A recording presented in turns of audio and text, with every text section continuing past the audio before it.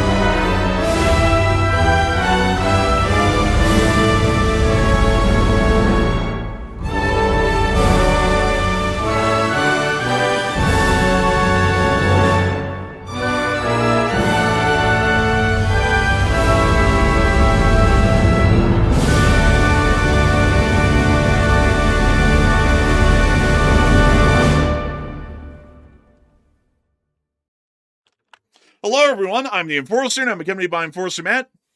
And good evening, folks. It's Enforcer Matt, and welcome back to day 1595 of the War News stream. And tonight we are seeing a lot of stuff happening all at once, and also many events happening literally right as we're about to go live. We're currently seeing U.S. forces are launching huge strikes on Iran amid ship attacks that the Iranians have conducted earlier today, and those attacks are still ongoing as we speak. So we might have breaking news about that. We're also seeing that Putin called an emergency meeting today amid the shortages of the oil and the refineries getting hit, and also another massive story. 9+ Russian ships were ambushed near Crimea today in an absolute siege, and it was absolutely insane to see. But it's good to see you all once again. And of course, we're going to be covering the past 48 hours of the news from around the world, as we have been able to hear of significant developments from every single corner of the globe over the course of the past 2 days. As currently, the Ukrainian Armed Forces has laid waste to an entire fleet of Russian tankers outside the port of KERCH, with a mass Ukrainian drone attack hitting and destroying approximately 9 Russian tankers that are currently still on fire at this moment near to the Kerch Strait and just north of it. The destruction is unparalleled to any other maritime drone attacks that we've seen the Ukrainian Armed Forces conduct, and it does appear that this is also an extenuation of the Ukrainian isolation campaign against the Crimean Peninsula. At the same time, Ukrainian Armed Forces have continued to lay waste to all infrastructure forces and infrastructure systems of the peninsula of Ukraine, and well, more so Crimea. And we have been able to see that energy infrastructure throughout most of the oblast is still almost completely offline, if not going offline as we speak. Major rail yards have been hit near to the Novofedorivka air base within Saki, and we've also been able to see additionally that Ukrainian drone forces, as of today, have landed the largest strike, the longest range strike of the war on the largest oil refinery within the Russian Federation, the Omsk oil refinery, around 1,400 miles inside the Russian Federation. The knocking out of the Omsk oil refinery, which has been confirmed even by Russian sources, has caused such an emergency and such a critical situation for the very dwindling and few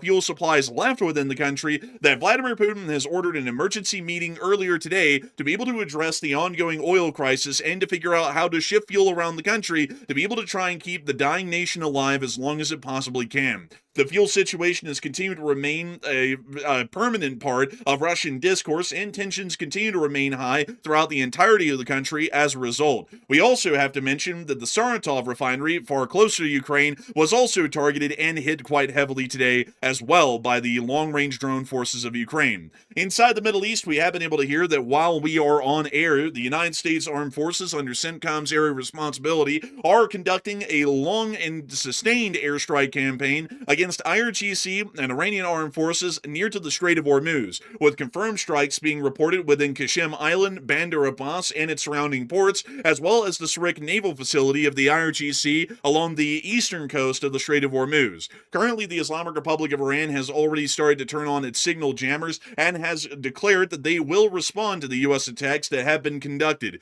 The United States of America conducted the attacks that are still ongoing at this moment in response to Iranian attacks that were conducted overnight and yesterday, where 3 merchant ships were stricken and heavily damaged by IRGC drone and anti-ship missile attacks within the area of the Strait of Hormuz, with significant video and picture evidence corroborating these attacks and the damage to these vessels. We've also been able to hear that a 737 appears to have gone missing near to the coast of Pakistan. We're not entirely sure if that's related to the Iranian situation, but Pakistani search and rescue efforts are currently being conducted in the waters near to where the 737 was last seen. We've also been able to hear additionally in other news that the state of Ukraine has been able to hold its front lines today, inflicting significant losses onto the Russian Federation's armed forces on the front and their logistics forces dozens of miles behind the lines inside of the southern front and also the Donbass. Ukrainian armed forces and the Ukrainian government have also entered into a drone defense cooperative agreement with Estonia to help Estonia to be able to produce drones internally of Ukrainian designs and also implement Ukrainian drone warfare doctrine into the Estonian armed forces,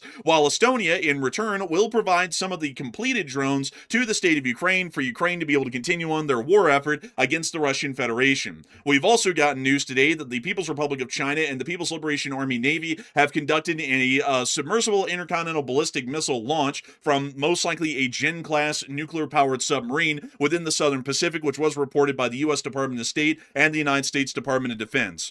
We have a significant amount of news to cover over the course of the day, and we're going to be making sure to get through all of this news, starting with our largest stories first, and then moving our way on down into the smaller stories throughout the night. But before we get into all of that, we actually have breaking news that's coming out at this moment. So, Matthew, what do we got? All right, so it looks like Iran is begging for Ayatollah Allah mode. That's what they're begging for right now, because right now Iran just launched drones at Bahrain, which is one of the Gulf states, and apparently Bahrain had some power outages, and we're now hearing from both Iranian sources and U.S. sources saying that Bahrain was under attack. Now, I will say this, we don't have any footage of this right now. It's completely footage free as of the moment, but we do see multiple different sources reporting that, so we are waiting on footage of the attack on Bahrain. In the meantime, though, I can report that sirens are sounding inside of Bahrain, and that was as far back as 25 minutes ago that sirens were sounding inside of Bahrain. So that is an ongoing situation. Also, CENTCOM, they've been launching, I will admit, they've been launching some pretty large attacks on the Iranian coastline, especially near Bandar Abbas, which is where Iran's naval base is at, where they launched these mosquito boats from. They've been hitting that place pretty strongly from U.S. airstrikes. We did see that CENTCOM just put out a statement saying that this round of retaliatory strikes apparently is completed, so we're not sure if there's going to be more beyond this. The announcement is out there, Enforcer, if you want to take a look at that real quick to see what you make out of it, because it's hard to tell if this is going to be a continued operation by U.S. forces or if it's already over. These are the statements that just came out 30 minutes ago from CENTCOM Command. U.S. Central Command forces completed a new round of offensive strikes against Iran July 7th, hitting over 80 targets with precision munitions as an immediate response to Iran's latest attacks on commercial vessels transiting the Strait of Hormuz. U.S. forces struck Iranian air defense systems, command and control networks, coastal radar sites, anti-ship missile capabilities, and more than 60 IRGC small boats in and near the strait to degrade Iran's ability to continue attacking international commerce flowing through the international trade corridor. Iran recently attacked 3 commercial vessels transiting the strait, including the Marshall Islands flagged MT or motor tanker Al Rekayat, the Saudi flagged motor tanker Wedyan, and the Liberian flagged motor tanker Cyprus Prosperity. The unwarranted aggression by Iranian forces is a clear and dangerous violation of the ceasefire and undermines freedom of navigation. CENTCOM forces remain postured and prepared to hold Iran accountable when the agreement is not adhered to or obeyed.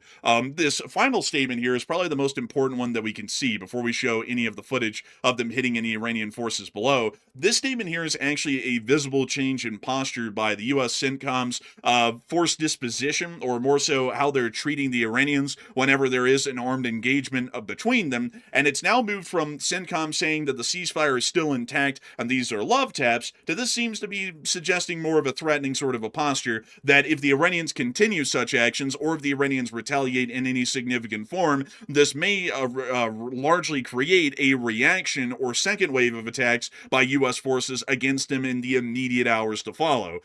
So it does seem that at the moment they are changing a bit of their tune, and it looks like there might be a little bit of a change, at least in what's going on in the White House, where they believe that hostilities may have to be returned to because there's no other choice. It seems to me, like in my personal opinion, we'll get to more details about what took place just about an hour ago with the U.S. airstrikes on the coast. We do have one video here from CENTCOM we're about to take a look at, but to me, it sounds like things are about to get heated up pretty quick. We did see earlier today, the U.S. actually put sanctions back on Iran, and before, Iran had free license to sell their oil wherever they wanted to as a part of the MOU that was signed by the United States. And now those sanctions are being put back on Iran, so now they can't sell their oil. So seems to me like pretty much every term of the MOU is being violated by every side. The U.S. is violating it, Iran's violating it. It seems like it's largely non-existent at this point. It does seem like it is largely non-existent. I don't really think that either side has any intent at this point of the MOU achieving any real measures towards peace. At this point, I think they're just waiting out the time to get back into the fighting, or may even rip it up and get back to the fighting before the MOU even lapses, which still has a couple of weeks left to it, mind you all. But here's some of the footage from CENTCOM's post showing apparent U.S. precision-guided strikes on some IRGC and Iranian targets along the coastline. This first video here shows a grainy clip of some sort of guided munitions impacting and landing into a facility, of which we can't really tell where it is, what it was, or what kind of damage was inflicted. We can see here, though, some IRGC fast attack boats that were all moored side by side right off of a coastline. You can actually see the coast right there, getting hit by what appears to be an AGM-114 Hellfire. You can see the smaller size of the Hellfire right there coming on in and slamming into the largest of the boats, which appears to possibly... Are those fast attack boats? I mean, go back for just a second here. I don't want to nitpick this too much, but I mean, are we sure those are fast attack boats? Generally, yes. This one is definitely a fast attack boat right here in the middle. I do not know the name of the class, but the whole form is very distinct, so that is definitely a fast attack boat. This one on the side, not really sure. That could be some sort of a ferry, possibly, that they moored alongside it. The larger boat, however, I'm not entirely sure. They do have some larger fast attack boats that get into that size category, but I'm not entirely sure. The one in the middle, without a doubt, is a fast attack boat. That's kind of weird because, you know, we've known for a long time the reason why the U.S. can't hit these boats is because Iran has like custom made like caves off the coast, and they'll put all the boats in there to protect them from airstrikes. So it's a little bit weird that they're now like, you know, mooring them right off the side of the shore like that, knowing that the U.S. is literally swarming in the area like 24/7. That's a little bit weird that they would do that. I'm not really sure. I can't really make sense of that.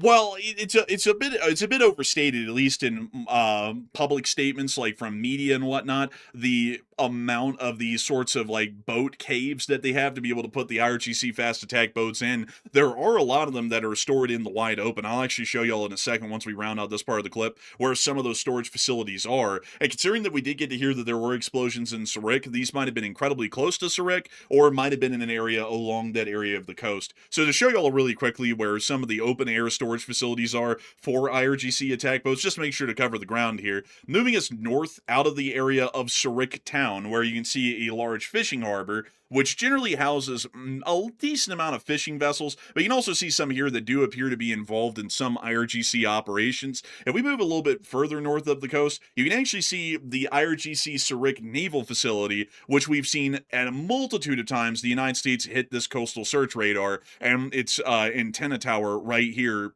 more times than we can count at this point. But if we look over here to the west, you can actually see some of these fast attack boats actually moored in the wide open, even on satellite footage that were hit. And if we look at the profiles of the vessels really quickly to go back and get this statement and show this to all of y'all again, the boats getting hit. Let me skip forward to the boats. So we have one boat here that appears to be a wider-bodied vessel with a central, I guess we could call it a tower in the middle where the steering column's at, that appears to have two outboard motors, one placed on the far side of both sides of the ship, the port and the starboard. If we look at this vessel right here, we can actually see the exact same hull form right there as the vessel that we just saw that got hit. It is a white colored vessel. It has that central tower inside of it for the steering column, and we can also see the engines on the far extremes of the hull on the port and starboard side of the stern. We can also see other vessels as well that do match the descriptions of these ships. This is almost like a little smorgasbord, really, of some of the IRGC fast attack boats. We can actually see the small one right here on the far right, on satellite footage right over here closest to the shore, and we can also see that same fast attack boat that I said in the middle is definitely a fast attack boat of Iran right here. That would be the exact fast attack boat that we're seeing. So there are a lot of them stored in the open, but the place where they have some of the like drone boat caves, or not the drone boat caves, but the fast attack boat caves are on the island of Kashim. That's where all of them are. If they're not a Kashim, they're actually stored in the wide open. That is fascinating. It is weird, though, that the CENTCOM footage that's come out, like from the thermals, it really doesn't convey the absolute scale of the explosions, because we've gotten, like, literally a plethora of videos from the ground showing Bandar Abbas getting hit, showing Surik Port also getting hit, and the explosions were massive. I mean, the damage was also pretty severe as well, but looking from this thermal image here from the targeting pod, it doesn't appear to be that large. Yeah, it doesn't really appear to be that large, actually. I mean, when we get into the clips later on in the night, folks, of the strikes that happened on Iran, y'all will see that these strikes were actually quite large in scale, and a lot of U.S. officials are saying that the strikes' scope and also ferocity was about 10 times larger than the last strikes, which Matthew and me generally didn't believe when the report came out, because there's usually a lot of hype talk that comes out of the current administration. But when we finally got footage from Kashim and Bandar Abbas of the strikes, I would have to say that they are far larger than any prior strikes that we've seen, at least recently. So the U.S. is starting to pull out some of the finer china, or more so the heavier munitions, to be able to try and get the Iranians to finally stop their attacks inside the strait, but they're not going to be stopping them anytime soon. In reality, it doesn't matter what kind of munitions we throw at them. We have to just break the blockade. That's the simple answer. But moving us on out of that bit of breaking news that we were able to just get out of CENTCOM, and apparently there are some ongoing drone attacks in Bahrain, we will be moving out of this breaking news segment here and return back to the Middle East in a little bit, but we have to move on into the rest of the breaking news that we have at the moment that has come out from our normal broadcast schedule, which takes us back into Ukraine and the major developments that have come from around the area of Crimea. Near to the area of the Kerch Strait is a large number of Russian ships. We were actually able to see these ships here on satellite photography. Right here in the broad daylight, we can see the satellite picture here. This is just north of the port of Kerch, and we can also see these ships in the middle of the night, heavily illuminated and easily visible by satellite. Apparently, a large amount of these vessels were actually heading to the Kerch port area, we believe for the reason of resupply. A decent amount of these were actually smaller fuel tankers that appeared to have sailed out of the Rostov-on-Don area and most likely out of the Don and Volga rivers to try and make their way to Kerch and start offloading significant amounts of supply in terms of fuel and other supplies to be able to try and keep the Russian armed forces in Crimea and the Russian citizenry and the citizenry at large in occupied Crimea functioning at least as long as they possibly could. This is the largest convoy, mind you all, that we've actually seen making its way in a convoy formation to the Kerch port area to be able to drop off any significant number of supplies. The Ukrainians have laid waste to around 9 of these vessels, meaning that almost a third of the entirety of this convoy has been hit hit and largely knocked out just north of the port of Kerch over the course of the last few hours. And to show you all this footage here, we were able to see some of these tankers burning in the Sea of Azov and some of the footage taken by sailors from the nearby ships in the convoy. Here's a clip of one of the first strikes by a Ukrainian drone, which pierced the dark night and illuminated it almost like broad daylight after the explosion occurred on board the fuel ship and started to set the entirety of the sea around it on fire. Here's that clip. Damn. It's bad. That's a hell of a lot of ships sitting out there too, just in the wide open, and literally out there in that huge formation that you saw in the satellite view. I mean, literally, it's a slaughter fest. This was basically easy pickings for the Ukrainians. All they had to do was fly the drones out there into the swarm of boats that have absolutely no defenses whatsoever to speak of, and they just started to pick them off one by one. If y'all don't believe that, we were actually able to see the footage here provided by the Ukrainian Armed Forces, which this is not the one, this is the one, actually showing the drones coming on in. You can see the whole convoy here in view, and the Ukrainians just started to pick them at will and hit them and knock them out one by one. Here's the footage. We'll have to mute that.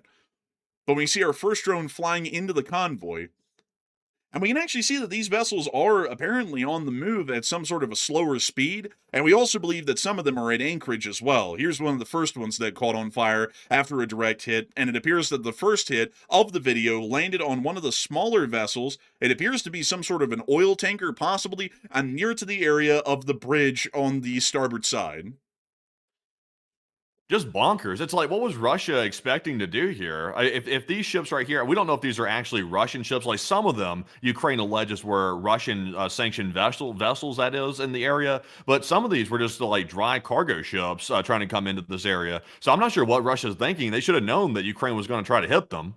Yeah, I mean, it's absolutely wild, and it was a humongous convoy that's also, mind you all, completely undefended, and the reason why they're completely undefended is because the Russian armed forces and the Russian Black Sea Fleet in prior times has seen some of their vessels get hit and destroyed in these very waters earlier on in the war, years earlier on, yet the Russians found the confidence within themselves, and I'm supposing their merchant mariners, to send them out completely undefended without any air defense escorts into the very deadly waters of the Sea of Azov in a massive convoy with no air cover whatsoever. And the Ukrainians took advantage of that immediately and began to pick off ships one by one. Of course, to repeat the number, out of the 38 ships in this convoy, 9 of them were heavily damaged or have been completely abandoned north of Kerch port from the strikes and the damage that the Ukrainian armed forces were able to cause. When you see here, the first ship getting hit appears to be some sort of a natural gas or fuel tanker. We can actually see the pipework on the deck of the ship, which would show that it's either natural gas or oil transport. And we can then see the first drone hitting the bridge of that ship off in the distance. The second drone is now lining up to hit what appears to be the same ship for a second time, and we can also see the fire burning on the bridge already from the first strike as the second one lands directly at the base of the superstructure. And also, I see some people saying, well, how come Ukraine didn't employ their like autonomous drone boats? You know, those like drone boats, the attack ones that we've seen hit the Russian Navy several times over. The main reason is it's a hell of a lot cheaper to make these aerial drones. Like the cost of production for the aerial drones is probably an order of magnitude less than the Sea Baby drone. I think it costs more to make those drone boats, the attack boats. So that's probably why they're not using them. But Ukraine could use them if they wanted to. Like they could do a dual attack with aerial drones and sea drones if they wanted to foot the bill. That's certainly a possibility.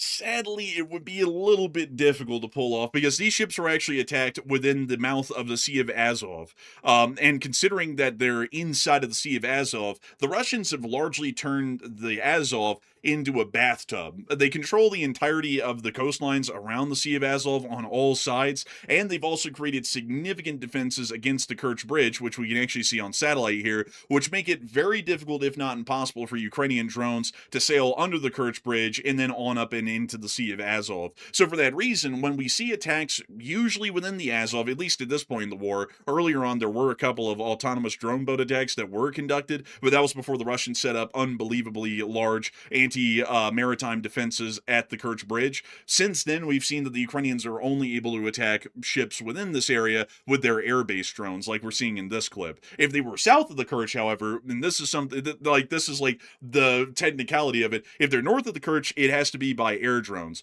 If they're south of the Kerch, they can actually be attacked and destroyed quite easily, as we've seen many times before, by Ukrainian surface drones, which have actually destroyed a Russian corvette just south of Taman port, the oil loading port, only a couple of months ago at the beginning of this year. So the Ukrainian armed forces generally conduct the air attacks on these vessels, like we saw last night, for that reason. But we can see another one coming in and hitting another, what appears to be natural gas or fuel tanker within the area.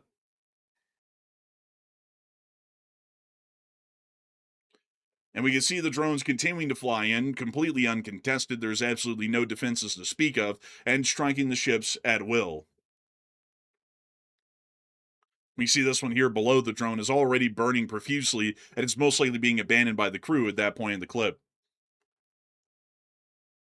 The good old boys of Magyar's birds. You know, they did a very small version of this yesterday. They had two other Russian ships that were trying to make their way toward Crimea. But, I mean, that attack yesterday pales in comparison to this one. I mean, this right here was literally a siege on this entire fleet of vessels out here all at once. So I think Magyar's birds, they decided to ramp it up in literally less than 24 hours. Man, honestly, this is just straight up a massacre nearly that they're conducting on these tankers. And what's even crazier is that the Russians left them completely undefended. There's not a machine gunner on a single one of these boats, nor is there a Russian corvette trying to escort them, which they could have tried to conduct either, and yet they conducted none.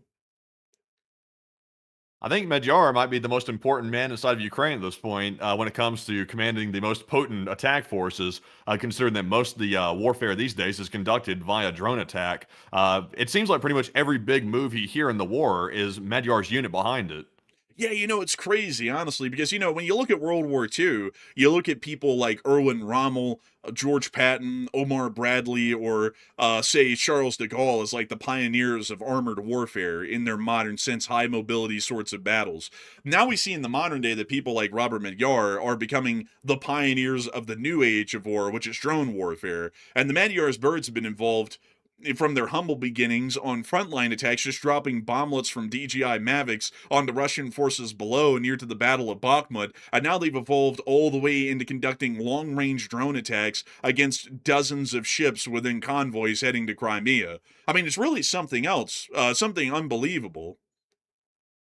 And Ukraine does it all without a navy. That's the beautiful part about it. Everybody said, "Oh, Ukraine can't do X, Y, and Z. They can't do this. They can't defend themselves in the sea." But Ukraine found a way, like pretty much everything else. Man, it has to do with Ukrainian ingenuity and a significant amount of foreign support. Like it makes the dream work. And it works quite well. I mean, I have to say, folks, I never imagined that we would see a convoy raid happen in the 21st century by the Ukrainian armed forces of anybody. But we're watching it in real time, and by Magyar's birds nonetheless. Wait a minute, what is this? I was about to say, is that a Russian escort? I was about to be like, oh my god, they actually had one. No, I don't know what this thing is. It looks like a little, like, natural gas carrier of some sort, like one of the ones that goes to Kafka's port. That's quite odd, though. It has the hull form of, like, the Northwestern. You know what I'm talking about, Matty? Like that crab catching vessel that they have on Deadliest Catch. Yeah, like a deep water boat. Yeah, like kind of like that. It has like a hull form of that, and the superstructure is placed in the same way, but it has absolutely no fishing equipment on board. It's like pipework for natural gas. Kind of a wild hull. I've never seen one like that, but they did knock it out. And we can also see Oh, then they them. hit the port itself. Actually, they went on for the port, the actual location they're trying to go to next. Where is this? Okay, let's see. We can do some geolocation on this. Is this Kafka's? I think this is Kafka's, actually. Let me check that. Yeah, well, no, I think no. that's Kerch Port. Yeah, I think it is definitely Kerch. They said Kerch in the title, and I was like, I just want to doubly make sure on that because it looks unfamiliar. Like maybe this is the repair yards further north, like up here. Maybe they're looking at the island that the Kerch Bridge is on in the background, but It looks like it's somewhere around this area of the port, so it looks like they're trying to attack the repair facilities again to make sure that the Russians cannot repair these ships quickly or efficiently, or possibly even at all. But to round out this clip, we can see the drone coming on in to the port of Kerch. We can also see one of the massive railroad ferries still sitting here attempting to be repaired, and they hit it again.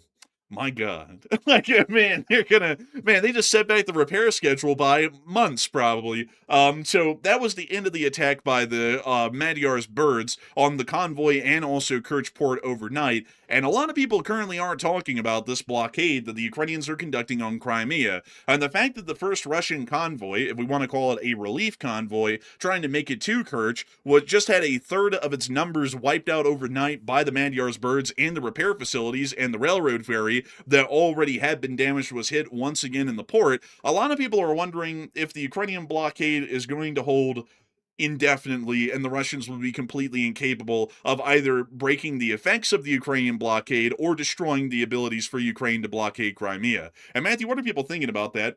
And what are you thinking about that as well? Okay, so outside of simply analyzing the attack on the technical basis, to zoom out for a second and look at the bigger picture, what Russia's trying to do here is they're trying to bring in by the sea on these ships enough gasoline and cargo and food products to keep Crimea afloat, so that way Ukraine can't cripple Crimea enough to force Russia out. That's what Russia's trying to do here. They're trying to salvage the situation by sending in this entire fleet of ships in the hopes that some will make it through and they'll deliver some of their gasoline. Now, we've already run the numbers before. Those amount of ships out there that we're looking at on satellite, that's not enough to save Crimea. It's enough to temporarily, like maybe for a couple of days, to stave off the shortages, but it's not enough to save them, in my personal opinion. So the big question is, do you think Ukraine's Crimea blockade will hold, or will Russia find a way to get stuff in and then defeat the entire Ukrainian plan to run the Russians out? 45% said yes, the Ukrainian blockade will hold by land and sea, while 37% said the ships can't really save Crimea anyway, and 11% said no, too many ships are inbound for Ukraine to defend against. And I would say I'm with the 37%. The ships, they might have been a temporary solution, which would have been a relief, at least in the short term, but it's not going to save Crimea by any means. We've done the numbers already, and it's simply not possible.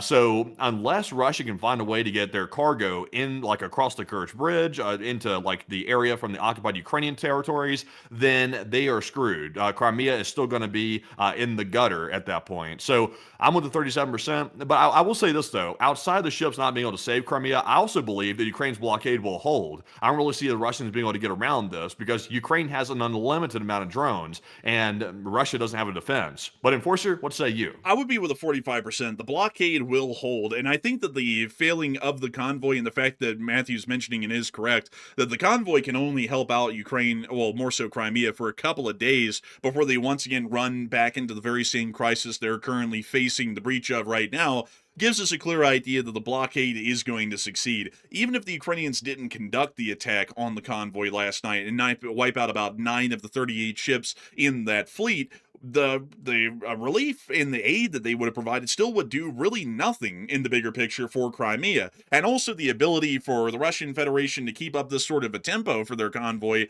is also largely impossible as well. They do not have the number of hulls in the water or supplies necessary to be able to try and keep Crimea alive and rolling, meaning that this blockade is going to succeed at this point, whether the Ukrainians knock out these ships or not. One thing that is important, though, about the Ukrainians knocking out these ships is that they're destroying millions of dollars, if not tens of millions of dollars, of Russian raw goods, be it fuel or other supplies, and also millions of dollars, if not tens of millions or hundreds of millions of dollars, of ships in the long term by conducting these anti-convoy raids in the Magyar's birds. So not only is the Russian Federation hopeless in saving the situation in Crimea, regardless of the losses of their ships at sea, but the attacks on their ships at sea is also depriving them of more vital supplies, money, and also equipment that they will not be able to recover or save once these attacks continue inside the Sea of Azov. They only have a few options at this point to be able to try and keep these convoys rolling, to even try and keep Crimea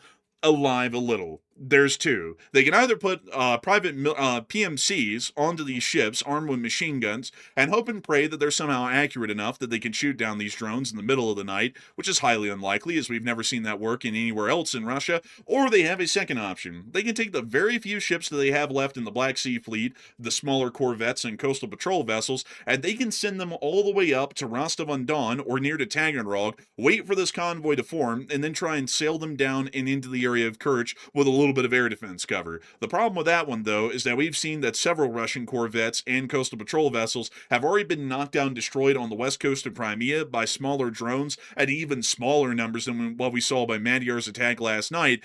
That is showing that those sorts of vessels would really be able to provide no air cover, and if anything, they would be an additional liability for the Russians in terms of losing additional equipment. But moving us on out of that poll, we actually have breaking news coming out of Bahrain right now. So Matthew, what do we got? Okay, so really quickly, we are seeing that sirens have been activated yet again in Bahrain for the second time in less than an hour, and also explosions are being heard in Bahrain, and now the Ministry of the Interior are telling citizens and residents in the country to go to their nearest safe place. So this is the second time we're hearing this. I will say this, notably, we are still not getting any footage of this. I think the Gulf states are enacting a brand new censorship regime, that's my guess, and they're really trying to dissuade people from filming the attacks and posting it, but eventually some footage will leak, but we're not going to get it instantly because it looks like the Gulf states are cracking down on that quite heavily. But that's why we're not seeing a whole bunch of visual proof of what's happening. It's probably because of that reason. So all we know right now, explosions are being heard, Iran is conducting an attack, and we're going to have to wait for more information to come out. It'll come out sooner or later, but simply probably in the next 30 minutes, I would guess. But Enforcer, what say you? It does sound like Iran is conducting a limited attack at the moment. Interestingly enough, we have not gotten any air alerts out of Kuwait, which usually Kuwait and Bahrain are attacked almost simultaneously by the Iranians. And so far, we have no proof that the Kingdom of Kuwait is under attack at the moment. So this might mean that the Iranian response is fairly limited at this moment, and they're just trying to conduct an attack against U.S. forces possibly still within Bahrain or against Bahrain itself for some reasons to not create even further escalations. It may be that the Iranians are trying to weigh out the situation and keep the blockade, which is like halfway in effect right now. There is a decent amount of passages going through the strait every day at this point, but they might be trying to keep even that part of the blockade in effect for as long as possible before they go back into a full-blown war with the United States. But I would say, without a doubt, folks, a war is going to return between the United States and Iran. We don't know when that's going to be coming around, but the tensions have run so high even during the MOU, and the MOU has been violated so many times, there's no way that we could see that either side comes to any amenable deal with the other. But we actually have more details coming out on the Bahrain situation. So what do we got? Okay, so it does appear that Iranian sources are claiming they've targeted the U.S. Fifth Fleet headquarters, which, like we've gone over this a million different times, that location is largely evacuated by U.S. naval forces for the most part. There's simply a skeleton crew there. So this is largely, I would call it symbolic to a large degree that they're trying to hit that location. And also, they are trying to strike the Issa air base, also in Bahrain as well, which I think that's probably the more critical of the two, but considering the circumstances. So two targets that are confirmed. They're both U.S. Based targets that we're currently hearing about, and it's not unusual either. We've seen those targeted a plethora of times. So that appears to be the locations of the strikes. And that does appear to be what the Iranians are reporting at the moment. We have actually seen that both of these areas have been claimed to come under attack by the IRGC in the past, yet we've never seen, actually, a direct hit on the Isa airbase yet. They claimed this in the last attack, and it appears that they hit some sort of array dome nearby, further off to the west, possibly in that prior attack. And also one of the missiles that was claimed to have hit Isa airbase actually landed near Hamad town in the northern area of the populated part of the island. The Fifth Fleet headquarters has been hit a myriad of times, more times than we could ever even try and count on air, dozens of times at this point. And most of the facilities and buildings within Fifth Fleet headquarters have been basically leveled at this point by the Iranians, and that was done almost at the very beginning of the war back on the 28th of February. So the Iranians seem to be conducting I guess you could call them touch-up attacks if you want to call them that. They're hitting already destroyed buildings in like a quintillionth tap up at the Fifth Fleet headquarters, and it appears that they attempted to try and hit something down at ISA, but we're not really sure if that's going to be successful. The last attack was not successful, so we're still hopefully going to be getting more information out to either confirm the attack failed to hit ISA, or we might get unfortunate news that ISA airbase actually was hit by some sort of an Iranian attack. We can largely confirm Fifth Fleet probably has been hit because they hit it almost every single time at this point. But moving us on out of that brief update out of the Middle East, which once again, folks, if you're looking for Middle Eastern news tonight, please make sure to stay around. We will be getting to that here in a very recent while. We have a little bit more major headlines to cover within Russia at the moment, and then we're going to be taking a brief break from the Ukraine war and then moving on down into the Middle East and covering everything down here, which will be in just a couple of minutes. But moving us on out of that breaking news update out of the region right now, we have been able to hear of other major developments within Crimea and also within the Russian Federation today. On the heels of the convoy destruction near to the area of the city of Kerch, we have been able to see that the Russian Federation has put out a map showing the power outages within Crimea and areas that have absolutely no electricity and areas that are in a partial shutdown, and including areas in green that are restored and have running electricity. This is a map of the entirety of the Crimean Peninsula. This one slither of green near to the Kerch city area is the only area that currently has electricity. Everything else is either in a rolling blackout right now, which are the areas in light pink, or they're completely without electricity, which are the areas in dark red, or more so, some sort of a violet-red color. We can see that, interestingly enough, Simferopol has actually had its power completely knocked out as of the publication of this map hours ago earlier today. And we've also seen that most everything north of Hardvitske has also had its power knocked out completely. Interestingly enough, rolling blackouts are occurring within the Yevpatoria area near to the Saki Air Base, and that power grid has not been completely knocked out as of the moment right now. Sevastopol, as well as Yalta and also Feodosia, are going through rolling blackouts, but the majority of the peninsula is completely without electricity at this point and is in a total blackout. The situation is very bad in most areas of the peninsula, in almost every way at this point. Fuel is very expensive, if not even available at all, and in most areas of Crimea, there is absolutely no fuel in most areas of the peninsula. We've also been able to see that electricity has largely been completely knocked out for most people living within Crimea, and with that comes the water, which is provided by the electric water pumps, which provide drinking water to the peninsula, and we also understand that there are food shortages that are also gripping the entirety of the peninsula as well. Largely everything that is required for modern life, or the basic essentials for life at all, have ceased to exist within Crimea in any measurable way peninsula-wide. We've also seen that the firm satellite from NASA did confirm that the rail yard at Yevpatoria and Saki is currently on fire at the moment, and it does seem that a undocumented Ukrainian attack has been conducted within this area to be able to knock out a substation near to the rail yard or knocking out the rail yard itself. We've also been able to confirm that a 330 kilovolt substation, the Zapadno-Krymskaya, has also been knocked out as well by a Ukrainian attack overnight, and it appears that an S-400 air defense battery may have also been targeted and heavily damaged, if not completely knocked out, in last night's attacks as well. Once again, showing the absolute state of Crimea at this point, which is what can only be described as an abysmal situation. And a lot of people currently are talking about that abysmal situation in the chat right now, and it does appear that these power blackouts and these fuel shortages will never be recovered and will only get worse. The Russians have shown absolutely no capabilities at this point in the whole of the Crimean Peninsula to defend against Ukrainian drone attacks or to be able to repair the damage caused by the attacks in a quick enough time that the impacts are not felt at all by the Russian military or the occupied civilians living within Crimea. And a lot of people are starting to wonder, with this sort of an atmosphere existing within the area, with food and its security being uncertain, fuel security, electricity security, and water security all being threatened at this point, not only for the civilians but for the military within this area, what would be coming to follow within this grim future of Crimea, which we're seeing unfolding in real time right now? And Matthew, what are people thinking about that, and what are you thinking about that as well? All right, so we're seeing absolute chaos still erupting, and now a full-on power blackout across pretty much the entire Crimean Peninsula. On top of the fuel shortages, the food shortages, the water shortages, pretty much everything is short, including patients inside of Crimea too. So Crimea is not somewhere you'd want to be right now. It's definitely not a savory place to be. So do you think a civil unrest is imminent? Because at some point, enough stuff can collapse that people start getting fed up and they start going berserk at some point.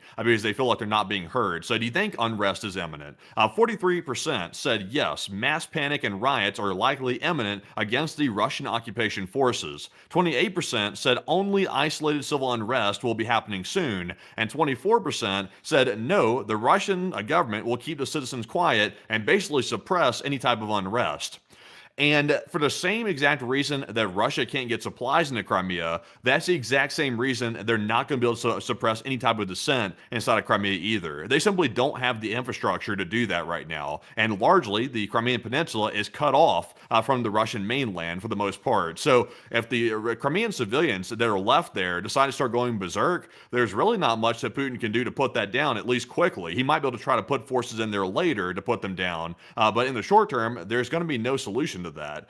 So I think we'll start seeing isolated civil unrest soon. We're already seeing some Russians at banks. They're already getting a little bit antsy with people because they can't get their money out of the bank. And also the gas stations, we've seen the footage of the fights left and right at the gas stations. So tensions are running extremely high. And I think it's only a matter of time until the people in Crimea start turning against Putin, because that's the real source of their anger. But Enforcer, what say you? I would have to say that I'm with the 44% that mass riots and panic is imminent within Crimea. We're already seeing that right now. Tensions are running high across the whole of Russia, and especially inside of Crimea, because of how desperate the situation has started to get. It's not that, people's luxurious quality of life or their usual expected life is getting hampered a little bit. It's that most basic necessities to survive have disappeared. Transportation, food, water, electricity, and everything else. And it is becoming an absolutely horrendous situation that Russia seems to have absolutely no control of. Even if the convoy made it through intact today, it would not really be doing a whole lot to help out Crimea. It's in such a bad state, it is almost completely hopeless at this point. And we could see that there are a significant amount of mass demonstrations or riots. I would assume more so riots at this point that happen in Crimea than demonstrations, because people that are hungry, they don't really demonstrate or protest, they riot. They start to loot places to be able to try and get food. They could start to take over, drag Russian soldiers out of their convoys and kill them, and then loot the supply trucks that might still be moving through the oblast, at least in some limited number. They might try and loot anything that's brought in by rail, if anything's being brought in by rail at all right now, and they might start to attack and also kill Russian army soldiers to be able to try and get access to their food and also equipment as well. When times get desperate, people usually get desperate, and people that would never do things like this in normal peace times will start to conduct absolute acts of violence almost on the regular. And so we could see that Crimea become so politically destabilized that the Russians really aren't there to stop the Ukrainian SOF teams from getting in. They might be there to just try and put the public down and try and keep some sort of semblance of order in the midst of most of them starving to death or dying of thirst. So I would have to be with the 43%. Mass panic and riots are most likely going to be coming within weeks or months inside of Crimea. It's hard to say when, but they're definitely coming around the corner. But we still have more breaking news coming out at this moment, most likely from the Middle East. And so, Matthew, what do we got? All right, so this breaking news here is not coming out of the Middle East. This is coming out of Russia. We just got word that yet another oil refinery inside of Russia has just been hit in a huge attack, and this is coming after Omsk was hit the other day. Then we saw Saratov get hit just about 2 hours ago. Now we're seeing the Nizhnekamsk oil refinery in Tatarstan just got hit literally right this minute. It's insane. Like, they are hitting oil refineries so fast, the Russians can't even keep up with the repairs at this point. Not to mention that Omsk literally just suspended operations earlier this morning, and that's the largest refinery inside of Russia as a whole, that accounts for 1 of every 8 liters of fuel sold inside of Russia. It was refined at Omsk. So these are some losses right now in the midst of a gas shortage. I just don't know how Russia's going to pull out of this, I'll be honest with you. Man, I gotta say, that's wild. First confirmed footage, the Nizhnekamsk refinery has now been knocked out as well just a minute ago, and that just came out live on air right now. So we can confirm that the Nizhnekamsk refinery is also out of action as well. Let me go ahead and put that down on the map for us all. So let me go up here. Let's see. I'm trying to hold back laughing almost. It's absurd, like how fast they're getting taken out, and especially these are big ones. I mean, these aren't small refineries; these are very large ones that are getting hit. So I mean, what can you say, folks? I think Russia, like, I'm not sure how they're going to unscrew this situation, to put it that way.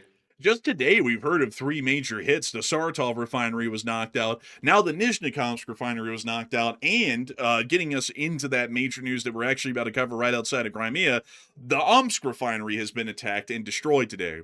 The Omsk refinery is the largest refinery in the Russian Federation. There is no other refinery in Russia that is larger than this one, here in Omsk. It makes up almost an entire quarter or a third of the city's size when you look at it from space. This is it right here.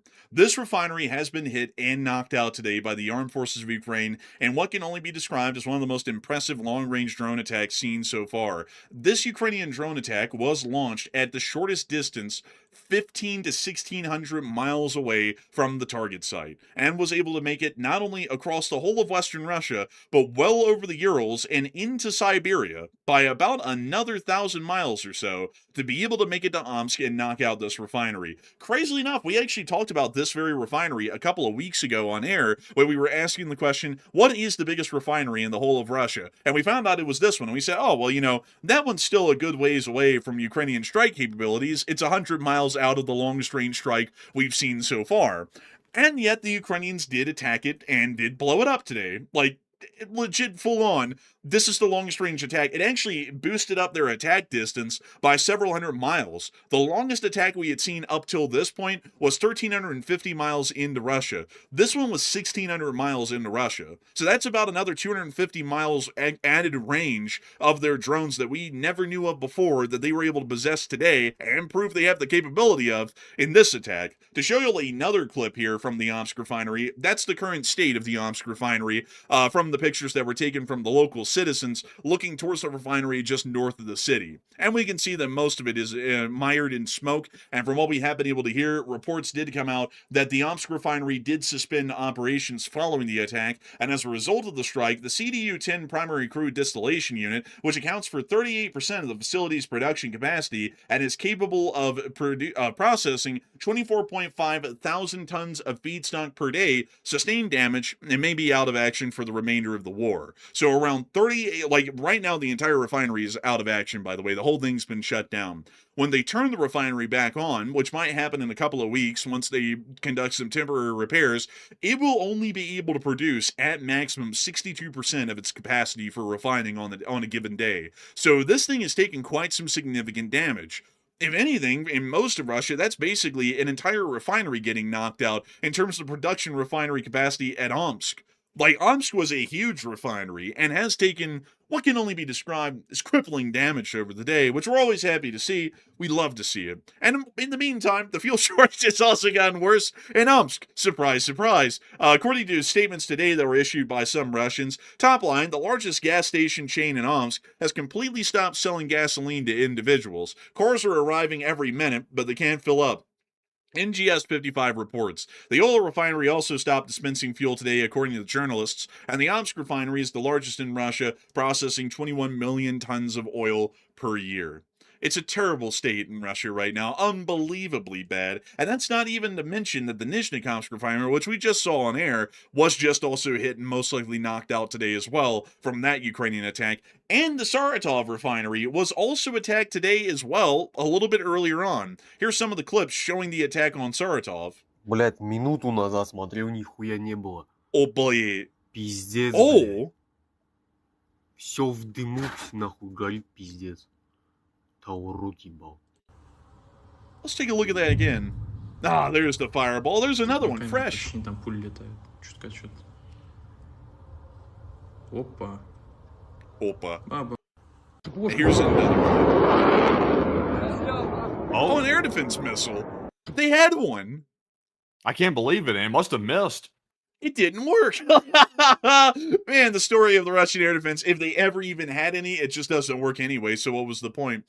The Russians are getting very concerned, very, very concerned at this point about the fuel situation in the country. And as of today, Now that the Omsk refinery was reported knocked out a little bit earlier, Putin convened an emergency meeting of the Russian government today, according to TASS, to discuss the work of Russia's transport and fuel complex with the cabinet of ministers as of today. And the Deputy Prime Minister Alexander Novak and Minister of Transport Andrei Nikitin will deliver the reports to Putin, which are most likely going to be glazed. I didn't get to see the actual reports, but they're probably going to get glazed to where it sounds like everything's fine and there's only some minor issues in some areas, but they'll be quickly addressed and it's only a temporary problem. That's the old Soviet wordage for everything's effed up, we're never going to fix it, we may as well kiss our asses goodbye. But they always put it in a way that makes it sound like it's not that big of a deal. But even TASS is happy to report that the Russian government held an emergency meeting today over the Omsk refinery getting burned down. While this emergency meeting was being held, the Russian citizens are becoming a little bit crazier with each passing day. Video footage came out from the areas of the highways near Ryazan, showing that Russians are still chasing down fuel trucks like madmen. Куда едешь? They're flocking around the fuel trucks like little parasites. Yeah, believe it. А куда едешь? Я за тобой. I'm surprised they don't have any type of guards with these fuel trucks at this point. You would think they'd have a guy literally riding shotgun up there with like a rifle or something, but like people are literally hunting down the gas trucks and waiting for them to pull over. Like he's putting his hand on the window like, my precious boy, like you'll be mine soon. Man. And also, sadly, we never got an update on that guy who jumped off the hood of the car that we showed in the last stream we did on Sunday. The dude that jumped off the hood and onto the back of a fuel truck, he apparently just rode off into the abyss. We never got an update. Man, he opened up that tank and started huffing them gas fumes. Oh, man, yar, that be some high-quality petroleum. Aside from that, we have been able to hear that Russian drivers are massively complaining about gasoline that's damaging their cars. Because while there is fuel still moving around, like in that fuel truck, it's not high-quality fuel. Car services in Russia have begun recording a sharp increase in requests due to fuel-related problems. Car owners are reporting breakdowns after filling up with low-quality gasoline. And since the problem has become widespread, car services expect even more customers in the coming months, meaning that the car repair business is going to be booming in Russia, but most every other business is going to be dying inside of Russia. Drivers may need extensive or expensive repairs to fuel systems and their engines after running on these low-quality fuels that are now in circulation throughout most of Russia. We've also been able to see that the situation couldn't get worse for some. While this Russian was waiting for gas, the power went off in a rolling blackout in the city of, let me make sure that I got this correct, Nizhny Novgorod. Yes, So here's the clip. Just so you understand, the local petrol station, which is on Kubasheva, I waited for the queue for 4.5 hours. So the queue goes down there, all the way to Bernikovka, and we pull up, and the power just cuts out at the petrol station. They hooked up a generator, but are waiting for an electrician who won't arrive for another hour. So the whole queue is stopped, and we'll wait for the electrician. Wait a minute. Hold on a second. This math ain't mathin'. So why would the power to the entire gas station go out just suddenly like that? I mean, what did they have, like rats chewing through the high voltage lines or something? Like, isn't this more of like a grid issue? Man, I've actually heard, man, like, I saw a couple of rats on a video in Russia. I didn't want to show it because I was scared of copyright because there was some music in it. But, man, they whipped up, man, like one like this. And it went, Slava Ukraini. And I was like, oh my God, bro, even the rats are working for Ukraine at this point. Yeah, I don't get it. I don't get it. Also, by the way, real quick, I don't mean to jump away from our comedy there for a second. I was trying to make myself a little funny, sort of deadpan joke, but it looks like we're hearing about some sirens going off right now in Kuwait from the looks of it. I'm trying to get some details about this right now. So I guess breaking news really quickly. Let's jump to this and see what's happening in Kuwait right now. We did hear that Bahrain was under attack earlier, and now we're hearing that Kuwait is now responding to hostile missile and drone attacks. Once again, folks, still no footage of anything. I think these Gulf states are like resorting back to sort of dictatorial methods because people are apparently scared to upload anything that's happening right now. So let's see here. I'm seeing that there are the official reports from Kuwait's military about this, but outside of the official report, there is literally nothing else to report on right now. So missiles and drones en route to Kuwait. We don't know if they're getting shot down, but we'll probably hear about some footage and damage pretty soon. This is turning into the silent war in the Middle East with how much people are trying to keep it under wraps on all sides. We're just having to report like the words of the attacks rather than any video or picture evidence at this point. Really something else, folks. Kind of shows y'all that the Middle East doesn't believe in free speech or freedom of the press. Yeah. They're just violating the First Amendment left and right inside of Kuwait and Bahrain. Like, no respect for the First Amendment. Man, it's like these people are such whack jobs they don't even really believe in or follow the U.S. Constitution. Really Yeah, makes it's you wonder. crazy. You know, people tell me that all the time. They're like, you know, Ukraine doesn't abide by the First Amendment. The Gulf states don't abide by the First Amendment. I mean, the whole world's not abiding by the U.S. Constitution. It's almost like they're not bound to it or something. It's almost like they're totally different countries with totally different binding constitutions and arrangements of the law. Very peculiar, really. I think we need to look into this and launch a congressional investigation because this is baffling to me. Also, we're being sarcastic, by the way, folks. Kuwait and all of the Middle Eastern countries don't even have anything close to the U.S. Constitution. Some of them don't even have a constitution. It's basically just whatever the sovereign wants to do. So, you know, that's why they're shutting down the press like that. You get free speech in the Gulf states if the king wakes up and rolls out of bed and doesn't sleep on the wrong side of the bed. You might be able to speak your mind that day. His Excellency is woken up and decided to be very benevolent today and let us put out videos of what we recorded when our city got blown up. Blessed be he.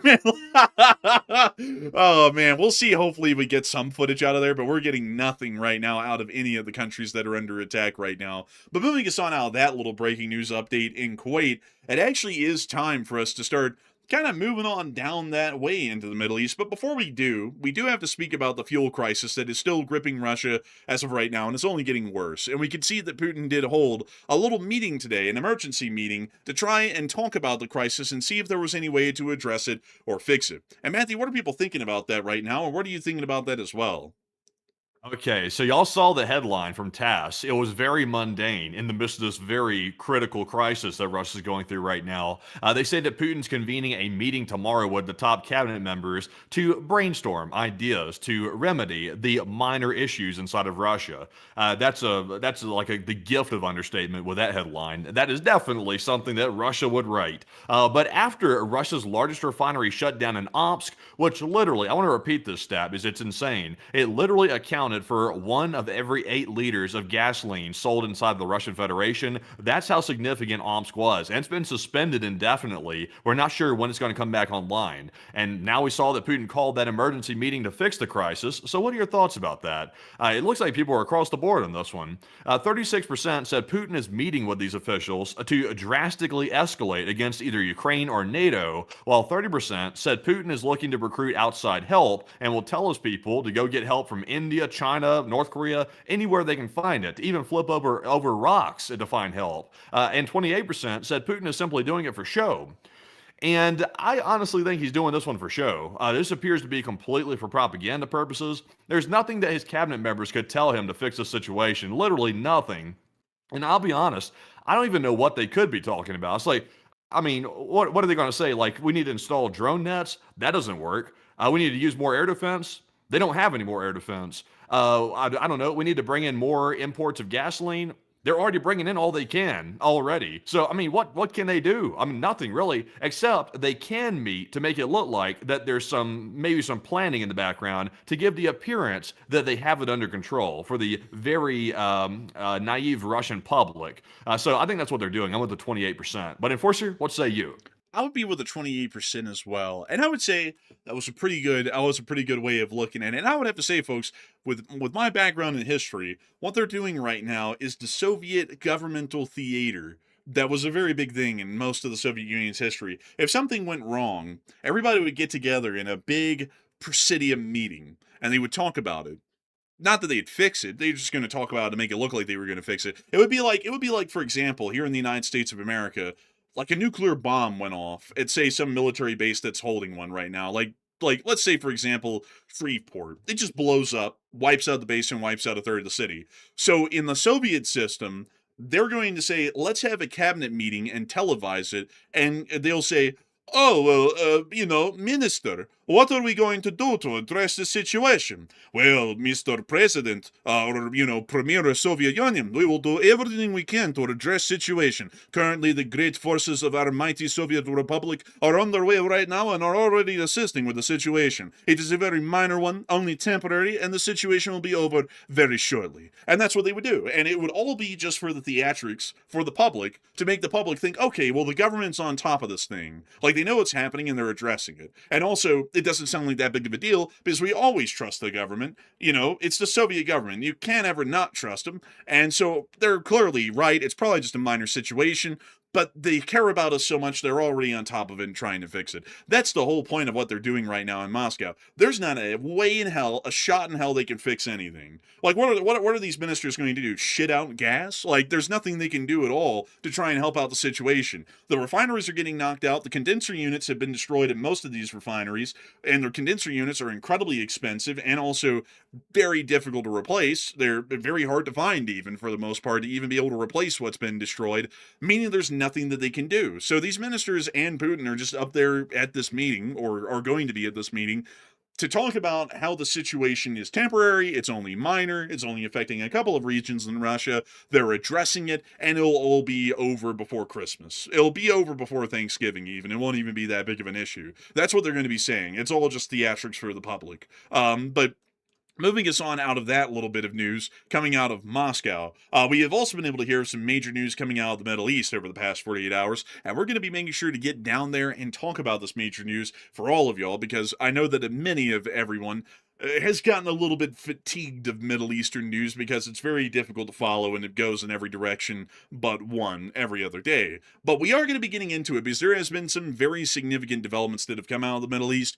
and it does look like we're eking closer and closer into a return to war with Iran, then departing away from war and getting towards a peace treaty in the current MOU phase. So we're going to be making sure to get into each and every single bit of detail over the whole of the past 48 hours. But before we do, I do have to say a humongous thanks to everybody who has been here and is watching so far. We still have a humongous amount of news coming from the Middle East live on air, and a lot of news that's also been coming out from there over the past 2 days, and we're going to be making sure to cover that here very shortly. But before we do, I do want to make sure to take a brief moment to get to talk to a couple of y'all and take 3 questions from the chat before we move on into the major news that we have coming out of the Middle East, and also the remainder of the news that we have from the Southern Pacific of the ICBM test that the Chinese conducted today, and also the rest of the war in Ukraine and everything else from Eastern Europe.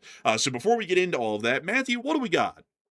All right, so jumping into our first 3 super chats and getting right back to our breaking news, our first super chat here goes to none other than Bobby, also known as LC39A, a channel legend, as they say. And he puts in a very generous $100 support, the largest super chat of the night. And we do appreciate you very much, Bobby, for that support yet again and helping to keep the channel running. And he simply said, a bingo. And I think the bingo card at this point, I'm not sure if there's an empty space left on the bingo card, especially referring to oil refineries. I think at this point, and you can correct me if I'm wrong in this, anybody in the audience or enforcer, but I'm pretty sure that at this point, Ukraine has hit virtually every single refinery inside of Russia at least once, and in some cases, 2, 3, and maybe even 4 times, depending on the refinery we're talking about. I'm pretty sure that's the case. Actually, I don't mean to be the nerd, but I think there's like they haven't hit all of them at least once. There's still 8% of them that have avoided I said getting virtually. hit. Oh, virtually. Technically, there's still 8% of them that haven't been knocked out, but those are very small. Every single one of them's east of Omsk at this point. They're like little ones in like Novosibirsk and Irkutsk and Krasnoyarsk and places like that. I think the one in Vladivostok's never going to get hit, and the few of them that are out here. But yeah, you're right. Virtually every single one of them's been hit at this point. I think it's something like 80% of all of the refineries are in Western Russia anyway.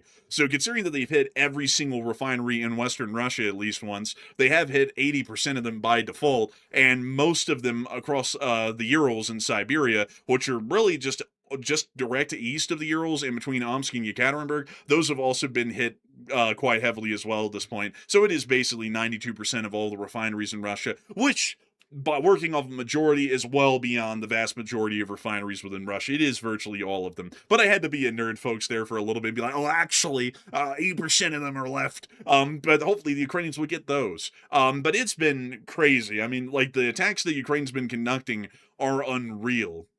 And also, another crazy thing to think is that they're hitting Omsk now, which is 1,600 miles into Russia from the Ukrainian border.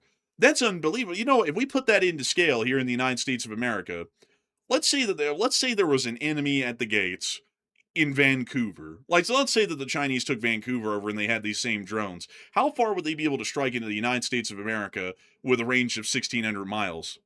Well, they would be able to reach the Mexican border with one of those drones with a couple of hundred miles left to spare, and they could strike all the way into West Texas from Vancouver with a drone like that.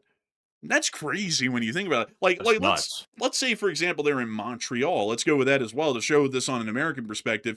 1,600 miles gets you all the way down basically to Austin, Texas from Montreal.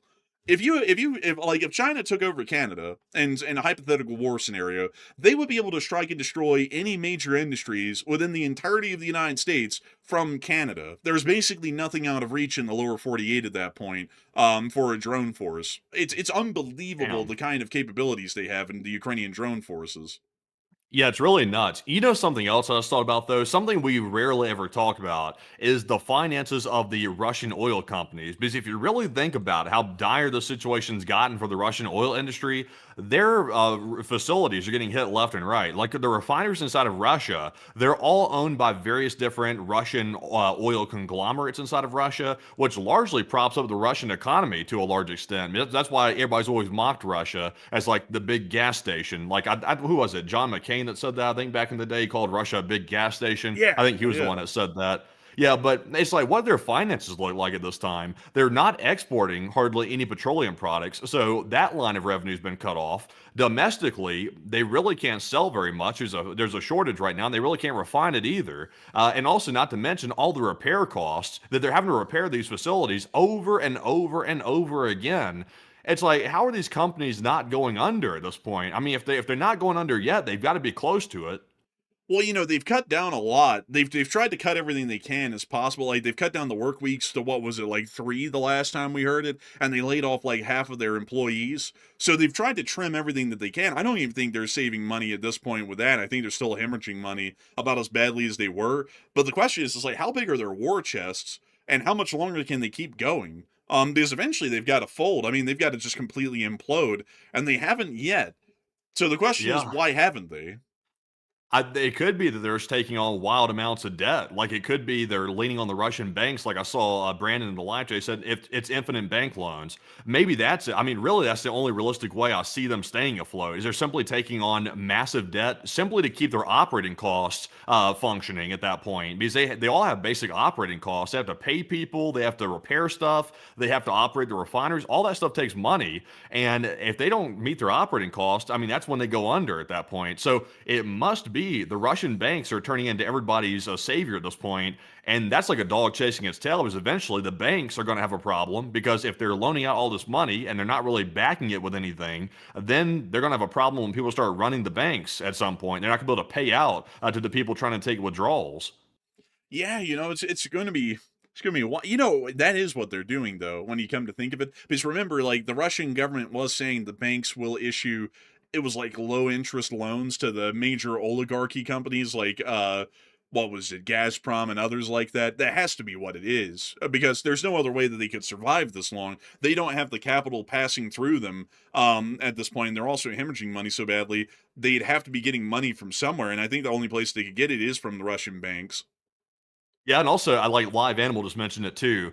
Russia has been selling their gold off quite a bit, but I don't think they've been selling gold in that large amounts. Like, they've been selling enough of it to keep, like, money flowing into the Russian coffers for the most part for the government, but it's not enough to actually prop the banks up though. That money's going straight to the war. Like, the Russian government's using that money through the sales of gold to keep the war going. So we're seeing the Russian bond market, the yields are going crazy. They're like at 16%. I think it's for like a year yield or a year maturity bond bond or something like that. The bond market's insane. Like the yields on those bonds are just unheard of, and it's still going up even today, which is a major warning sign for any economy worldwide. It's a huge warning sign when you start seeing bond yields go up like that. So I just feel like the Russian economy is on borrowed time, and not to mention the fact that the stock market itself, which I'm sure we have that coming up later, Oh is yeah. Plummeting like 25% just in the last month.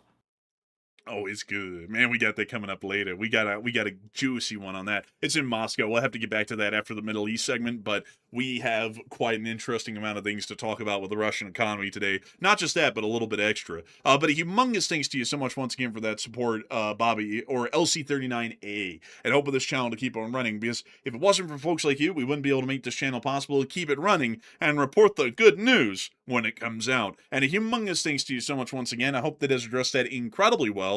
And with that, we're on to the next one. And our second support goes to Nick Hines, also another channel legend, who Hey! put in a $50 support as well. And thank you very much, Nick, for also helping to keep the channel going. And he said, I heard that our Prime Minister in Canada bought 12 German subs, type 212 CDs, over to new South Korean subs. Much better than the Victoria class being held together with Canadian beaver dams, he says. And it tossed my question to the chat, good sirs, and LSA Eternal. Yeah, those things are getting kind of old. Honestly, they look a lot like the Western version of a Kilo class submarine, interestingly enough. But these subs have been around for the Canadian Navy for quite a long time. They've been in commission, some of them since 1990. And right now there's 4 of them active in the Canadian Navy. I've heard that they are planning to replace them with the Type 212, which I'm not going to lie is a pretty cool little submarine. Here's one of them in the German Navy. And these are also operated, I believe, by the Israelis, which have a couple of them, and a couple of other countries within Europe. They're pretty cool. Actually, apparently it's just the German and Italian Navy that operates these, so sorry, folks. I was actually wrong with that. But I swear that Israel does operate something similar to this. Maybe it was the Type 214 or something like that, but they have some older variants of these subs that they operate. But I'd say that it's a pretty solid pick. Canada already has significant arms relations with the Germans. They buy a lot of Leopard 2s from Germany, and also a decent amount of other equipment for their armed forces as well. And considering that Canada only conducts coastal defense as their naval doctrine, there's no power projection involved, these are very good for coastal defense. I mean, it's one of the premier types in the world, at least in the West here, for coastal defense type submarines, and it's diesel electric. So while that runs some negative, I guess you could say negatives, like for example, it has to snorkel to be able to recharge its batteries and run its diesel generators. On the bright side, when it's not doing that, they are the quietest submarines on the planet. So that will definitely be very beneficial for the Canadians for their coastal defense doctrine, and also I think they look really good. So a humongous thanks to you so much once again for the support and helping this channel to keep on running, because it is folks like you helped make this thing possible, Nick. And I did get to hear that apparently this won out over the South Korean bid. Speaking of people winning out over other people, I don't know if y'all heard, but unfortunately, the United States lost our match to Belgium last night in the World Cup, 4-1. The Belgians beat us to death basically. So they're now going to move on, I believe, to compete against Spain, if I'm not mistaken. Very unfortunate. I think the U.S. team made it about as far as they've ever made it this year. And a lot of people were talking about the plays that were made, like the goalie being basically in the middle of the field, not protecting the goal, and everything else that happened. But hey, I guess it's football, or as we call it here in the States, soccer. But anyways, with that, I hope that has addressed that incredibly well. A big thanks to you so much once again for support, Nick. And with that, long live the Lee Spring Army, and we're on to the last question in the segment, and then we're getting on into the rest of the news. And real quick, for the live chat question that Nick requested, this one goes to Miss Disa, who said, can we know where Ukraine long-range drones are actually being launched from? Really everywhere in Ukraine. It's kind of hard to say. Some of them are launched all the way in western Ukraine, but that's really for closer targets. We would assume that attacks that are being launched in places like Omsk and whatnot are probably being launched a lot closer to the border. And as far as the Ukrainians launch them, I think for most of their long-range attack drones, they can be launched from roadways, paved roadways, like the Liudis and whatnot. So as long as there's a paved roadway near to the border, they can drive out there with a small convoy of support personnel and the drone, put the drone on the road, let it take off from there, and then an operator can control it from some sort of a control facility elsewhere in Ukraine, as long as they have the proper communication systems for it. So Unfortunately, we don't know exactly where, and the Ukrainians do keep that a best kept state secret on the exact information on how their drone forces are conducted and how they operate. But I would generally say some of them, like for example the Saratov attack, that could have been launched all the way from western Ukraine and Lviv because they have the range. Attacks that were going farther into Russia were probably naturally launched on a roadway or some other launching point closer to the border regions with Russia on the frontier. So I hope that does address that the best I can. And a great question right there, an incredible one. And also with that, we are on to the last question of the segment, and then we'll be on into the rest of the news. So Matthew, what do we got? All right, and this one goes to none other than Cliff H, also another channel legend. He puts in a $41 support, and thank you, good sir, as Hey! well, for the 41. He said, "Hello, enforcers. Crazy that the show's been going on for 4 years and counting, and happy to keep keep the ball rolling. That is, and hashtag TOFTC." Hey, and a big thanks to you for the support. And it is crazy that it's been going on for 4 years. You know, the exact count is 4.5 years at this point, almost, which is mental. You know, when you think about that, it's just crazy. 4.5 years. When I first started the channel, before it even really started to cover news full time, I was 19 years old. And when the war started, I was a couple of weeks into being 20 years old. Now I'm 24 years old, about halfway to being 25, and the channel is still running. And if anything, it's doing better now than it's ever done. And I got to say, a big thanks to you for the support, Cliff H, and enjoying the channel and being around for so many years and going out of your way to support it and help it to keep on running. Because folks like you have been able to keep the kind of dream that I had when I first found the channel in, I think it was August of 2021, alive. Way back then, before we even started covering news like this, I wanted to do this every single day and turn it into a news channel, and we were actually able to do that. And I've got to say, a huge thanks to you so much once again. Long live the Leaf Spring Army, and thank you so much for helping the channel to keep on rolling. And with that, we actually have some breaking news coming out right now. What do we got?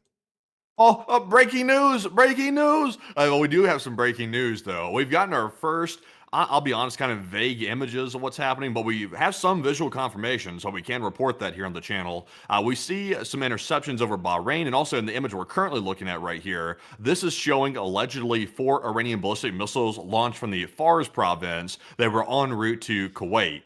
And in our second image here, if you can jump to the second one, we will see the interceptions over Bahrain right here, and there they are, apparently over Bahrain. Now, I will say this, we prefer to have some ability to geolocate those to confirm that. It appears to be fresh images, and really doesn't show much of anything, just shows some streaks in the sky, which does appear to be missiles, but not really much to go off of. Usually, if we can see the ground, we can kind of geolocate it or get a confirmation of where this was taken, also to make sure it's recent. But this is being reported as new, so Bahrain and Kuwait currently under fire. Man, these pictures are deep. Like, man. Not even a cloud, man. Like, we don't even get a cloud, like, to geolocate anything. Like, I'm not that good to geolocate stuff off of cloud structures and stuff like that. Some people are that good, but I'm not. And also, I mean, we don't even have a cloud. It's literally a perfect sky. Like, there's nothing to go off of. I mean, honestly, man, like, like, when you're like, we have breaking news. I saw this picture, man. I went, ooh, man, like, missile trails. Man, it's like, I don't even, like, honestly, man, this is the most uneventful strike Iran's ever conducted on anybody. I mean, we have nothing really to work off of. This is the best we have, and this is basically nothing still. This looks like the skies over, like, this isn't even the skies of Salt Lake today. There was clouds over Salt Lake today. Yeah, I mean, it's just crazy. Honestly, just, perfectly sunny skies with a chance of death raining down. You know, speaking of rain, we actually had a little bit of rain today. Did you see that? Yeah, I did see that. I did. That was weird. It was weird. There was not a cloud in the sky hardly, and it rained. I was like, that's bizarre. Down in the south, they say that that's the devil beating his wife, but I think that's kind of a little bit macabre. So I just say it's raining when it's sunning because, sunny, because that doesn't sound like, bizarre or wild or anything like that. But anyways, moving us on out of that bit of news from the Middle East, it's actually time to get into the Middle East. Speaking of which, perfect timing. Moving us on down in the Middle East, I'm going to lay out the entire series of events as they happened hour by hour over the past 2 days. Moving us into our first incident that started everything off, we were able to hear of a UK MTO report that came out from the area just off of the coast of Oman about 36 hours ago, where we were able to hear a report that a tanker was reportedly hit by an unknown projectile on the port side, causing a fire while traveling southbound. No casualties or environmental impact was reported at the time. Later on, we actually were able to see the stricken ship itself, which was hit within the report area and was leaking fuel its entire transit south as it apparently was racing to get out of the strait. We can actually see the slick of fuel it left behind in the strait, moved a little bit by the currents, we would assume, and the ship is right down here on this yellow marker. We can actually see it there with a large slick forming right behind it of fuel. So it does appear that this was a confirmed satellite confirmation of one of these vessels being hit. We were then able to hear that another 2 vessels had been hit outside of this one. We're not sure of the name of that vessel, but the Al Rekayat, which is a motor tanker owned, that's flagged out of Qatar, the Wedyan, which is a Saudi-owned oil tanker, and the Al Maria, which is a UAE-owned LPG tanker, were all hit by the Islamic Republic of Iran within a course of about an hour to a few hours apart from each other. This was a significant action by the Islamic Republic of Iran, and of course a very hostile one to say the least. This raised the threat level, according to the Joint Maritime Information Center, back to severe within the Strait of Hormuz, and we've also seen that the rate of passages within the area has significantly decreased due to the threat of being unilaterally attacked by the Islamic Revolutionary Guard Corps along the coastline. There's been a significant amount of statements that came out from the Islamic Republic of Iran afterwards, with the Iranian Navy saying that after the fact, they had disabled one of their own radars to avoid it being struck, and the Houthis are beginning to move in Yemen, suggesting that the Yemeni Houthis might be working to try and close the Bab el-Mandeb, which is the major strait that leads to the Suez Canal through the Red Sea that is used by about 12% of the ships in the world. We then were able to hear from the Iranian government a myriad of different statements before the U.S. strikes began hours ago. We were able to hear that the Iranians stated, according to the foreign minister, that there will be no final agreement with the United States unless Israeli forces withdraw from Lebanon. Talks will not resume unless the Lebanon clause in the memorandum is implemented. We then were able to hear additionally that according to this thing, the Muppet, he said the U.S. is seeking to pass its warships through the Strait of Hormuz. In practice, the U.S. is acting in a way that undermines agreements. I would say that there's nothing undermined but his underchin. I mean, that is like the worst overbite I've ever seen. This guy has no chin. Which Muppet is this? Because, I mean, he definitely looks like a legit Muppet, like one of the characters from the Muppets. I don't know. I never really watched it that much, but there's a particular puppet that looks exactly like this guy, like literally just like him. Bro, this guy's got the head profile. You know, he kind of looks like Groucho in the trash can, kind of, you know? Like a little. Yeah, he does actually. He's that trash can thing that jumps out of the bin, like on the side of the road. Like he looks like that. Let's see here. This dude's ugly as hell, though. I mean, this dude is really something else right here. Like, I mean, he could literally scare the enemy off just by standing there. Here he is. That's him. That looks like him. That does look like him, really. Bro, this is what he looks like when he knows that the U.S. airstrike is coming in. Oh, man. Tell you what. Damn. Oh, look, man. It's Bashar al-Assad. Yeah, it kind of does look like him, actually. Oh, man, they got like a lot of lookalikes on the Muppets. But anyways, beyond that, though, this guy said that if you want to hear him in his own words say it, here it is. I'm only going to play a few seconds of this because none of us speak Persian. So here's the clip. You know, he kind of sounds like I would expect him. I'd expect him to sound like that, really, you know? Not really shocking. But anyways, moving on from those statements that were made by the senior military advisor to Iran's supreme leader, Mohsen Rezai, which has been seen more than the supreme leader, mind you all, we've also been able to hear, additionally, that Iran has stated the following.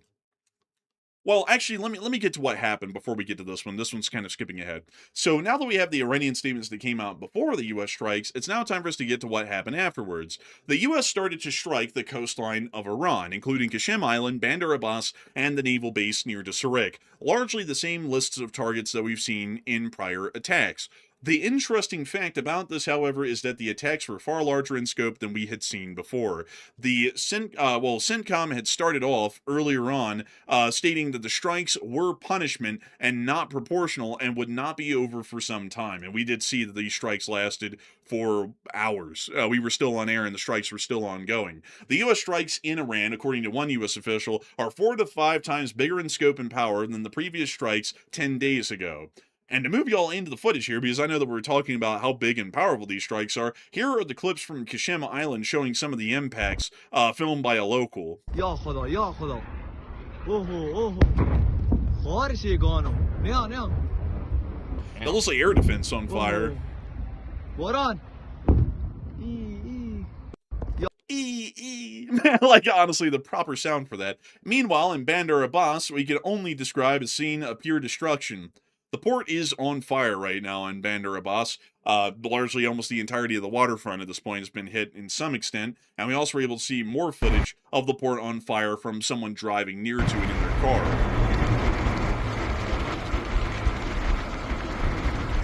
That's some big hits. Some pretty big ones, I'd say. But my question is this, though. What are they actually hitting? Because it to me, it looks like the port. It looks like what was hit. So, you know, the port has been hit before, and that's when the U.S. took out most of Iran's, like, larger naval vessels to a large degree, and they sunk them. So it's like, what are they exactly hitting over there? I don't know. That's a good question. They said they hit a wide variety of targets according to the CENTCOM report, but it's basically the same, like, generic list of targets they've claimed to hit in the past that they've hit like 3 or 4 times prior. So it's a little bit hard to say right now. I'm still waiting for more fleshed out damage assessments to come out from more of the OSINT people, because it's very hard to say what they hit at this point and what kind of damage may have been caused that they hadn't already caused in prior attacks.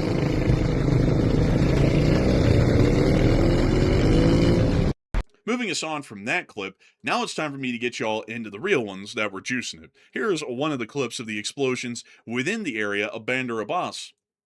This was near to the airport, where a part of the Iranian Air Force and their air defenses operated from. Here's another clip of it that we have to show you. We actually have 2 more of these. Oh, actually, this is just a report of strikes in Bandar Abbas. Let me get y'all to the clip near the roadway. Here's the clip from the roadway showing some of the U.S. strikes at Bandar Abbas Airport in real time. Whoa. Oh, Dang. Whoa. Whoa. Man. dang, man! It sounded like a canary or a bird in the background screaming. That didn't even sound human. I don't even know what that was. That was screaming in the background, but. You know, hitting the airport again. I think the last time they hit the airport, the Iranians had moved in some air defense or something to that location, and they hit the air defense. Maybe that's what they were going for again at the airport, at least.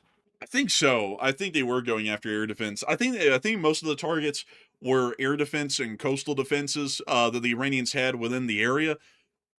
I guess because it's rather interesting, you know. It seems like they're kind of hitting the same locations, just that they hit them a little bit harder this time than last time. We also were able to see that Iranian fast attack boats were reported to have been hit. This is apparently a picture from the Sarik Naval Yard, near to that little wharf that we actually showed y'all earlier on air that I used for an example of the different kinds of fast attack boats they had.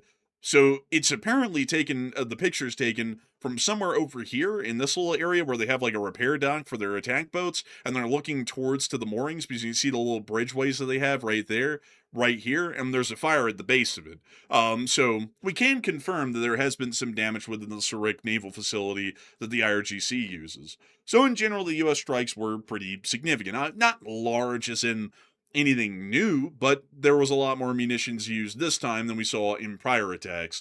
Now that we've gotten all of that out of the way, the Iranians did state inside of Tehran that they were going to be announcing some form of retaliation here within the immediate future. And to read y'all the statement that they put out directly, this was a statement by the Ministry of Foreign Affairs on the U.S.'s clear violation of Article 10 of the Islamabad Memorandum of Understanding. The Ministry of Foreign Affairs of the Islamic Republic of Iran strongly condemns the U.S. Treasury's move to lift the temporary suspension of the embargo on Iranian oil sales, which is a gross violation of Article 10 of the Memorandum of Understanding to end the war dated the 18th of June, 1405. They work on a different calendar in Iran, by the way, and holds the U.S. government responsible for the consequences of this breach of promise. Less than 20 days after the signing of the Islamabad Memorandum of Understanding, the announcement of the revocation of the general authorization issued on June 21st is another sign of the ill intentions, instability, and unreliability of the U.S. ruling body. This is despite the fact that over the past 20 days, the U.S. has repeatedly committed minor and major violations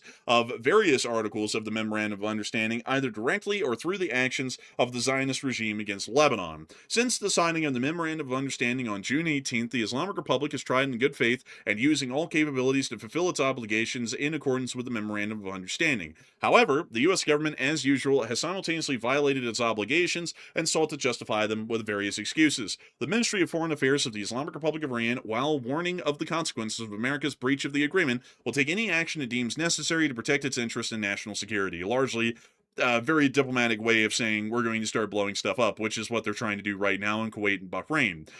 It's also something that I have not mentioned yet that we do need to mention is that the general license for Iran to sell oil that the U.S. provided as a part of the MOU was suspended today by the U.S. Department of the Treasury, which was something they mentioned first and foremost because it's one of the ways that they've been able to make money during the MOU. The general license for them to be able to sell that the U.S. has given is a waiver of ongoing sanctions, which allows for them to ship their oil overseas and sell it for a decent amount of cash, which helps them to raise more money for their own governmental operations, including building up their forces for another protracted conflict with the United States, possibly. Also, I have to read you all the CENTCOM report that came out earlier in the day at the beginning of the strikes. U.S. Central Command forces have begun launching a series of powerful strikes against Iran to impose heavy costs for targeting and attacking commercial shipping crewed by innocent civilians in an international waterway. The U.S. strikes are in response to Iranian attacks on 3 commercial vessels that were transiting the Strait of Hormuz. Iran's demonstrated aggression was unwarranted, dangerous, and a clear violation of the ceasefire.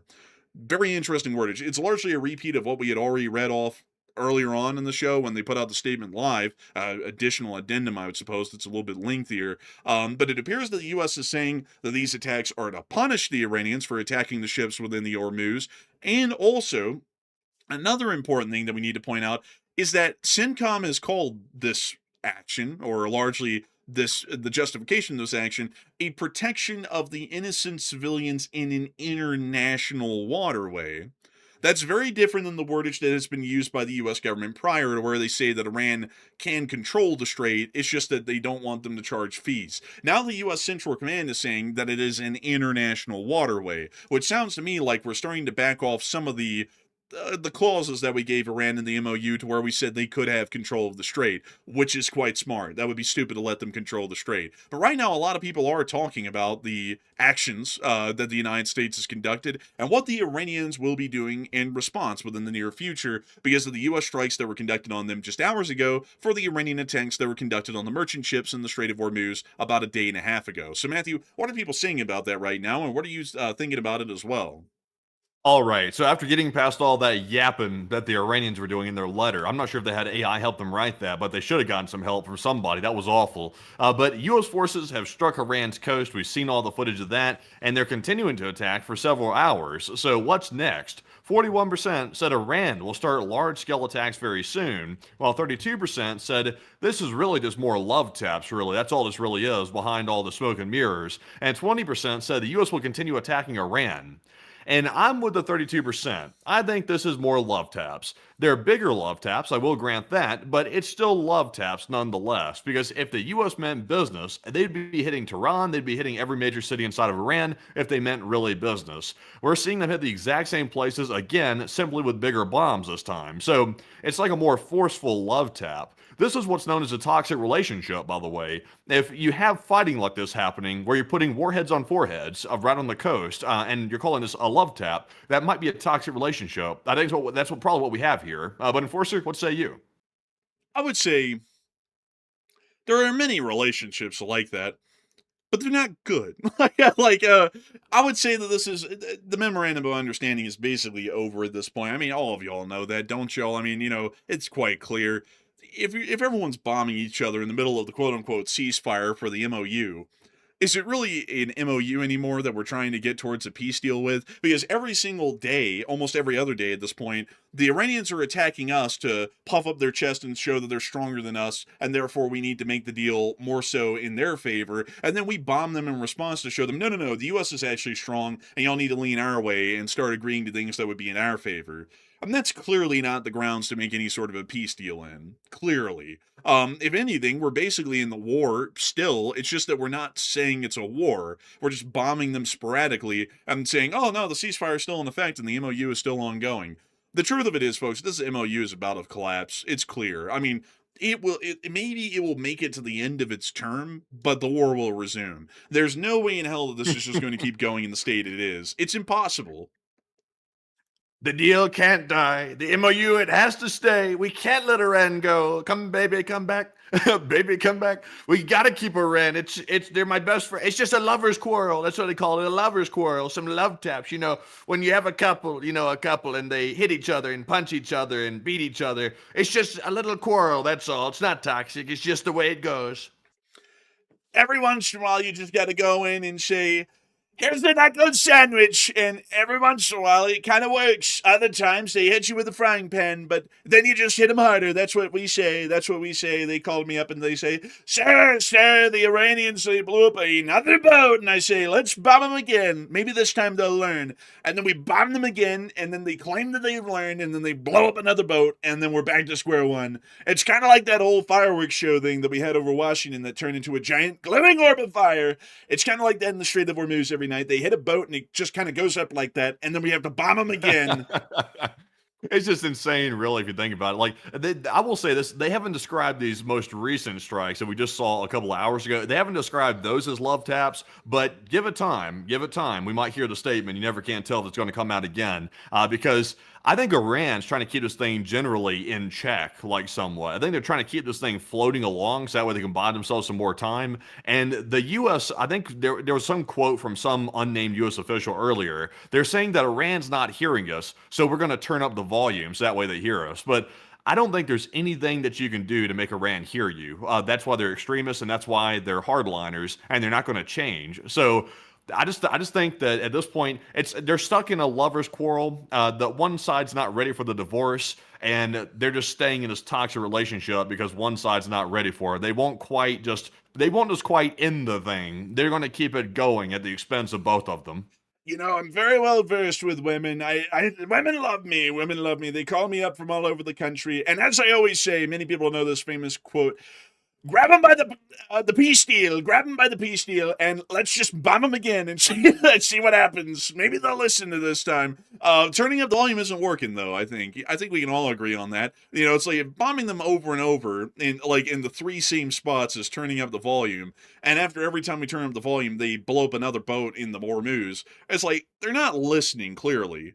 And also, every single time we ever get a glimpse, folks, out of what's going on in the MOU, they're not moving forward at all. Like, I don't know if y'all have noticed that, but have you noticed that, Matthew? Every time that any glimpses come out of what they're even at right now, they're still at square one of, we're not talking about shit, F you, America, we'll do what we want. They're still here, Oh, yeah. like a month in.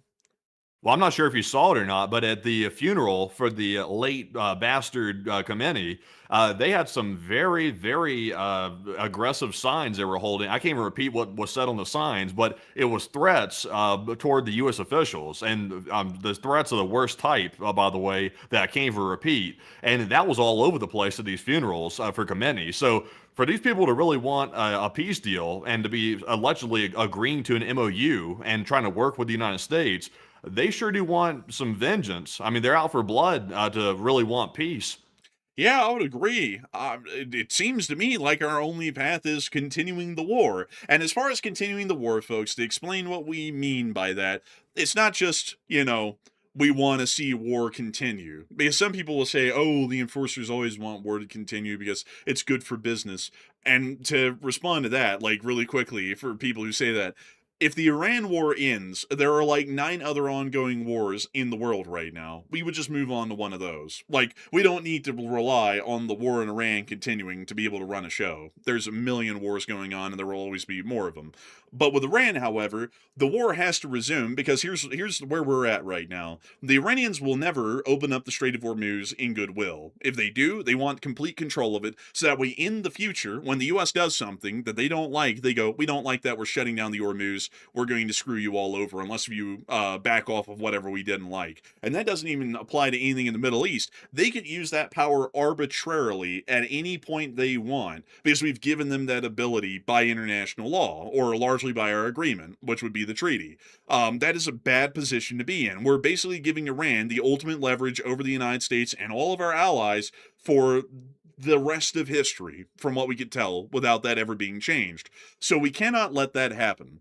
So we have 2 options. Either we can negotiate them out of that, which they're never going to do, and they're also still going to be working on their nuclear programs, however they'd wish, which is most likely going to produce a nuclear weapon at some point in the future, and ICBMs to reach the United States with as well, because they've stated multiple times during the phase of the MOU right now that they are not willing to talk to the United States about limiting anything in their nuclear program or their missile development programs. If that is not an admission of guilt, I don't know what is. That would be like going up to Germany in World War II and us saying, hey, we don't like the whole camp thing you're doing. We'd like y'all to stop that because it's a crime against humanity. And then Germany goes, we're not running them, but we're not going to shut them down either. F you, we'll do what we want. It's like, well, that basically is an admission of guilt. They're doing that, exactly what we think they are. And the Iranians, by saying we're not going to shut down our nuclear programs or even limit them in any capacity, and we're also not going to stop our missile development programs, clearly they're still working on an ICBM and a nuclear warhead.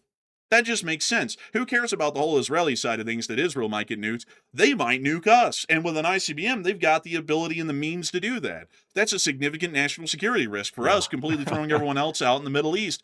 So we got to stop them from having that, and we got to stop them from controlling the Hormuz. We can't do that through negotiations, so our only option is to go back to war, force open the Strait of Hormuz as our top priority, and then deal with everything else later through a protracted air campaign if we can, and if we need to, other means if necessary. Not saying nuclear, but y'all get the picture. And now I'm hearing Israeli officials say that Iran definitely has chemical weapons, another weapon of mass destruction. So they're definitely going to have to go back to a war with Iran. So they're coming up with a whole brand new narrative at this point. So if the thing, I mean, somebody's going to start it back. I mean, name me a time in history when the Middle East has been peaceful. I mean, never. Like the region's never been peaceful. Even if Iran went away tomorrow, let's say in the best case scenario, Iran gets dealt with, the Ayatollah and his regime's gone, and we put a pro-U.S. government in there. Something's going to pop up. In Syria, ISIS is going to pop up. ISIS is going to take over the Syrian government, and they're going to start a situation there. There's always something that's happening in the Middle East, and sometimes it's totally unexpected, and sometimes you can see it coming from 10 miles away like a freight train. So it's just never going to end here. It's just basically triage, trying to keep it as minimal as possible and not let anything get too crazy. But it's still going on. I think we're about to go back toward craziness with Iran. That's my guess. Yeah, I would say so. And also, I've seen a couple of people say in the chat, "Oh, well, this is ridiculous. This is stupid. This is all for Israel and all the other talking points." So let me put it in a way where it doesn't have to deal with the Middle East. Let's put it in another analogy. So you live in a neighborhood, and at the end of the road, there's a grocery store. But in between you and that grocery store is a guy who has abilities to shut down the road for you to go to the grocery store and get food. So whenever you do something in your own house where you're like, I want to grow a garden in my backyard, this guy down the middle of the road, he just goes, "No, I don't like you building a garden, so I'm shutting down the road. You can starve to death." Well, you're at an impasse. No matter what, they can basically, this guy in the middle of the road, which is what Iran is, they can basically just sit there and go, "I don't like what you're doing, so I'm going to make you starve to death," and shut down your ability to get anything. That's the situation we're in with them. Would y'all... So you're comparing HOAs and neighborhoods to the Iranian terrorist regime? Exactly. Like it 100%. Oh man, that's a rather extreme analogy. Well, I mean, the HOA can't shut you down from like driving to the store. Like, like all jokes aside, they can't do that. But like some random guy with like a shotgun, say in the middle of the countryside, and the only thing you have out there is a Dollar General, this one guy between you and the Dollar General, and you're at the cul-de-sac at the end of the road, you're kind of in an impasse. You either have to fight this guy and take them out so you can get food and not starve to death, or the guy's just going to keep the road closed and starve you to death. And that's the situation we're in right now with the Islamic Republic of Iran. That's why we can't let that continue. Like, and regardless of what people say about, oh, it's helping Israel, it's helping us. I mean, y'all watch on air right now what's going on in Russia with the fuel shortages. If the Strait of Hormuz is closed, that happens not only in Europe, but in America, because there's not enough fuel to go around in the world at that point to keep the global economy running or to keep supply lines running. The supply lines collapse, the food disappears, the electricity disappears, the water disappears, everything disappears. The world relies on the flow of oil. I don't mean to sound like Dick Cheney here, but it does rely on the flow of oil. So we have to make sure that the oil in the Middle East is flowing. And if the Iranians have any control over that or any say on that, they're going to leverage that any chance they get if we give it away to them to be able to screw us and our allies over for the rest of history. It's basically the end of the Western sphere. So we cannot allow that. The war must resume and we must reopen the strait, if anything else. The nuclear issue isn't even that important compared to them controlling the strait. The strait's far more important in the here and now than anything else. So I hope that does address that the best I can, at least in my own opinion. And we've also been able to hear in a side note that the Iranians did turn on their signal jammers earlier on before their strikes were conducted, apparently targeting Kuwait, Bahrain, Jordan, and Saudi Arabia. And we do understand that there are attacks ongoing against Kuwait and Bahrain on air right now. So moving us on out of the Middle East, we do have a little bit of news that came out of the Indian Ocean in the Indian subcontinent, as we did get to hear that a 737 cargo plane has gone missing that was carrying 5 people just off of the southern coast of Pakistan near to Karachi. If y'all note here, towards the end of its flight path, it appears to have turned around and also started a rapid descent towards the ocean, and then started to rapidly climb and then descend again.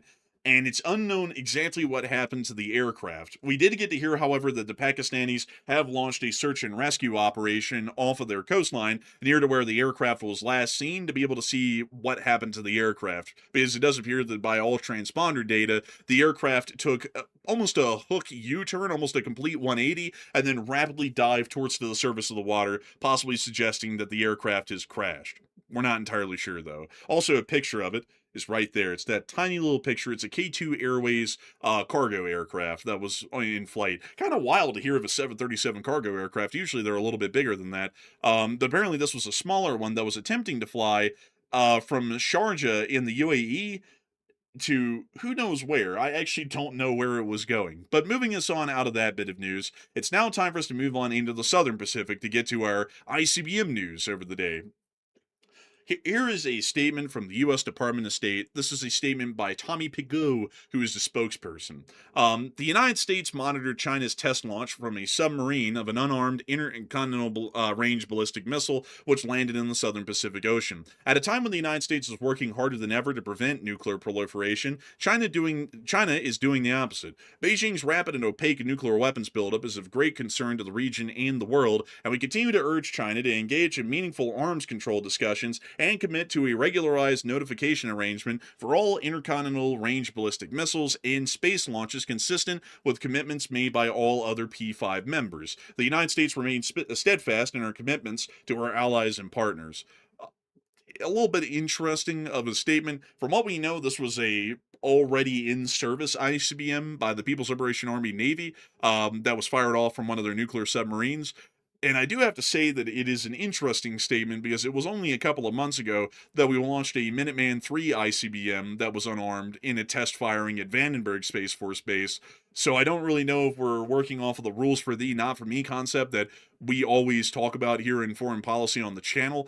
But this one doesn't really seem to have any objectives to go forward with. An ICBM test isn't really that big of a deal, to be entirely honest with you. They already have had ICBMs for decades, and we also regularly test our Minuteman IIIs and Tridents in test firings that we've reported here on the channel over the years. However, this could be a larger part of the story, and this was directly stated in the comment by the spokesperson, of the Chinese nuclear armaments that are growing right now, and China is working on expanding a lot of their nuclear capabilities in the tactical and strategic sense, And it appears the United States is concerned that this might be a part of those larger efforts to be able to grow out the People's Republic of China's nuclear abilities in both strategic and tactical forms, although this test clearly is in the strategic. But moving us on out of that news in the Southern Pacific and back into Europe, it's now time for us to get on back into the rest of the news that we have from the war in Ukraine. Moving us on into that news, we have been able to hear of some other interesting developments that occurred within the Moscow area today. For one, we were able to see the old Pantsir on the bridge again today. It's still sitting there. Interesting enough, the radar is not on. They don't need it anyway. Yeah, it's not like it works. Like, it's all like we've never seen one work before. Подготовка.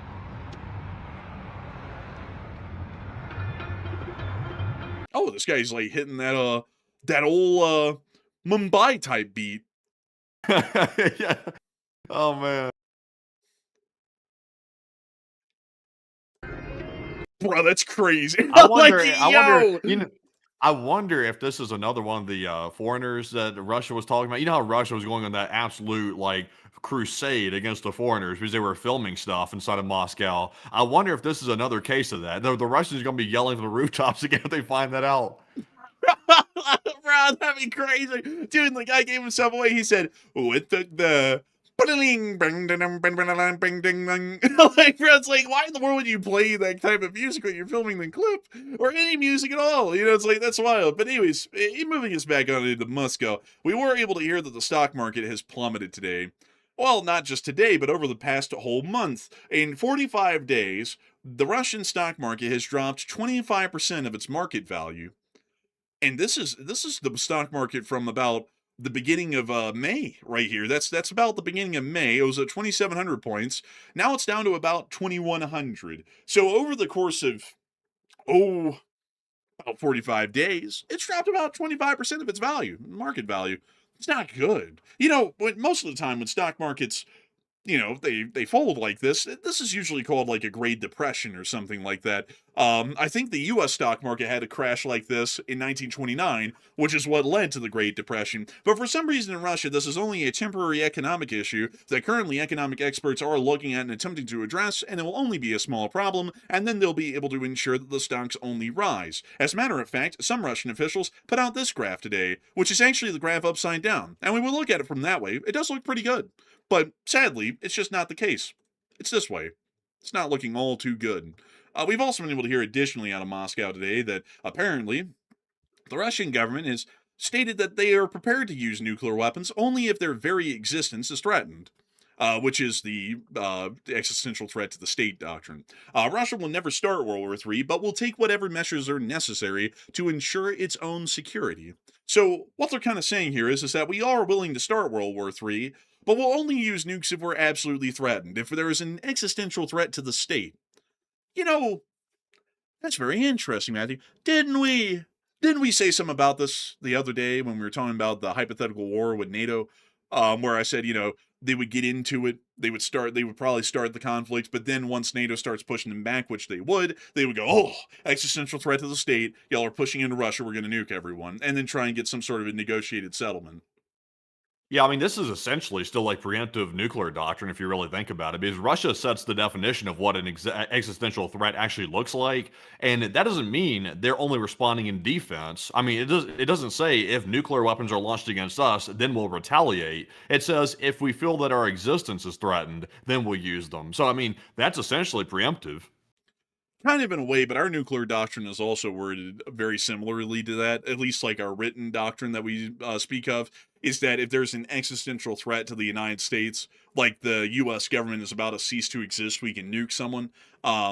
So it's very similarly worded, but I mean, there is a good amount of interpretation in that. Like Russia could be like, you know, NATO is an existential threat, and then nuke us out of the blue. But at least it's not the North Korean doctrine, you know, where they literally state, we will conduct an offensive nuclear strike if we need to start off a war, which is the craziest nuclear doctrine that exists on the planet. Also, apparently, if Kim Jong-un drops dead, they're going to fire off all of their nuclear weapons, which is quite concerning because, I mean, like, have y'all seen how fat that guy is? He could die of a cholesterol, like, you know, incident any day now. I mean, a heart attack could get them, and they might start nuking people. But the truth is that that's to try and stop people from assassinating them. So, if he got blasted away by a GBU, they would launch the nukes. But if he just drops dead from a heart attack, they wouldn't launch the nukes. But moving us on out of that whole side note, the Russians do seem to be getting kind of on out there. Once again, with the stock market kind of collapsing how it is, it seems like they're getting a little desperate, and they're trying to lay out the groundwork for potential war with NATO that might be coming around in the future. Matthew, are you working on the poll on that one right now, or is that about to come out soon? No, I was skipping that one right there. Damn. Well, I mean, I was literally filibustering that whole time thinking it's got to pop up eventually. But moving us on into Estonia, we also were able to hear that the state of Ukraine and the Estonian government, as of today, have entered into an agreement in the drone deal format with the Estonian Prime Minister. According to Zelensky, he said, "We discussed support for Ukraine on its path to the European Union, in particular, the opening of the remaining 5 negotiation clusters." So Zelensky is still trying to get Ukraine on the path to the European Union, and also we're seeing that they are building out further drone production capabilities in foreign countries for those nations to be able to build up their own drone forces, and also for Ukraine to be able to get a couple of drones back from that host state in return. Now, it's time for us to finally move on and into the war proper like that happened down in Ukraine today, of course, as usual, as we all know. Moving us on into the area of Krasnodar, we were able to see that a pumping station caught alight and started to burn quite brilliantly. Только что прилет был. Oh wow, a Squat, a paved fly. road. Сорную взорвали. Oh my god, wow. Горит, Just like one This of a is million. utopia. I mean, this is the vision of Stalin. полыхает. Dude, this is like the communist dream. And the road's so narrow they couldn't put a double line on it. They just had to put one stripe in the middle. Man, budget cuts. Bruh. And they painted it like the sidelines of the road, the ones that are white instead of yellow. Bruh, lame. Actually, I think that's Russian traffic law, but that's still lame. You don't have much of a chance in a lot of with a bouncy suspension. If you end up needing the shoulder, you're probably going off the shoulder. Man, honestly, man, with a Buhaka, man, one rock could throw you off the road with how rigid the suspension is. Jeez. But moving us on from that clip of that little fire of the pumping station, it's now time for us to move on into the front line split. First off, the Ukrainians are conducting a drone attack as we speak. We already saw that they were able to hit the Nizhny refinery earlier on air, and that attack is still ongoing at the moment. We've also been able to hear out of the capital of Kyiv that unfortunately the city did come under a significant attack once more, with multiple Russian missiles hitting the city. We see some of the fires in the aftermath here in this clip. And we've also been able to hear that apparently Zelensky has stated today that they will continue their strikes on Moscow and St. Petersburg, and this should bring Putin to his senses. According to the direct quote from Zelensky, he said, "When our long-range strikes did not affect Moscow and St. Petersburg, Putin did not really think about it. He understood that the war was far away from the Kremlin. Of course, when he starts to feel what's happening in Moscow, he'll begin to understand what's happening in the Kursk, Belgorod, and Bryansk regions. He'll begin to feel reality. When not 100 drones, but 1,000 start flying into Moscow, when he feels and sees it, he'll be advised to move somewhere beyond the Urals. This will become a new stage on the path towards ending the war. The farther Putin is from Moscow, the closer the end of the war and peace will be. He's afraid for his life, and the elites are afraid too. Where do Russian elites live? Moscow and St. Petersburg are the 2 main cities of the country. Everything will reach there because that's where the decisions to kill us are made." So Zelensky's making it fairly clear that there will be further forecasts of drone attacks in Moscow and St. Petersburg weather. We've also been able to hear that Budanov added in today, and I do have to say that since he's been promoted from being the intelligence chief, he sadly does not have the capability of growing extra chins with every single intelligence campaign that's successful. But he did say today some interesting things. Now, I will say that Budanov, as far as credibility is concerned on the channel, has had his credibility stricken quite a while ago, because back in the day when he was the intelligence chief, he made enough comments that were not accurate, that we had to rely on, that we largely kind of booted him. But now that he's in a new government... Oh, come on, man. Don't get on Budanov's case like that, man. Give that man a break. He's got a tough job out here, man. Give that man some slack. I mean, he did a lot. The Zaporizhzhia nuclear power plant is going to blow in 24 hours, and never did. It's like, that's the that was the one that struck him from the credibility listing, was how egregious of a statement that was, and it never came true. But anyways, he did say that there are chances to end the active phase of the war already this year, but before negotiations are resumed, escalation will continue to grow. Budanov stated that from his standpoint, there should be no territorial concessions to Russia. Any compromises regarding Ukrainian territories or borders are absolutely impossible. Ukraine will not accept pressure from Poland, just as it did not accept ultimatums from the Russian Federation. A very interesting statement. And the President of the United States respects only winners, so Ukraine must demonstrate a real result on the battlefield, which they're already showing regularly. Man. Now, see, he's earned back some respect though for that last comment right there. He's earned back some respect. You don't like those war prisoner losers. You don't like them. We only love winners. Although Ukraine's been winning the whole time virtually. I mean, there's only been a couple of instances where Ukraine has kind of slipped a little bit, and Russia got the front foot a little bit on the front lines. I mean, Ukraine hasn't been like losing, so I don't know if being a winner is going to change that equation. To be honest. Yeah, I don't think so. I'll be honest, I think the president kind of just has it out for Ukraine because of a whole bunch of things that happened in between him and Ukraine in the past in like 2019 and everything. So, like, he has something against Ukraine. He used to say what for, but I would say that's probably one of the reasons. But I would have to say these are some pretty interesting points. One, no territorial concessions. That's a little new, because Zelensky's been saying that they might give away some territory to the Russians, because they might not be able to ever retake it militarily. But Budanov's making it sound like there's been a change in policy. Now it looks like they're actually planning on regaining all of their territory, most likely including Crimea. Also, another thing that's interesting is that now apparently Ukraine is going to be going up against Poland. As some of you all may know, the president of Poland, Naroki, has started to have a whole bunch of qualms with Ukraine, because Ukraine named one of their units after a Ukrainian. It depends kind of like how you look at him. In Ukraine, he's looked at as a freedom fighter. For others, he's looked at as a member of the SS, because he was. And he fought against the Soviet Union for the Ukrainian people, but he also fought on the side of the Nazis. So, fairly complicated figure to say the least. And also, he was stated, and also has largely been proven to have conducted atrocities against the Polish people that lived in Western Ukraine during that time. So, very, very questionable. But the president of Poland, Naroki, has made significant problems out of the naming of this brigade, which Zelensky responded the brigade was named by the soldiers of the unit, and they consider this man to be a hero of Ukraine, as he was one of the fighters trying to get Ukrainian independence in their national history. And Zelensky has never stepped in and told a brigade that they can or cannot name themselves a certain way, and he said that's largely their decision, not mine. Still, the Polish president has not taken that at face value and still been very unhappy about it, and is trying to push the Poles and the Polish government farther away from supporting Ukraine and more into a neutral or even unfriendly position against the Ukrainian state. So this has started to become a pretty big tension point between the two countries, but the Ukrainians have continuously stated, including Zelensky, that they're not going to force that brigade to change its name. And the Polish are saying that they have to change the name because it's extremely offensive to the Polish people because of what the guy did to the Polish citizens living in Western Ukraine during the time of the Second World War. So that's generally the whole crux of the issue. But Budanov's making it clear that they're not going to be backing down to that pressure. Also, apparently, like the last statement said, that Matthew was getting a huge kick out of it. Honestly, it's pretty funny. But I always have to read everything deadpan. I wish I could really like laugh at it originally, but apparently they believe that they have to be real winners. But it's like, how are they not winning? I mean, they've literally brought Russia to their knees. It's like they're winning in almost every way imaginable. It's like, so I don't really know what else Budanov says they need to do, because they've basically done everything that they can already. But moving us on out of those statements from Budanov, that's his position currently on the war. Moving us on out of that and on into the Sumy region, we were able to see that the Sumy direction was hit quite heavily today by the 5th Border Guard Detachment of the Ukrainian Border Guards.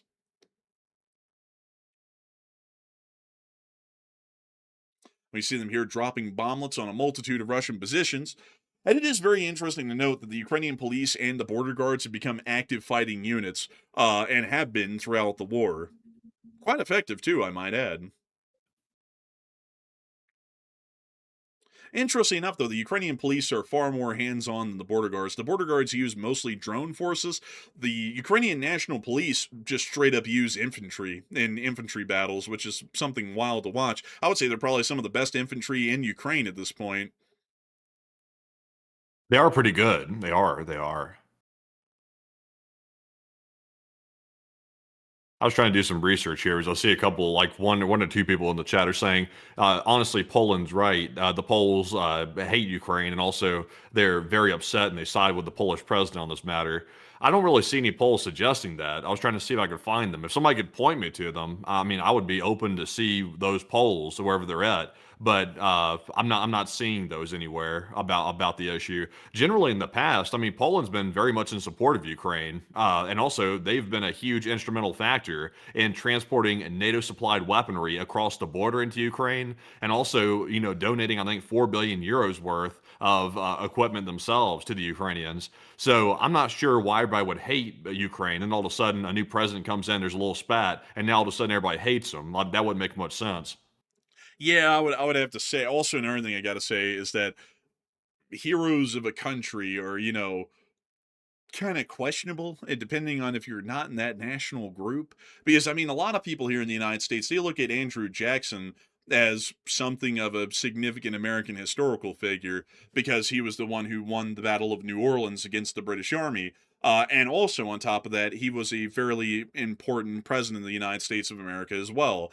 But on the other hand, though, if you're a Native American, you're going to look at the guy as a bastard. He basically genocided a large amount of the Native American tribes on the Trail of Tears when he forced them by arms to relocate to Oklahoma and further west of the Mississippi River. So it's like, should we strike Andrew Jackson from the $20 bill because of that? It's like because if the Poles have a right to be offended over the situation with Ukraine naming a brigade after a certain guy who has a very questionable history, it's like Andrew Jackson could certainly be removed from a lot of $20 bills in the United States of America for the very same reason with the Native Well, Americans in this country. It's like, and that's an I mean, argument. there's a decent amount of people that actually say that actually. Yeah, but I mean, at the same time, there's also a lot of people saying he's still an American hero. So it's like, you know, that's a angle to be considered. Or better yet, Thomas Jefferson is considered a hero of the United States of America. He was the original writer of the Declaration of Independence. A lot of y'all may not know he was one of the biggest proponents for the War of 1812 with the idea of invading and annexing Canada. And because of that decision and his vote in Congress, the United States would go to war with Britain and invade Canada and conduct a massacre right across the Niagara River in Canada, and it would end up killing about 150 Canadians in a slaughter that was perpetrated by the U.S. Army. It's like, if everyone had to always whitewash people who you could say are questionable, because honestly, folks, I could do this all day. You could bring up a hero in the United States, and I could bring up some complaint that some people have against him.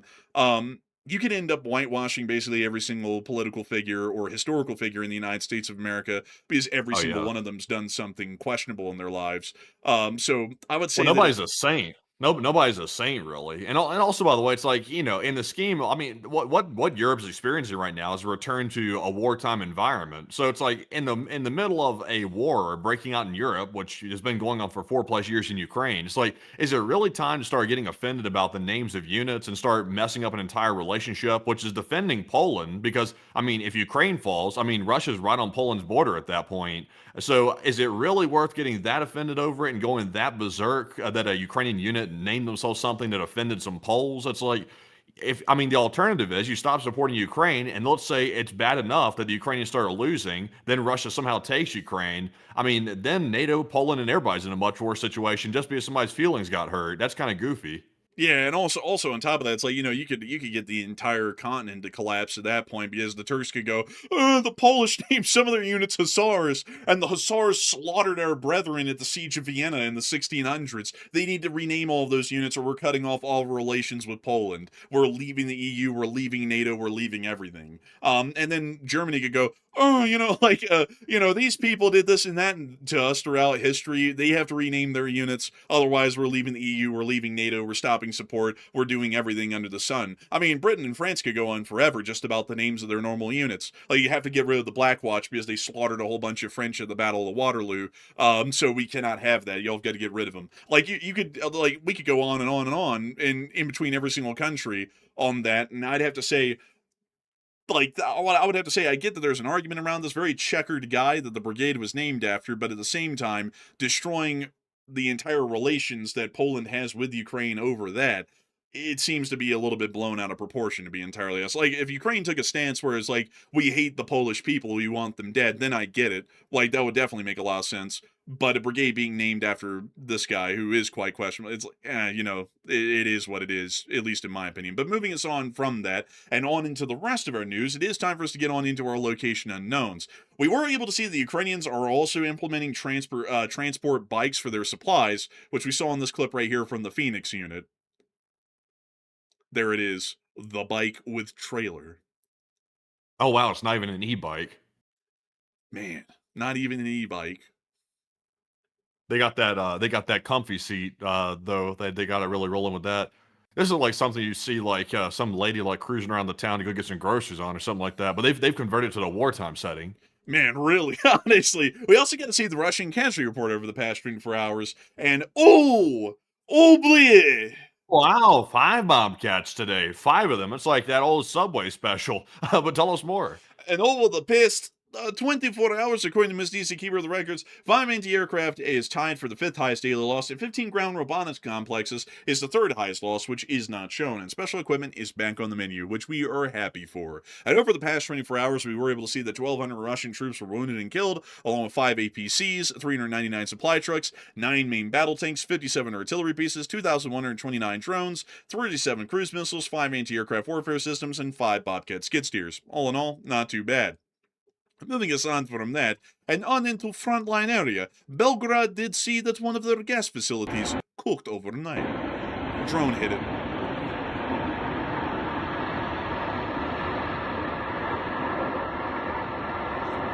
That isn't good. Moving us on out of Belgrade and further a little south, near Shebekino, 2 Russian bridges were destroyed.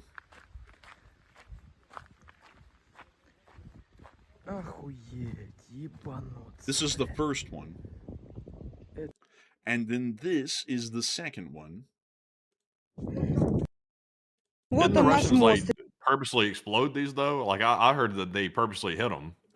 I heard that the Ukrainians apparently attacked these and blew them up. It appears the Ukrainians are blowing it because the Ukrainians aren't advancing in. Well, the Ukrainians are not advancing in this area. They're currently in the stalemate in Vovchan, so the Ukrainians are blowing up Russia's supply lines, and therefore blowing out the bridges to try and cut the supply lines. Okay, yeah, I might have gotten confused there for a second. I think I was thinking about something else. Maybe the KERCH bridge. What a destruction. Terrible, really. What a tragedy. Moving us on down into Vovchan City, we also got to see some Russians getting hit by a GBU-guided bomb. There's the big red circle. That's the building they're going to hit. Here comes the GBU. This looks like a Call of Duty map. It doesn't anymore. Oh, wow. That's when the nuke hits, when the match is over.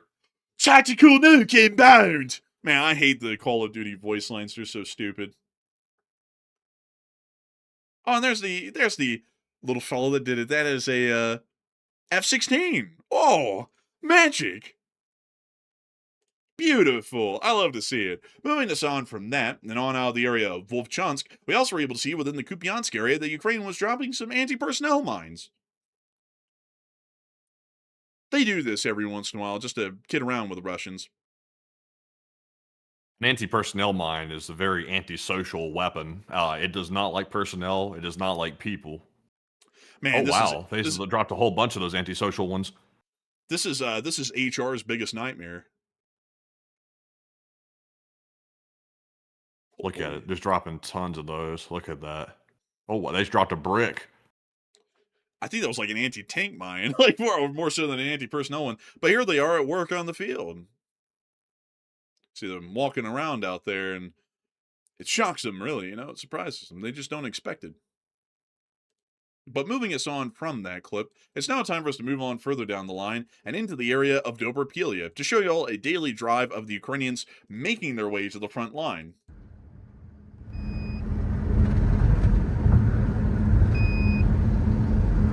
We see the drone nets lining the sides of the roads, and we can also see that the drone detector might be picking up something.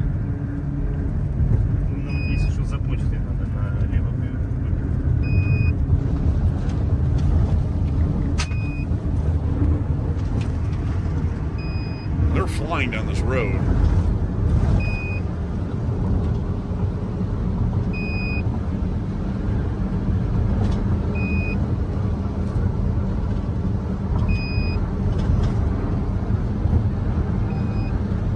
there goes another car passing them. Dang, man, they got to be going like 100. They were driving the hell out of this Volkswagen.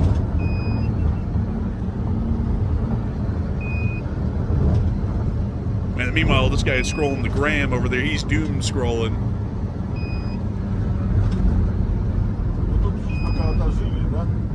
You know, I just realized, I think I understand how the drone detector works. That appears to be the antenna for FPV goggles that they have hooked up, and they have like all the different variants of FPV goggle antennas hooked up to that thing. And I guess when it receives like any type of signal, I guess it just turns on the alarm. I guess that way they know it's generally in the area or at least within range of the receiver. That must be how it works. You know, maybe that is the way it works. That's actually an interesting idea. Тут мы останавливались всегда. I wonder. I'm really thinking about that. Maybe that is how it works. I mean, it looks like it. Looks like they're finally pulling up into their stop.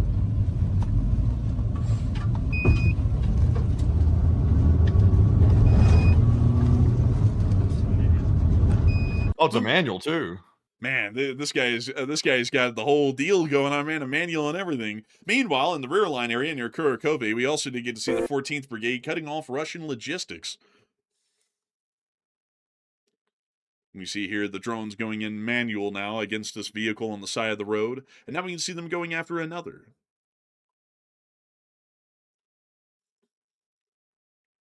All of this is actually done by the 1st Corps. So this is just probably to the south of the Pokrovsk front, aka the Dobropelia front.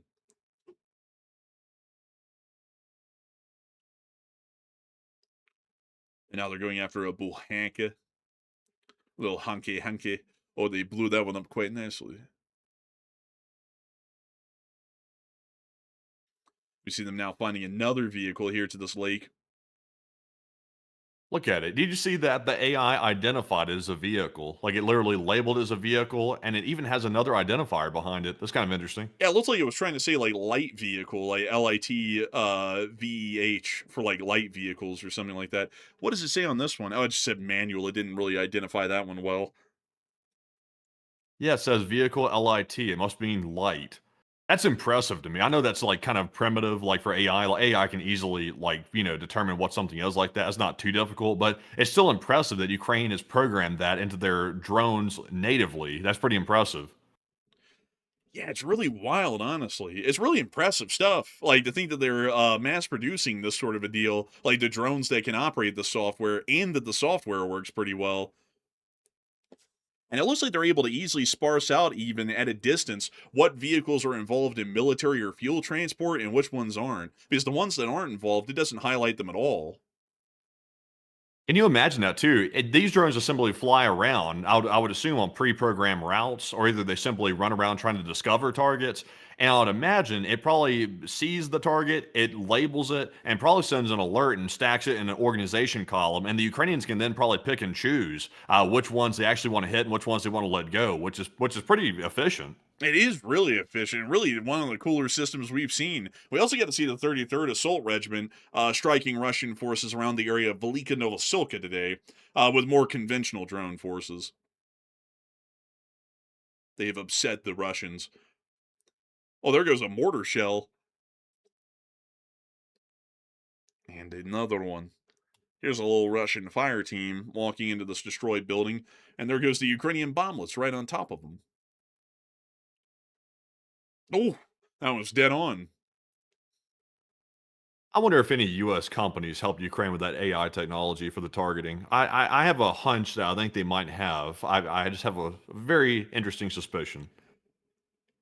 You know, I would say I'm not really sure on that because, the Ukrainians have a lot of good programmers, like a lot of people who know computer tech quite well. I mean, they are the people who make some of the larger title games, at least on PC, like Stalker.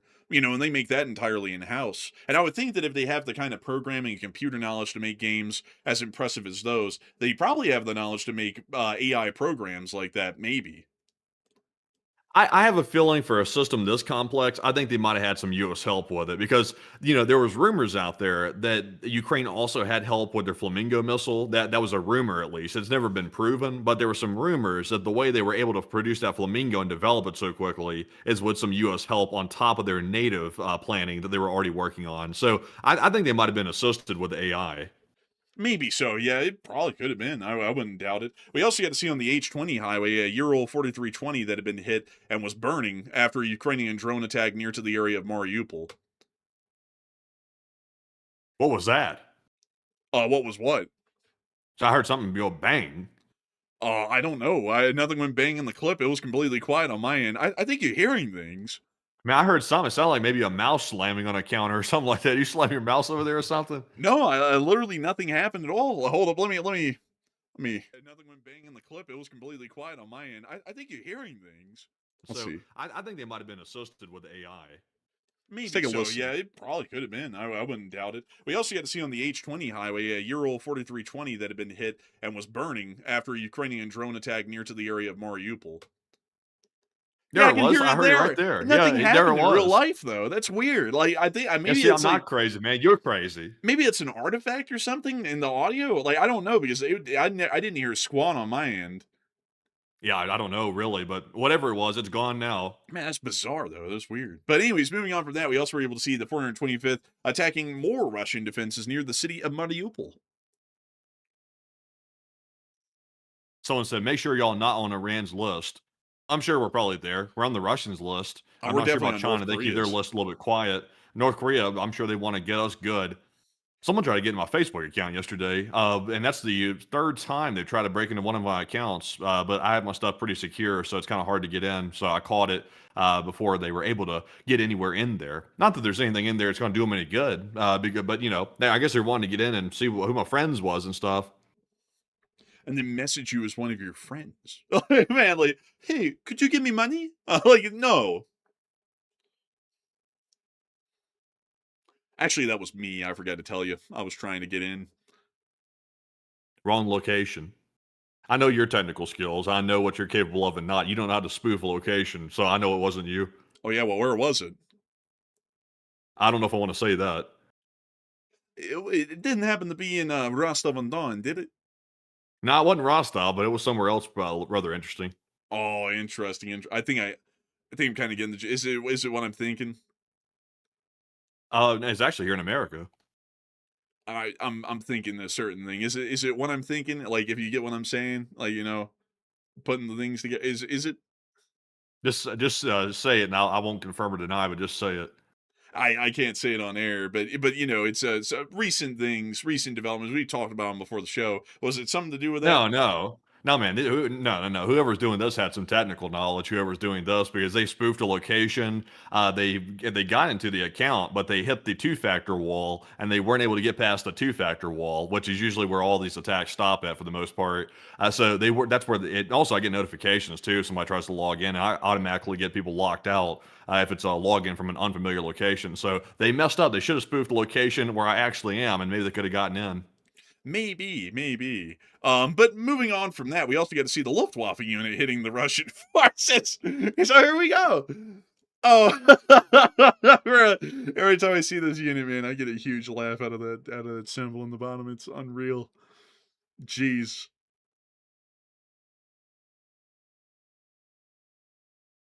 Man, I'm not gonna lie. Like, they're quite effective though. And also, I saw someone getting deeply offended by what I was saying about Andrew Jackson and Thomas Jefferson. Calm down. Calm down. It was just an example. It's okay. It can't hurt you, all right? I'm just saying it as an example. It's no big deal. It's okay. It's okay. But they were hitting them hard in the Luftwaffe Also, unit. also by saying, "Don't tell them how to fix it, Matt. You're gonna let them in." No, even if they spoof my location, they still can't get in. Sorry, but they can't. It's for all my accounts. Not. I'll say this. Maybe some of them, maybe, but the ones that are unimportant, I don't really care about securing anyway. So all the important ones are secured. And moving us on into our next clip, speaking of which, we also get to see the 11th NGU also striking Russian forces on the southern front, knocking out Shaheds, doing the whole 9 yards. Pretty impressive stuff right here.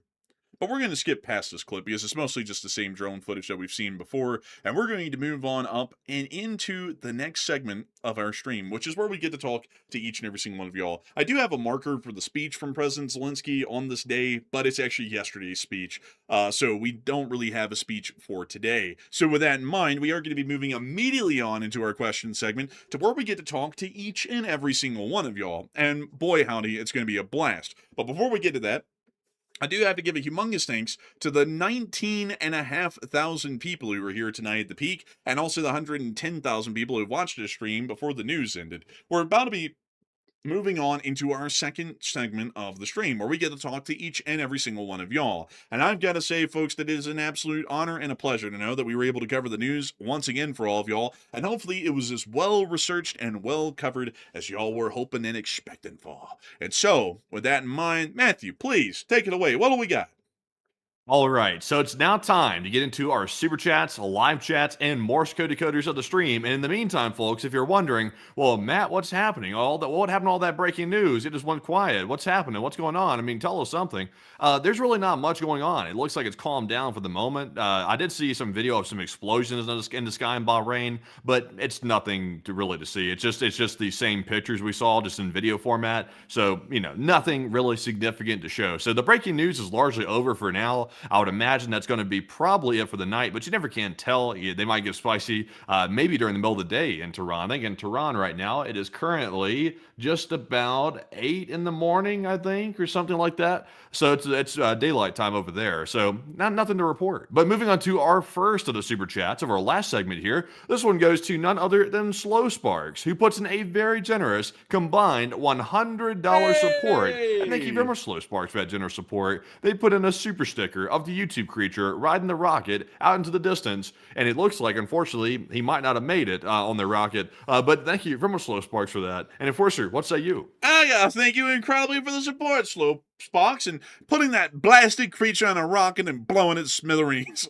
Like, I gotta say, we are absolutely appreciative and very thankful for folks like you who go out of your way to support this channel and help us to keep this thing running. And if it wasn't for amazing folks like you who went out of your way to support the channel, as we run these live streams ad-free and sponsor-free every single day, this thing wouldn't have been possible to run for days, weeks, months, especially not years. And it's really crazy to know that thanks to all of the amazing and incredibly kind folks of the LSA who go over their way to support the channel, we've been able to keep this thing on air without having to take on a single sponsor or turn on ads on these streams for 1,595 days. And hopefully we'll never have to even consider or worry about doing such a thing in the future, thanks to amazing folks like you who help us to crowdfund this kind of news coverage. And so a humongous thanks to you so much once again. I hope that has addressed that incredibly well. And with that, we are on and into the next one.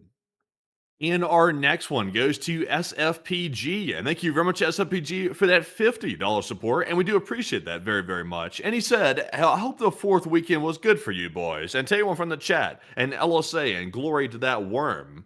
I tell you, that worm became like the second version of the Orb of Justice out of Iran that we saw a while back. The orb kind of died off. I see people say it occasionally, but it kind of died off. But if we ever see it again, I'm sure it'll be back in full force. But that big booty worm, I think that did something else to people. I'm not really sure, but that was an unexpected one with that. Luckily, our fourth weekend was pretty solid, I will admit. Pretty solid.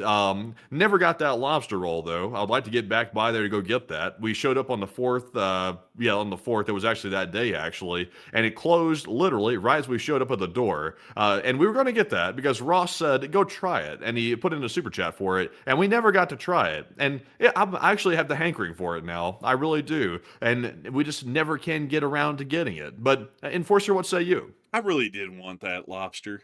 We biked all the way down there, literally right by Liberty Park, from the train station to go get this, and there was no lobster to be had. They had special holiday hours, and they closed at 3, and we showed up there at 2:58. So we didn't get to get a lobster roll. Sadly, I wanted one. I wanted one really badly, but it just never happened. It never happened, and we haven't had the chance yet to get back up there and try and get it. But I do have to say that that big booty worm does have a reputation of its own.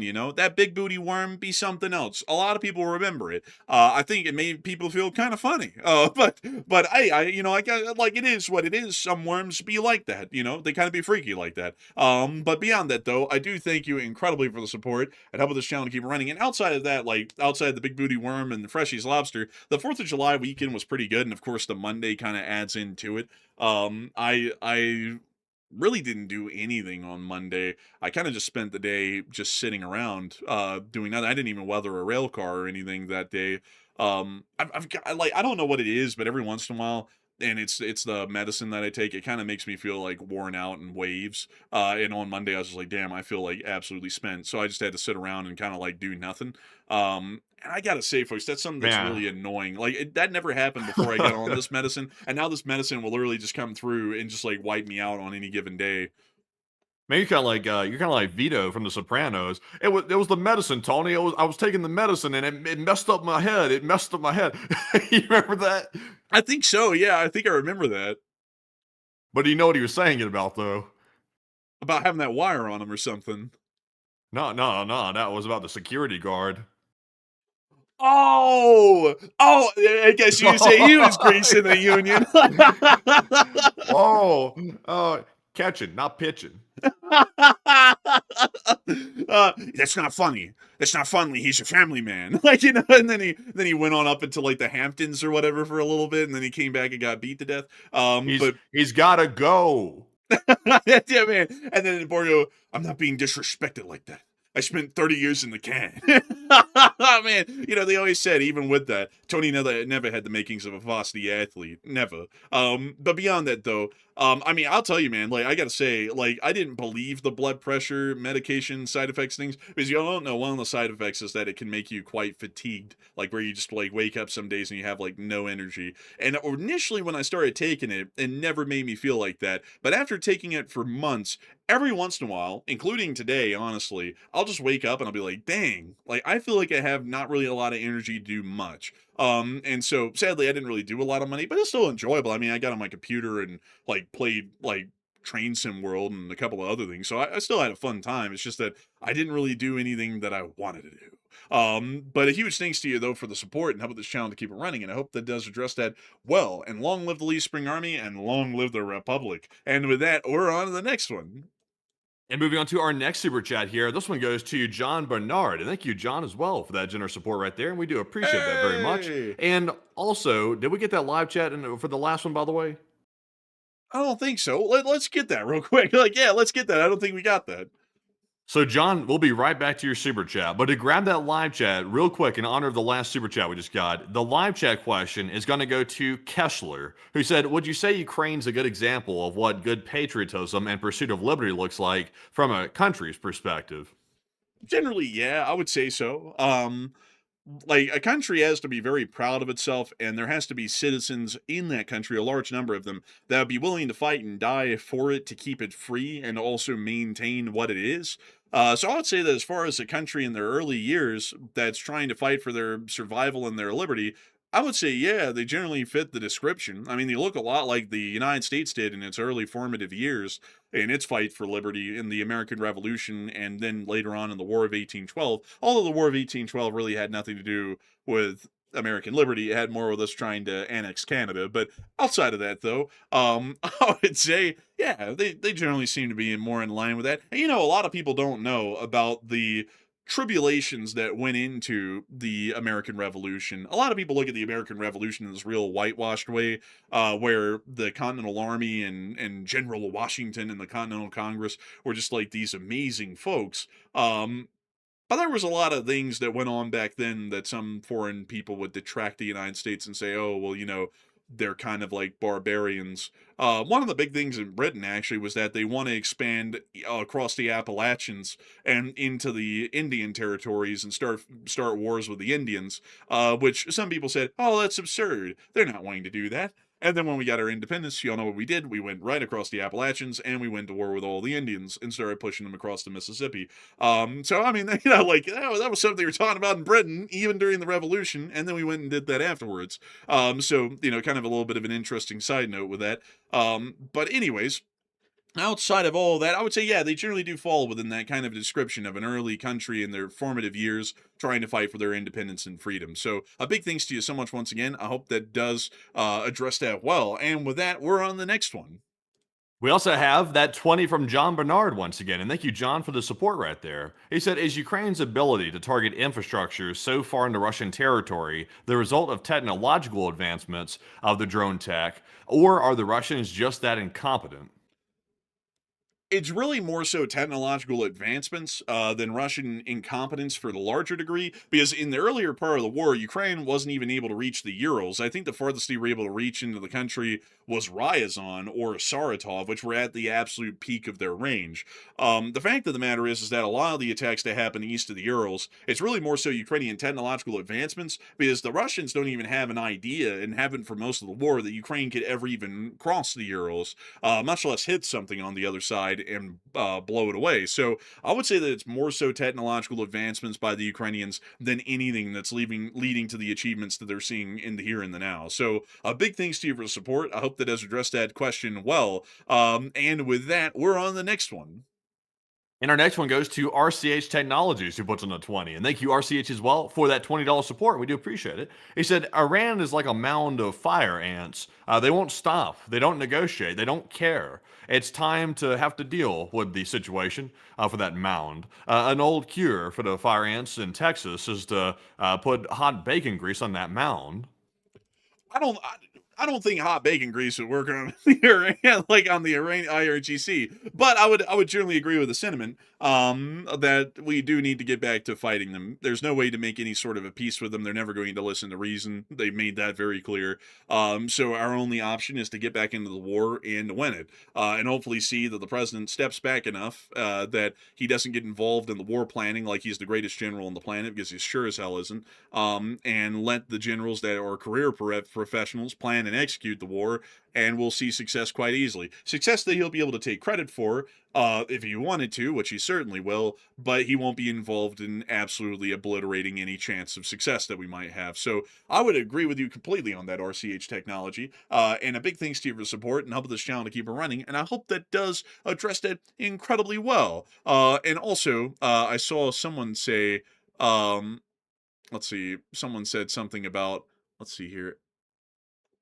It was something about my comment. I've seen some people having an issue with this throughout the night, so I'll address this one here really quickly about what I was saying about Thomas Jefferson and Andrew Jackson. How dare you say that they were flawed? They're great people. I think y'all are completely missing the point. I mean, I was saying that as in they're flawed people, but they're still looked at in U.S. history as heroes and role models of the nation. So I think y'all are kind of missing the point for the people who are having an issue with that, because my whole point is that you can throw stones at basically every historical figure out there, but is it really worthwhile? And also, does that mean that that a nation has to suppress or erase their national figures to appease other nations or other groups? And the answer is generally no, because you don't see anyone do that in the world. Like a lot of heroes in Russia are looked at as absolutely atrocious, depending on who you're talking to. Like for example, Stalin was a hero of the Soviet Union. If you asked anyone from any minority population in the Soviet Union, he was a bastard. He was genociding them. But he's still looked at as something of a hero, even still in modern Russia. If you look at Mao, he killed 40 million people in China, yet he's still looked at as a hero by most communist Chinese. Are you sure? I thought, like in Russia, I thought like Yuri Gagarin was like was like the hero, not Stalin. Yuri Garglin oh, like you mean Yuri Gagarin? Say what? Man, you say Yuri Garglin. It's Yuri Gagarin. A Gargarin, I meant to say, like Gargarin. It's Gagarin. Or whatever his name is. He's a hero, man. I don't think they've ever named Stalin as like a notable historical hero. I don't think they've ever named him as one. Yeah, I mean, if you go to most Russian like Russian stores, like gift stores, they're gonna have like a little bust of Lenin and Stalin in there, and a poster of Stalin that you can buy. I mean, Stalin, like in Russia, they don't really look at Stalin like we do here in the West. Like they look at him as like, oh, he's kind of like a cool dude, sort of. Yeah, I don't know, man. I don't know if Stalin gets to go in a hero's book. He might get to go in the bastards book. He's up there with the worst. But, you know, at the same time, though, in China, they say that Mao was a pretty good guy. You know, he had some flaws, but he's still a national hero. He founded communist China. Like, they say that about him. Do we look at him that way here in America? Hell no. He's a bastard. He killed 40 million people. Man, And also, he took a great leap forward and it went back. man, he took a great leap forward on the corpses of 40 million people. It's like, you know, it's like, I wouldn't say that's a great leap. You know, in North Korea, they look at all of the Kims as these amazing people. Do we look at them as amazing people? No, we knew that they conducted significant atrocities, and they're still running concentration camps in most of North Korea. It's like, those aren't great people, but if you asked any average North Korean, they will truly believe it in their hearts that those are amazing people, national heroes. And it's a matter of perspective from country to country with that.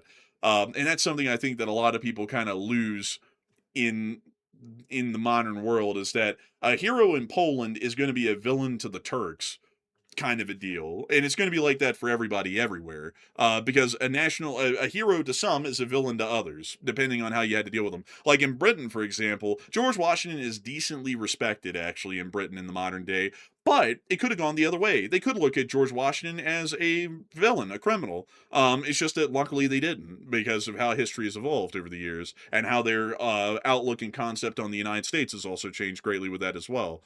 So I hope that does address that the best I can. But I hope that also answers, you know, if y'all are getting offended by what I was saying, y'all are completely missing the point. That wasn't even the point of saying these people are bad people. I'm saying you could come up with stones to throw at any historical figure. But anyways, with that, we're on to the next one. And our next one goes to JMO75, who puts in a 20. And he said, do you think that the U.S. will give Iran a red card? I might, you know. I heard that there's been some rumors that apparently someone called up called up FIFA and got the red card removed on the goalie for the U.S. team. Honestly, they should have kept the red card in place, because the goalie did so badly at the game yesterday. It would have been better if they had a different one, really. Like, the guy was so far away from the goal, you could play the whole game behind the guy and still be near to the goal, which is nuts. Like, unreal what that guy was doing. I saw, like, a couple of clips of people talking about that last night on Instagram. I was like, oh my god, that's pretty bad. Like, he was doing terrible. But outside of that, though, I would have to say, they might. Like, you never know. I mean, you know, there's a lot going on there these days. But a humongous thanks to you so much once again. I hope that does address that incredibly well. And with that, we're on to the next one.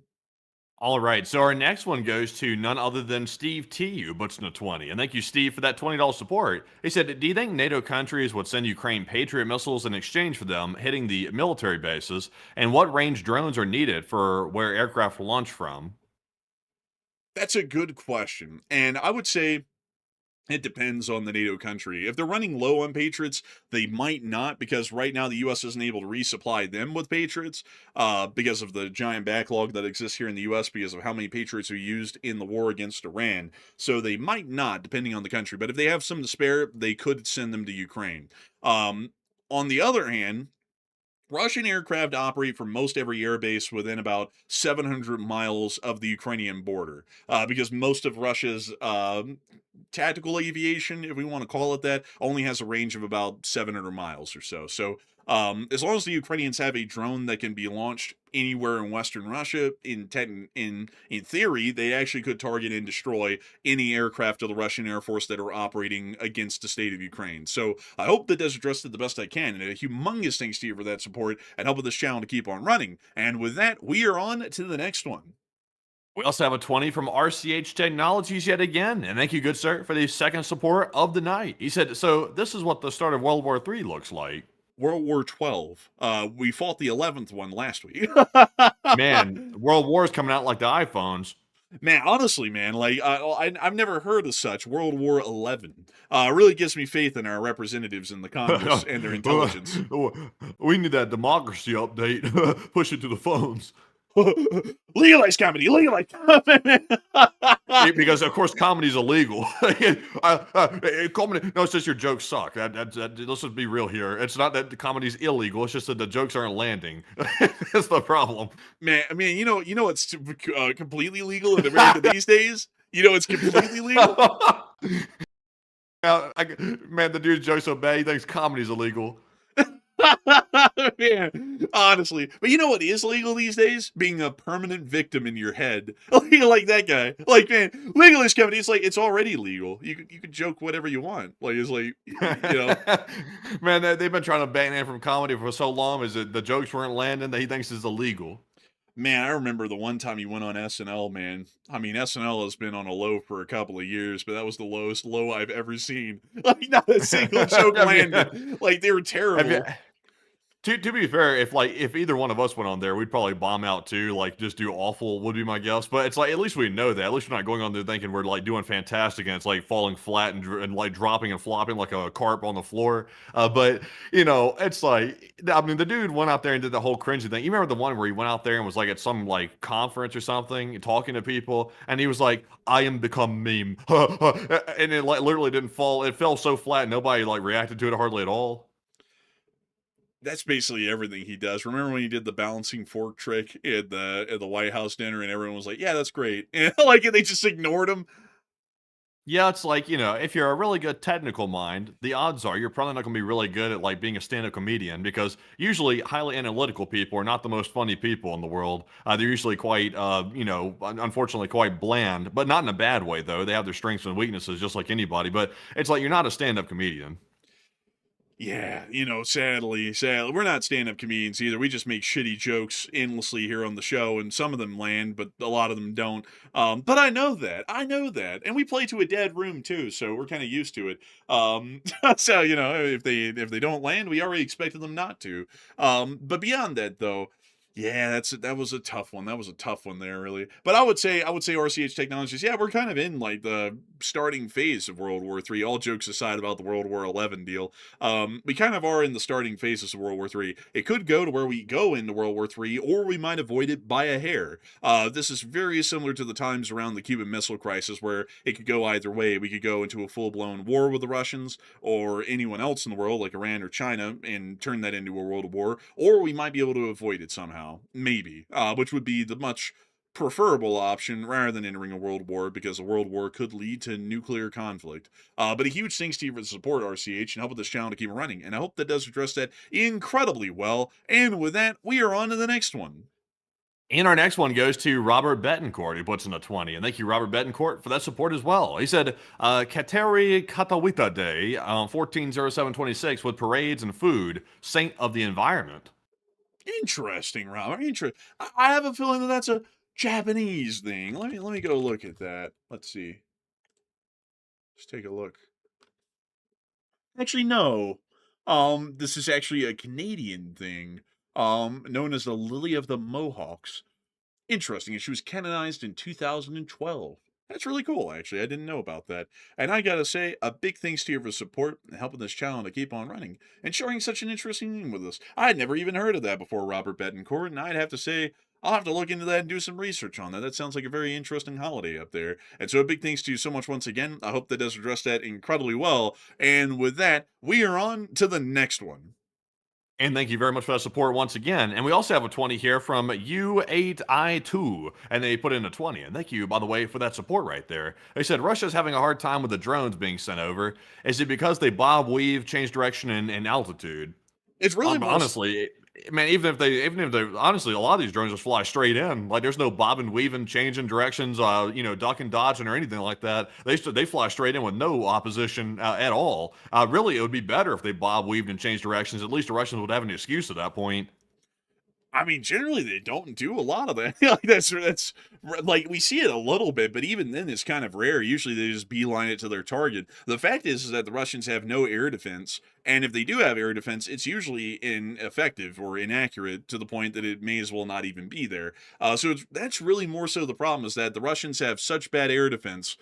It really just doesn't mean anything. Like the Ukrainians could come up with a drone that flies at 20 miles an hour in a perfectly straight line, and in fact hovers above the target for 3 minutes to give the Russians some time to shoot it down, and they'd still hit the target because the Russian air defenses are just that bad. So I hope that does address that well, and a huge thanks to you so much once again. And with that, it is time for us to move on and into the next one.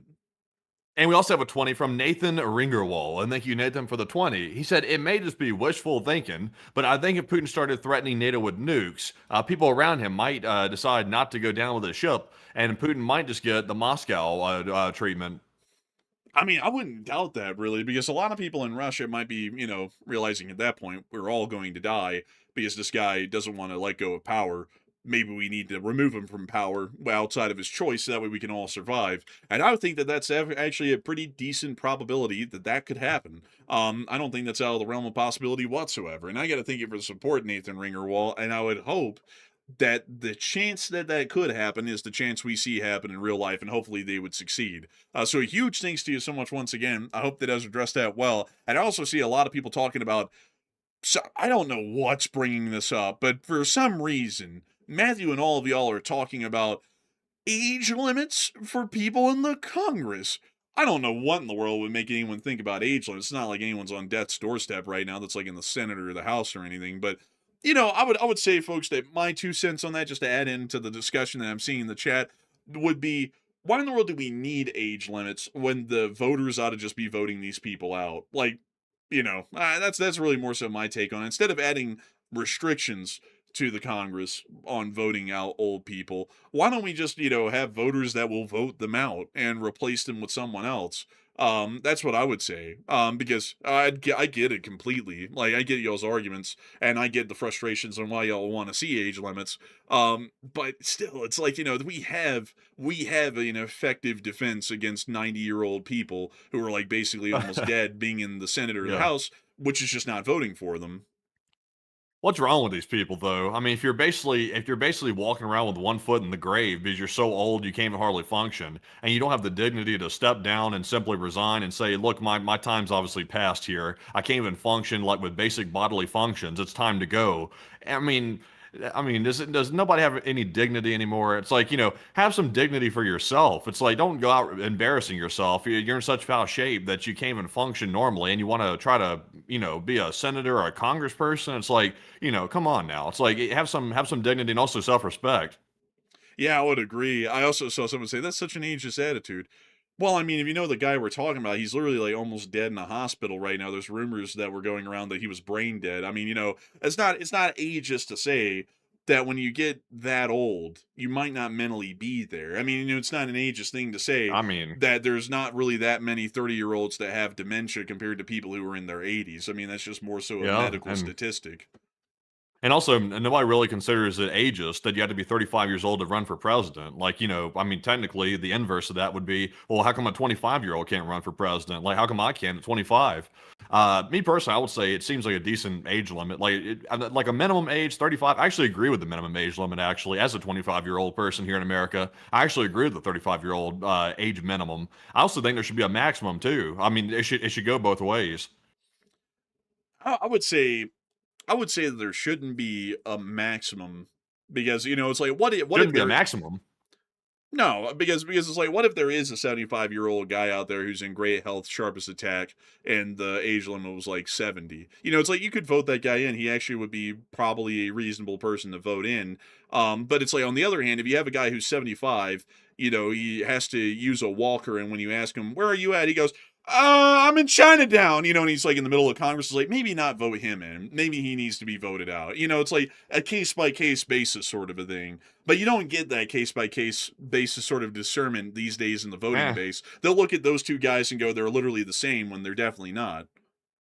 Well, that's why you have to protect the people from their own stupidity by putting those age restrictions in place, because someone said you had to be 35 years or older. So it's like, if we had that line of logic that some people have to be a certain age to run for president and become the president, which I'll be honest, seems logical because, if you're too young, you lack certain experience that you just gain with age. So 35 seems like an arbitrarily decent age to start at for a minimum. But it's like, those same people that said that, which happened to be people that were a little bit older in age, didn't set a maximum age on the other end of the spectrum. It's like, there's a little hypocrisy with that. And also, I don't think they really predicted that people would actually vote in somebody that was basically on death's doorstep. They never really predicted that because they assumed that people would be operating from a position of common sense. But, you have to put safeguards in. You have to design the system to the lowest common denominator of intelligence, unfortunately, and you have to put those limits in.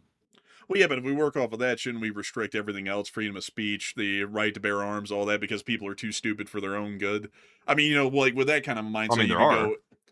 Well, yeah, but with that kind of a mindset, you could go around and start wiping away everyone's rights because people are too stupid for their own good in every Well, I mean, there way. are limits, though. I mean, you can't run into a movie theater and yell fire. Your free speech rights in there. Also, with firearms, you can't go in and buy firearms under certain circumstances either. There's restrictions against it. No, there's restrictions on everything. I mean, nothing's an unlimited right. Even if the Constitution says, like, you have the right to bear arms uninfringed, et cetera, et cetera, et cetera, there's still restrictions on it, even at that. So, I mean, there's always restrictions. Well, yeah, but there's not restrictions like, if you go to the range and you fire off this many rounds, you can't own a gun anymore. There's not restrictions like that. It's like if you're a felon or whatnot, and that's the same restrictions we have. Like you have to be 25 or 35 to be able to run for these positions. We have those same limits on gun ownership, which is with limits, but it's not like, once you turn 70, you have to turn all of your guns in, sort of a deal. I think if you're nutty, like if you've gone berserk or something like that, isn't there like, see, somebody let me know, I'm not totally That's familiar a with that, state but by isn't there state like, basis. so if you've had like a, like psychiatric treatment, like in a certain period of time, like you just can't go buy a firearm, can you? In some states you can, in others you can't.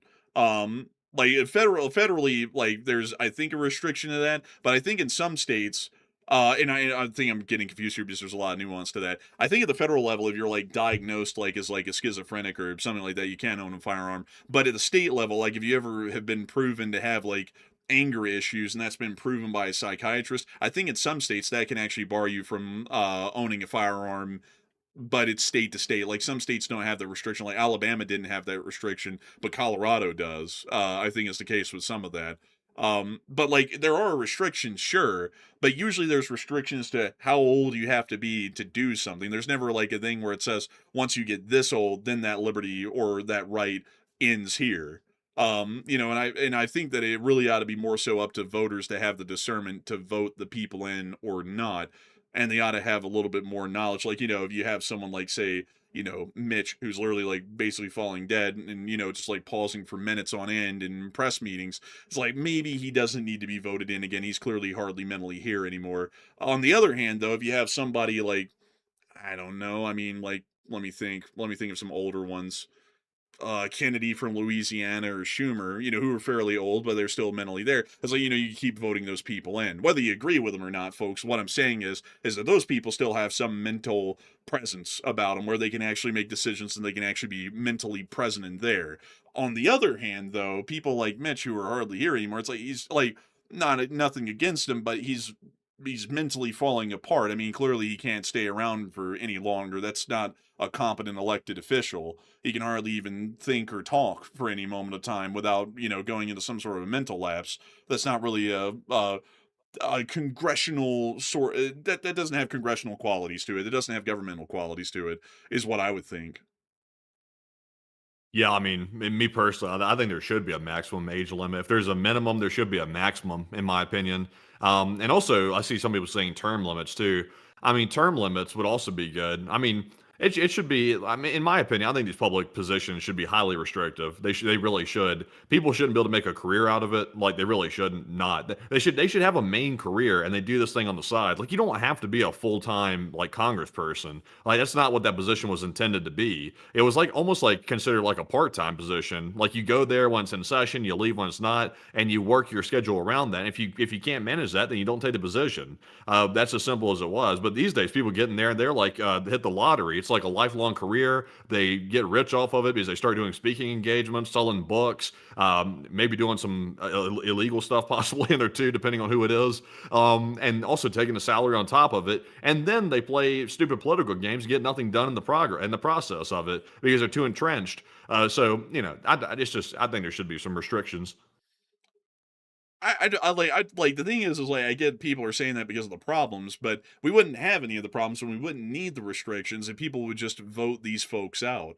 Like if you just saw something about them, and that really starts with the voters. Like everyone always says it's the system that's failed, but the system's failing because the voters keep letting it. They just keep voting in these people.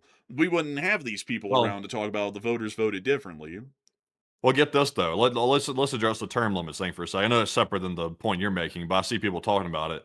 If we had term limits where the Congress people and the senators could only have like 2 terms or something like that, or maybe 3 terms depending on what you set it at, imagine those people. They would actually care about the real issues at that point because they'd realize, well, hell, I've only got this job for like however long these 2 terms last, and then I'm out. So I got to get back to the job market. So they would actually care about the normal average everyday American is once those 2 terms are up, they go right back to being an average everyday American. They're no longer in this elite political class that's excluded from normal everyday life. They go right back to it later. So they're going to be very motivated during those 2 terms that they're limited to pass legislation that will help them when they get out, which helps the average everyday American.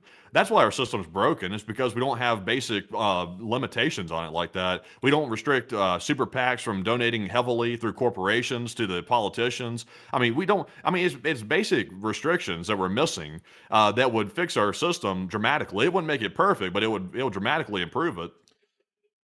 I don't know because term limits on the Congress, like that's assuming that if you impose term limits somehow that the lobbying has ceased to exist, which is a whole other thing outside of that. Not to be a devil's advocate, but if you say in the House can only serve a maximum of 4 terms, which would be 8 years, you could just have the people who, the super PACs and whatnot, still, even with that in place, go, if you vote the way we want you to for those next 8 years during your 4 terms, when you get out, we're going to make sure that you have speaking arrangements that you'll be paid for. We'll make sure that you are an advisor to our company. We'll put you in a cushy job. And they'll make sure to do that too. So that way, when the next one comes around for the election, they'll say to them too, this guy right here did everything that we said. And he's gotten tons of money from these speaking arrangements and also being an advisor that gets paid hundreds of thousands of dollars a year. If you also take our lobby money from our super PAC and you also serve your limited term in the House or the Senate, you too can be in that position when you get out. And that, like, at that point we've made term limits a thing, but we still haven't gotten rid of all of the vices that make it as it is outside of them being old. Like we've addressed them being old, but everything else that comes with the lobbying system is still not addressed. And then it goes back to the voters have to be more discerning and more smart. And when people dupe them and lie to them, they need to vote them out immediately. And that would fix the system. Maybe so. It's just, when everybody talks about the problems in our country today and they're like how it can be fixed, they say, oh, there should be more money for this, there should be more money for that. They're not putting enough money here, enough money there. It's like, I'm like, people don't get it. It's like, it's not a money problem. The US can just simply print money. That's what we've been doing for everything. Like foreign aid, we print money. Whatever the federal government wants to spend money on, like building up the military, they just print more money. Is that good? Obviously not. But it's not a money problem though, because they're creating debt anyway. It's going to be created regardless. It's a management issue. Right now, our managers simply are not qualified. A lot of them are making a political, like a whole lifelong career out of it. They're trying to get rich off the position. And when you have people with motivations like that, they're obviously not going to be good managers because they clearly don't have a good character to begin with. And they're not going to do good for the average everyday person because they simply don't care. So that would correct a lot of it. It wouldn't fix everything, but it would correct a lot of it. I would say it probably would. I would also add, like, as far as what I would say would fix it, and I always say it's on the voters, and it is. I mean, the voters are the power in this country. Y'all are the people, all of y'all who are here right now. Y'all are the ones who elect these representatives and senators, which we deride and complain about all the time. We're responsible for those people being there. And what we should be doing is that we should not be getting complacent with a political party. We should be causing the maximum amount of disruption necessary to be able to keep the system on the straight and narrow. If somebody's involved in corruption and they tell you, if you vote for me, I'm going to make you rich beyond belief in some way, shape, or form through their policies. And then you vote them in and then they vote every single way to screw over their constituents, vote them out. And then say, clearly there was some corruption involved if there ever was. Like, if there was clear corruption, we want this guy investigated. We want the Department of Justice to investigate the guy. And then if the office of the president doesn't really seem that adamant on investigating him, okay, well, we'll vote the president out too. He won't have his job either. We'll vote in a president that'll go and investigate these people and indict them. And then if the next guy doesn't do it, you vote him out too. You vote in a new representative after that one, and so on and so forth. But it's so many things that have to line up to make that actually work though. Like you have to hope that they vote in a decent congressman or a legislator. They have to hope that they vote in a decent president. The odds of having all that working together is probably not very good. Like when you have like average everyday people voting for a politician, you're probably not going to have all those stars lining up like that. Which is why if you had term limits, it would solve the problem. Because if there's term limits, whatever person gets elected, they're not going to have a long enough tenure there to get deeply entrenched enough to get corrupted like that. They're going to be gone in 2 years, and there won't be any incentive for any corruptors to come along and try to, give them kickbacks and stuff like that, and speaking fees that are out of line and out of proportion. There won't be that element because there's no incentive for these corruptors to come in and do that because the politicians are going to be gone in 2 years. They'll be out of that position. It would fix a lot. It would fix a lot. But how do you get the corrupt people that are there right now that are entrenched in the political system to vote in acts or amendments that are against their interests and would destroy the political engine that they've created?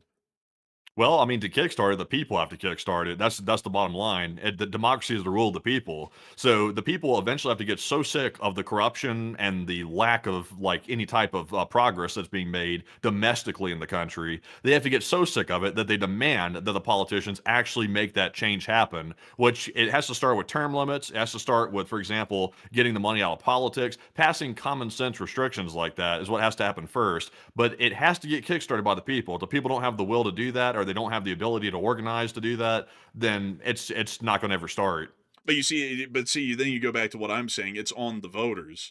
Like it's on the voters to do any of this stuff. Like your plan's great, but to kick it in motion, it goes back to what I'm saying, which is the responsibility doesn't fall on the system to fix it doesn't fall on the broken system to fix the broken system. It falls on the people to vote in the folks who will fix the broken system. And that's what I'm saying. I think you're working towards the end stage of what I would say the voters could achieve, but I'm saying to No, they can start, do it. like, They can do it with the people that are there if they put enough pressure on them and people got truly organized and put enough pressure on these politicians, which is your right as an American. You can protest, you can express your opinion, you can organize. I mean, the U.S. citizens should be able to organize enough to have as much power as a super PAC because I mean these politicians won't have a job if you don't vote for them, and they need your vote. So if people properly organized, properly used their head, and actually looked at these people and saw what they were actually doing and demanded that, for example, these people pass like term limits, they would have to do it or they're going to lose their job anyway. they could lose their job, but with the system that exists right now, they're still going to be taken care of. Like, that's the thing. It's still on the No, because they'll be voters. gone. The term limits are going to kick them out. Yeah, but I mean, the lobbies that are supporting them right now will take care of them. I mean, it's not like they're going to be out on the street looking for a job at Publix or anything. They're going to get their advisor roles. They're going to get everything that already exists in the current political engine. And that's why the voter, like, as I keep saying, the voters, no matter how monumental a task or how monumental a feat it may sound, the voters are the only engine of change in this whole country. They're the only ones that can bring about change, and they have to understand that, and they have to work off of that concept, or nothing will ever change. Because everyone always wants to remove the responsibility from the humble voter, which is the one who largely is responsible for all this, and put it off into some other group. It's in the system, and then they demand the broken system they claim is broken change the system, which the system's never going to do. Why in the world would the broken system that benefits all the people who make the decisions ever change the system to where it hurts them? They're never going to do that. They don't have the interest. So the voter has to remove those people with their lack of vote and vote in new elected representatives to bring about that change. That's what happened during Teddy Roosevelt's time in the populist movement in the early 1900s. I would say that was one of the most exceptional eras of change we ever saw. And it wasn't brought about by the same people in the political system just, having a change of heart someday. It was brought about because people had had enough. They voted everybody out that had been conducting the actions of old, and they brought in the new. And the new brought in a different way of living, made America qualitatively better in almost every way. And that has to happen again. I don't really see, historically at least, any way that it has been done different in our country's history. We'll have to see. We'll have to see on that. I'm not sure if any progress is going to be made anytime soon, so we probably don't have to worry about it. But we can 2040, see where though. it goes. 2040, 2040. Yeah, that's when I What? run for president, Matthew. Remember? Oh, you're getting into all that. You're one of Sure. them, No, I'm not one of them, but I'm getting into it. But, one of us. one of no, not one of you. Like, man, what are you talking about? Hey, what do you mean by that? I, One of you people. What do you mean by that? You know what I mean? You people, like you people in the CIA. Oh, wait, hey, yo. Hey. What are you talking about? Oh, you know the truth, Matthew. You went up there not long ago. You went up there and talked to him, didn't you? Well, I mean, I talk to a lot of people from time to time. I talk to a lot. Sure you do. Do I'm you just like your playing, Chris. job? Yeah, sure. I love my job. I'm glad you do. You love your family? But anyways, with that, we are on to the next one.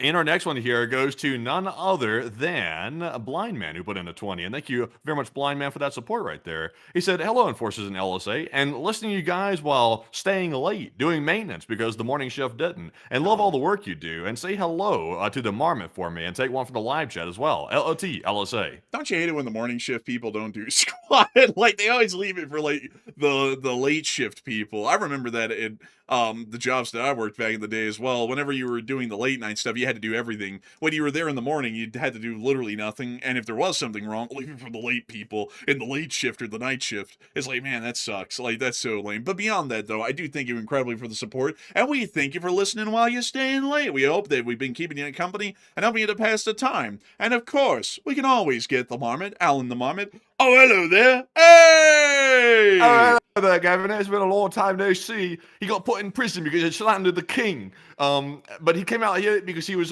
tired of being put in the pen. He was in O block. He was in cell block O, in there with the homies. That's what he was doing in there, trading for Twinkies and stuff. And it turns out somebody didn't pay their debt, so he had to make them eat a plum. It was not an option. He had to. But strange thing there. What is that mama gonna say down there?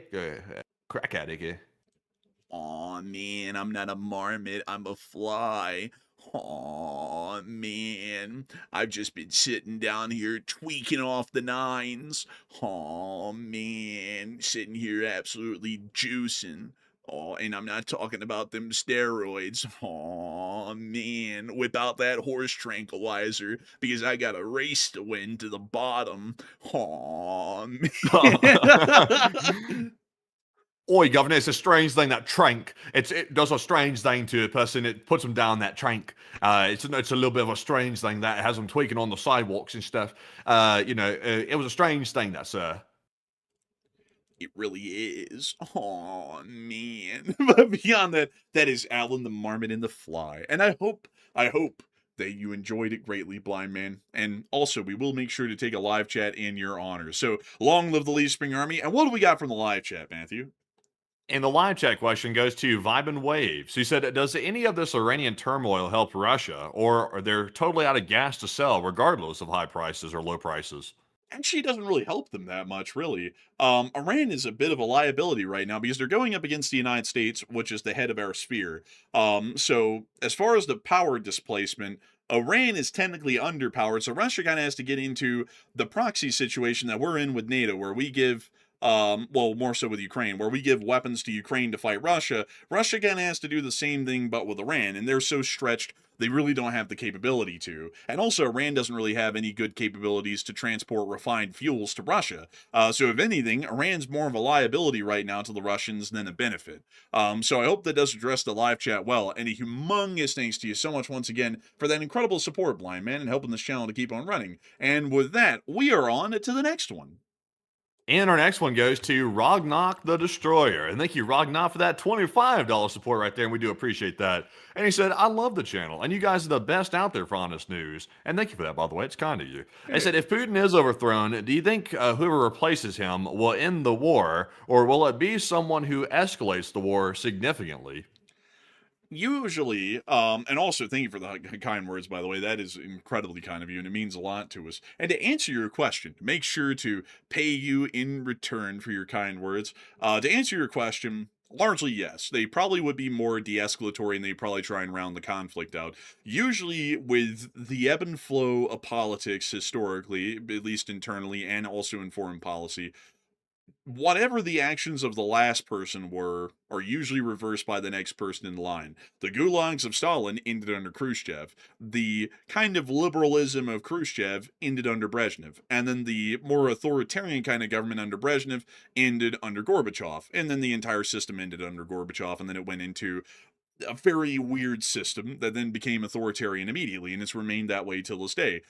So with the next system that comes in, the leader is not going to be like, a dove or anything like that. He's still a Russian. So he's going to be an authoritarian and rule the country with an iron fist. But in terms of foreign policy, he's going to be a lot more, how would I say it?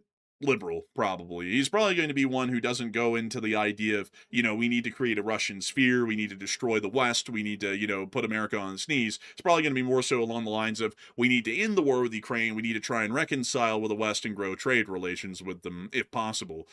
Because that would be largely the opposite of what Putin's done. Most of them wouldn't come in because the war is already becoming quite unpopular and it's very damaging to Russia. The next person that comes in probably wouldn't be of the mindset of, let's continue the war, because it's a destructive path. Everybody can see that at this point, inside Russia and outside. So they're probably not going to come in and say, let's continue the war and possibly go to war with NATO and get nuked, because that's what Putin would have done. So they're probably going to try and do the inverse to make themselves look a lot more appealing to the public, considering that their government will be brand new and in its formative years. That's usually when they're in their weakest, and another coup could easily overthrow them, just like they would have overthrown Putin. So I hope that does answer that question, at least in my opinion. But Matthew, do you have a different outlook on that, or would you like to add your own words?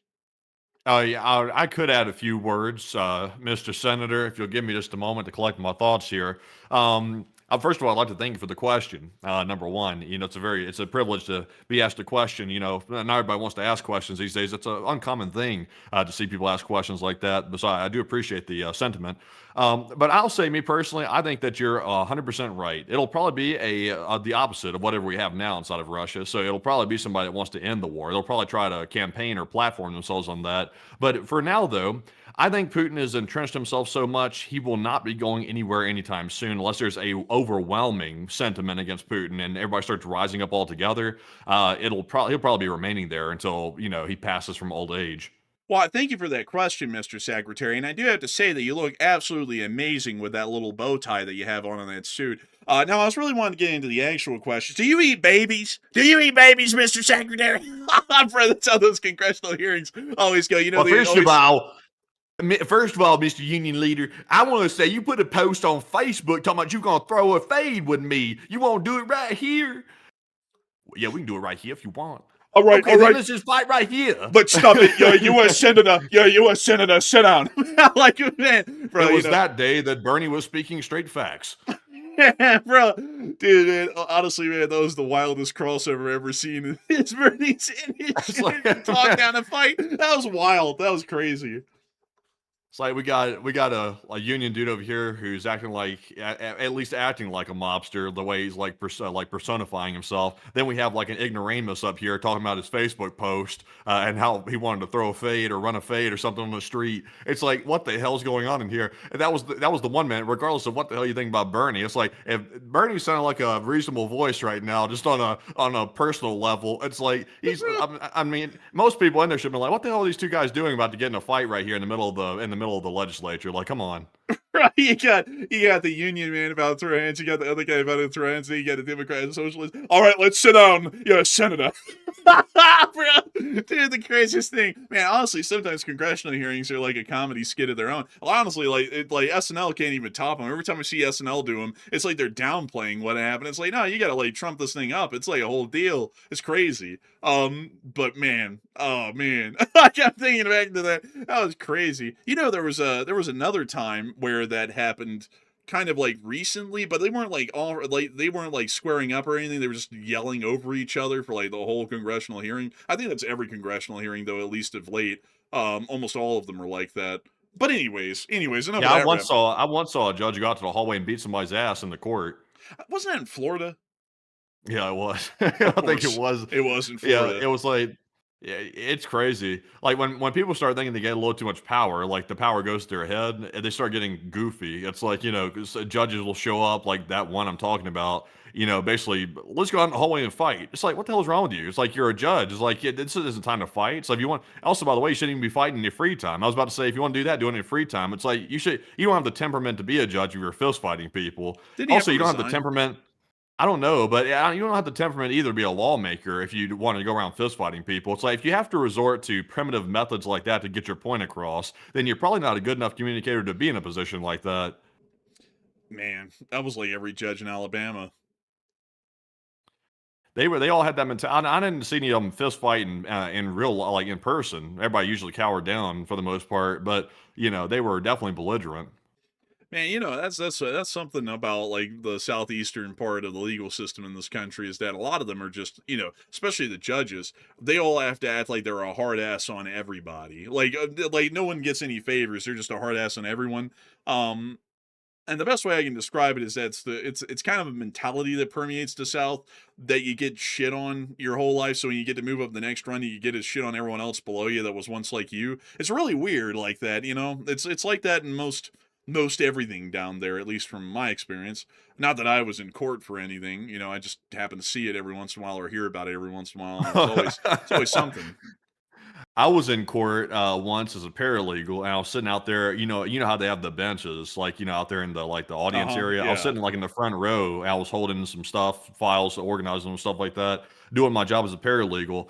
And I remember the court clerk came in. This woman who was the clerk for the court, and everybody had like cleared out. They'd heard all the cases, all the criminal cases for the day. So she walks up and points to me and says, "Are we waiting on his mom?"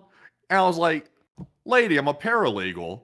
"Oh, I'm so sorry. I apologize. I'm so sorry." And then she like ran out the door. I was like, "What the?" I'm like, and then everybody in the whole place is like at that point, like looking at me like I'm some type of like convict or some like a delinquent. It's like, what delinquent shows up in like a nice suit like this, like, sitting here with files? It's like, I'm sure a delinquent's not going to show up with like a banker's box full of like files and sitting there like reading them like an academic. It's like, that's probably not going to be the case.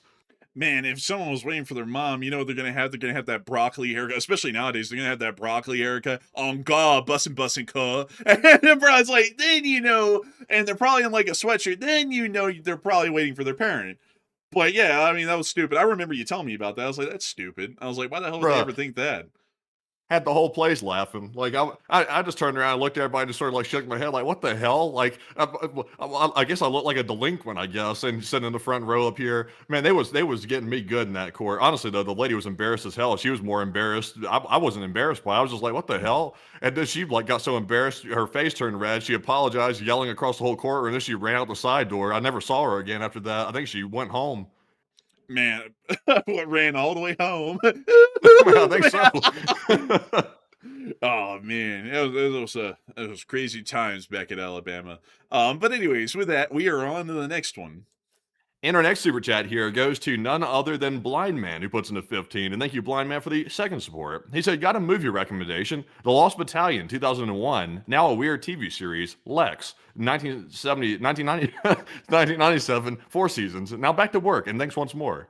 And thank you for the support. I'm gonna have to look into this. Apparently, got a 79% on Rotten Tomatoes. So that's interesting right there. And that is quite. I've heard about the Lost Battalion before. It's a very famous story from the First World War, especially for the AEF. And I'll have to look into that. I didn't know they made a movie about it before, but it does look like it would be an interesting one to see. A lot of these guys, sadly, if they survived the battle, the very few that did, and also the encirclement, a lot of them would end up jumping out of windows and stuff after the war. Sadly, I think the guy who was actually in command of the battalion, he was on a ship, I think to Cuba, and he had a dinner with a couple of folks, and he said, "Yeah, that was a great time. Well, I'll see you all around." And he walked out the door of the berth that they had the dinner in, and they never saw him again. He jumped off the side railing of the ship right when he walked out of the room and disappeared into the watery depths in between Florida and Cuba. Rather unfortunate, really. Very, very sad to think that a lot of people were so mentally tortured by what they went through that a lot of them didn't really survive the peacetime because the war was still going on in their head. But big thanks to you for supporting this channel to keep it running. I will have to look into that movie. But a big thanks to you so much once again. And with that, we're on to the next one. We also have a 10 from Jay Fitzarelli. And thank you, Jay Fitzarelli, for that $10 support. It's good to see you. He said, did to your knowledge your Sign My Rocket hit anything good? We don't know, actually. We don't know. It might have. We're not sure. That we never got told what it was aimed at. We just know that it was fire.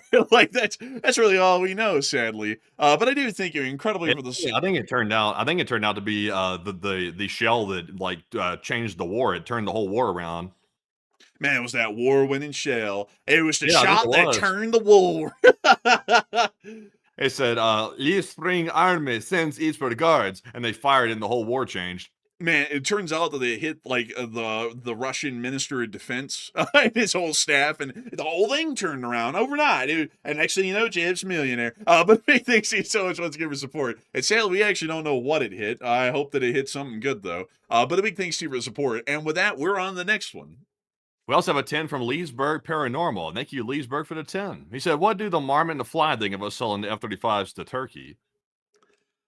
I I mean, don't get what the problem is with it, honestly. I don't get what the problem is. The only people Israel. like pitching a fit about it's Israel. Israel's going off like crazy. It's like, look, it's like we can't help that y'all have problems with Turkey. It's like Turkey's a NATO member. Whether or not we like Turkey or not, it's kind of irrelevant. They're in NATO. So if they're in NATO and we can't even trust them to have the own like F-35T variant of the F-35 while Israel has it, that's really none of Israel's business, if I'm being perfectly honest. I mean, if I'm like allowed to throw shade here, Mr. Senator, I haven't heard of the Turks selling any of our military secrets to the Chinese, but I sure has heard of the Israelis doing that. So, you know, if Israel can have an F-35, I think it's totally fine for Turkey to have an F-35 being completely unfiltered. Because if I trust, like, I don't really trust either of them, to be completely frank with y'all. But if I trusted one country over the other and I had to pick, I'll be honest with y'all, I kind of trust the Turks over the Israelis, because at least the Turks are a part of NATO. Both of them, really, to be entirely honest with y'all, would backstab us at the moment, and they want, and both of them have at different occasions. But Turkey is a NATO member, so there is a strategic inherent benefit in Turkey having F-35s, considering that they also control the Bosphorus and the Dardanelles. So, makes a lot of sense to give them the F-35s. So my take on it is, it's not that bad of an idea. And also on top of that, another thing to add in, Israel had absolutely no part in developing the F-35. Turkey had a pretty decent part in developing some of the computer systems used in the F-35. So if anything, because of their involvement in the development of the aircraft, it would make sense for them to have some. So I hope that does address that well, and I thank you for the support and help this channel to keep it running, Leesburg Paranormal. And honestly, a pretty good question, especially given the climate on that whole deal right now. But with that, we're on the next one. Up next, a big shout out to Anti-Insurrection, who put in a 10, and also Lori62 also put in a 10 as well. And a big shout out to the both of you for that support, and we do appreciate that. We also have a 10 from Random Person, who said, my question is, what's the chance that Russia just becomes electric and they use China for their electric cars? It's low, because you have to build up the electrical infrastructure for that, and you also have to build up the cash to be able to replace all the cars in the country with electrics, which Russia has neither right now. They neither have the ability to upgrade their electrical infrastructure and then also feed it the fuel needed to keep it running, and they also don't have the money to replace the cars. So the truth is that is probably one of the most removed sorts of situations, because it requires a humongous sum of capital, which the Russians just do not have. So big thanks to you so much once again. I hope that has addressed that well. And with that, we're on the next one. And this one goes to Ian Mitson, who puts in a 10. And thank you, Ian, as well. He said, how long until you guys can go hiking again with those terrible fires there? And we can go hiking right now, actually. The fires really aren't blowing the smoke up here much anymore, for the most part. And even without that, the smoke never really got that high up at those altitudes like that, way up in the mountains. That was a little bit too high for the smoke to get up to. But we could go hiking again anytime. I'll be honest, I haven't been hiking in a minute. My last hike was the one I uploaded on Patreon, going all the way up to Red Pine Lake. That was the last one I went on. Outside of that, it's been biking around, walking, running, and doing stuff like that for the most part. But mainly, I should get back to hiking. But Enforcer, what say you? I'll be honest, that last hike kind of did it for me for a good while. It was so exhausting and so strenuous, at least for me. I'm not in shape, that I was like, damn, I don't know if I'm going hiking again anytime soon. So I haven't been hiking since, but we could go hiking now. All the wildfires are south of us. I think the Iron Fire finally went out. And then also the one below it that combined to create a super wildfire down there near Eureka. That all went out finally, fortunately. But the ones down south like Cottonwood and Wild Goose, I think they're still burning. At least to some extent. I'm not sure how much. But beyond that, though, I do thank you incredibly for the support and helping this channel to keep it running. And maybe, damn, there's a lot of wildfires in Europe. Well, what's going on here? Oh my goodness. Wow, there's actually fires all over Europe. Dang. We didn't start the fire. Is always burning since the world's been turning. We didn't. It literally is. Look at that. The whole place is burning. It's those damn Americans with their air conditioners. Blame it on us. Do it. Go on, blame us. Blame us. Go on, everyone. Go on, blame us. It's America with their air conditioners. Well, at least we're not dying of heat stroke. But beyond that, though, a big thanks to your support. I hope that has addressed that well. And with that, we're on the next one. We also have a 10 from Justin, and thank you, Justin, for that support. He said, "How's the weather in Utah, guys?" And go ahead and take one from the chat, and thumbs up. And I think that's a New Zealand flag right there, isn't it? That's New Zealand. Am I right? That's Australia. Australia. Thank you very much, Justin, for that support, by the way. And a shout out to Australia. It looked like New Zealand from this angle. I see it in a very small emoji, but I'm mistaken, actually. The weather in Utah is actually pretty decent. I think the monsoon season might be coming. I think there's a monsoon season that happens out here. At least that's what I was told. So we're getting a little bit of rain, but it's nothing too crazy because, of course, it's a desert. But Enforcer, what say you? Oh, the weather outside is frightful, but the fire is so delightful. Oh, No, it's not. No, not really. The fires are awful. It's actually miserable, really. I mean, like when the smoke comes over, it's like all orange and stuff in the sky. But the weather's been good. It's been hot out here lately, like 90s, mid 90s and stuff. But it's a dry heat. But one day we went out, it was like Alabama heat. Honestly, it was like humid and muggy and stuff, which I was kind of shocked by. I think it's the Salt Lake that did that. But beyond that, though, the weather's been really good. Apparently, there's going to be some pretty strong thunderstorms coming through in the next few days. So I'll be interested to see what that looks like out here in Utah, because we've seen plenty of storms in Alabama, but apparently the ones out here in Utah are very different. They're a lot of lightning and a whole bunch of strong winds, but not really a lot of rain. So we'll have to see what that's all about. Luckily, no tornadoes, though. We don't live in Dixie Alley anymore. But a big thanks to you for the support, and hopefully we'll see milder temperatures return where outside activity is truly a pleasure. But a big thanks to you so much once again. I hope that has addressed that incredibly well. And with that, we are on to the next one. And our next one goes to Robert Betancourt, who puts in a 10. And he said, "Something's going to be released in the Hormuz and the sea will die." I suppose. I mean, maybe. But a big thanks to you for your support. And with that, we're on the next one. Also, a big shout out to Trister1, who put in a $10 support. And thank you, Trister, for that support as well. It's good to see you. We also have a 6 from Donald Kaus. And a big shout out to Donald and Trister for that support. And Enforcer, what say you? A big thanks to both of y'all. If it wasn't for your incredible support, without comments, we wouldn't be able to make a million comments on air. We thank you greatly for that. We thank y'all incredibly. Y'all help us to keep this thing ad-free and sponsor-free. And it's always a pleasure. And so a big thanks to y'all once again. And with that, we're on to the next one. We also have a 10 from Cranky, and thank you, Cranky, as well for that support. He said, "I got to run," and pass the question to chat and stay well safe. And we will stay well and safe, and we will make sure to get one from the chat for you in your honor, Cranky. So what do we got, Matthew? So this one goes to Terry, who said, "With Omsk finally hit, I wonder how long before secondary effects cascade to other industries, such as plastics and rubbers."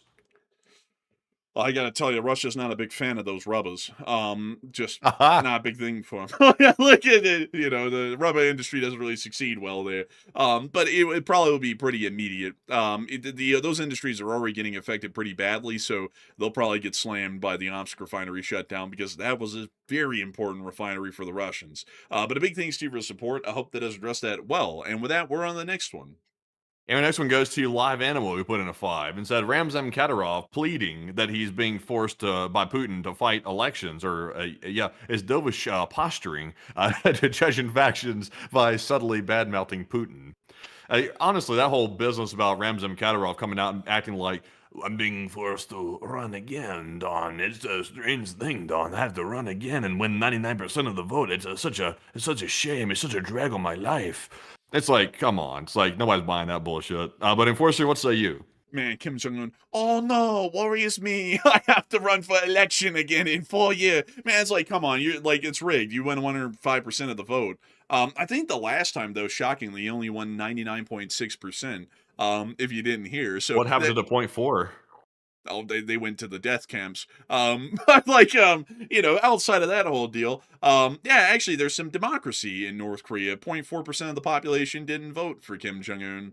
They voted for nobody, which is the only other option you get in North Korea. It's either Kim Jong-un or nobody. And if you vote for nobody, they put you in the camp. No joke, by the way. And also you're persecuted and everything else as well before you get put in the camp. But beyond that though, yeah, that whole deal is a whole bunch of posturing. I mean, Kadyrov lives in an amazing, comfortable life because he is the leader of Chechnya and he's the dictator of Chechnya. So the elections are a farce. But a huge thanks to you for the support. I hope that does address that well. And with that, we're on the next one. We also have a 5 from KBX who said MOU, more like MOFN, fake news. Oh, I would say, hey, you're not far off. You're not far off. Fake news! Fake news! I hate the media. It's so sad how they sit there and say, I don't do perfect at everything. Mommy and Daddy are very unhappy with me. Oh, they always tell me how they were so disappointed with me. I just want the press to be happy with me. Please, I beg of you. But big thanks to you so much once again. And with that, we're on the next one. And we also have here none other than $5 support from Klondike. And thank you, Klondike, for the support. He said, what would you do for a Klondike bar? I mean, me personally, I'd pay for it. Well, what would you do for it? But Enforcer, what say you? I think I would go to war for a Klondike bar. I would join the Ukrainian Volunteer Corps to get a Klondike bar. I'm just kidding. I just buy it. You can buy them from the store. It's very easy. You just go in there to like Walmart's or something, and you buy a couple of Klondikes. No big deal. I've never understood that question. It's like, what kind of question is this? Like, it's a product for sale for a price, and people are going around talking about what would you do for a Klondike bar? It's like, does anybody else not find it suggestive? It's like, isn't this like a quid pro quo type of thing we're talking about here? It's like, what do you mean? What am I going to do for it? Oh, mister, I'd do anything for a Klondike bar. Really? Man, he's fiending for that chocolate. He sounds like a hot dog man. Oh boy, man. Oh man, oh jeez.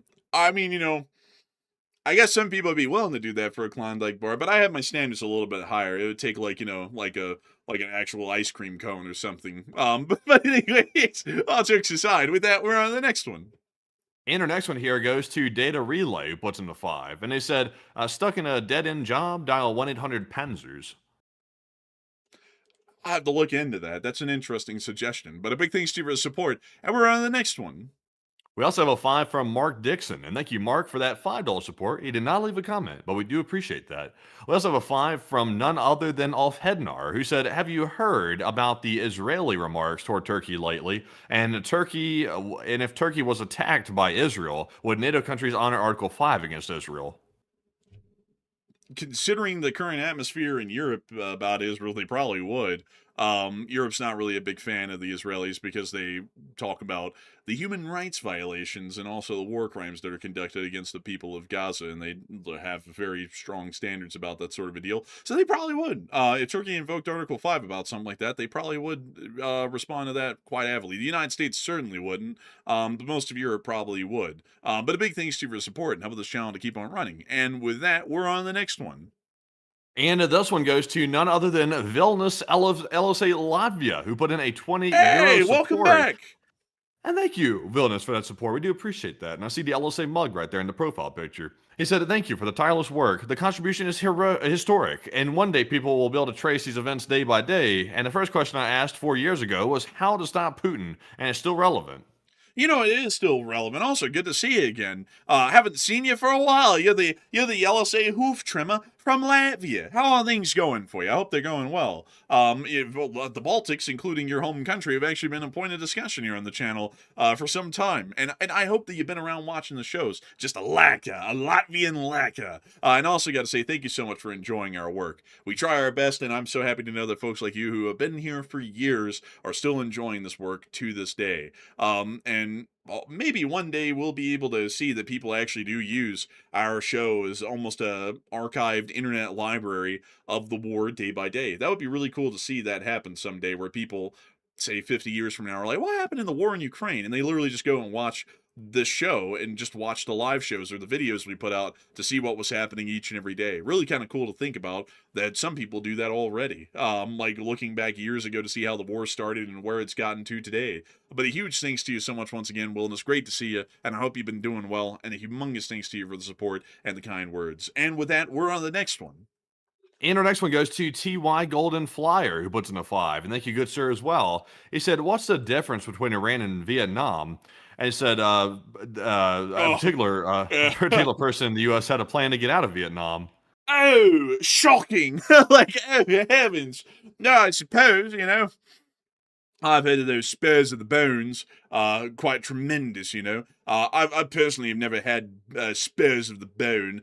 My bones are rather resilient. I drink lots of milk, so I've never had that issue myself. But beyond that, I do have to thank you incredibly for that support and helping this channel to keep on running. And, you have to remember, folks, you have to remember that if you have medical afflictions, they have to be real, like scoliosis or blood pressure, some sort of athletic asthma or something. Those are real conscription dodgers right there, like you don't have to go unless if they change the conscription requirements and make them less restrictive and more inclusive. But a big thanks to you for the support and helping this channel to keep running. With that, we're on to the next one. We also have a 2 from Ulf Hednar, who said, what would Kim Jong-un do for a Klondike bar? She. Invade South Korea. I don't know if you'd want to know. I've heard that Kim Jong-un can do some damn dastardly things for less than a Klondike bar. I don't know what he'd do for a Klondike bar. His father was a real big fan of Hennessy, big fan of Hennessy. They loved Hennessy. Well, I don't know if he did, but his father loved Hennessy. I don't know what he's up to eating, but he's eating something, and a lot of it. Usually, a lot of people always think that Kim Jong-un's in Pyongyang. Do you want to know where he really is, Matthew? Isn't it the city with like Kumgang or something like that? No. It's not that. It's not that. It's not that cum gang stuff. He's up near the border. Up here in this little Changsong Palace. It's a little retreat that they built right on the Chinese border. Because the idea is that if they ever went to war, the last place that South Korea or the U.S. would bomb would be right along the Chinese border. So they could either flee to China if they needed to, or they could stay here and generally avoid getting bombed. Nowadays, that certainly wouldn't be the case. We could just drop a GBU on the thing. But this is generally where we've heard from some of the defectors that were in his personal guard. This is basically where the Kim family hangs out something like 9 months out of the year. Wow, that's crazy. Yeah, and they have like all these little houses and stuff over here, and they get up into some very questionable stuff from what they say. But wild thing. But that's generally where he's at most times of the year. He's probably there right now. But a big thanks to you so much once again for support. I hope that has addressed that well. And with that, we're on to the next one. We also have a 5 from Veman Guy. He said, Iran knows the most important thing to the U.S. is the public image right now, and they're going to continue doing this until they build a nuke.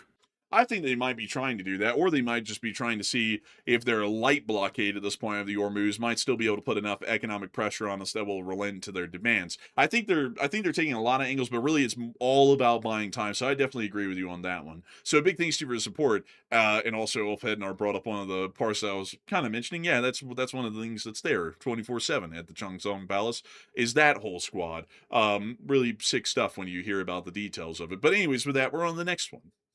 We also have a 5 from RCH Technologies again. He said, someone need to develop a Gatling gun with shotgun shells, and when is the rest of the Middle East going to say enough is enough and attack? And LSA, and what say you? That's a good point. I don't think they had a shotgun shell for the Gatling gun. That's kind of an interesting idea, an interesting proposition. Canister shot, in a sense, with a Gatling. I would like to see that done. And I don't know. I don't know what the Middle East is going to say. The Middle East is a very weird bunch. They're probably all just going to sit back and whip out the popcorn and watch the whole thing go down again like they did last time is what I would assume. But a big thanks to you for the support and help the channel to keep it running. A great question, RCH. And with that, we're on the next one. We also have a 5 from Donald Kaus. And he said, non-political. Let's see here.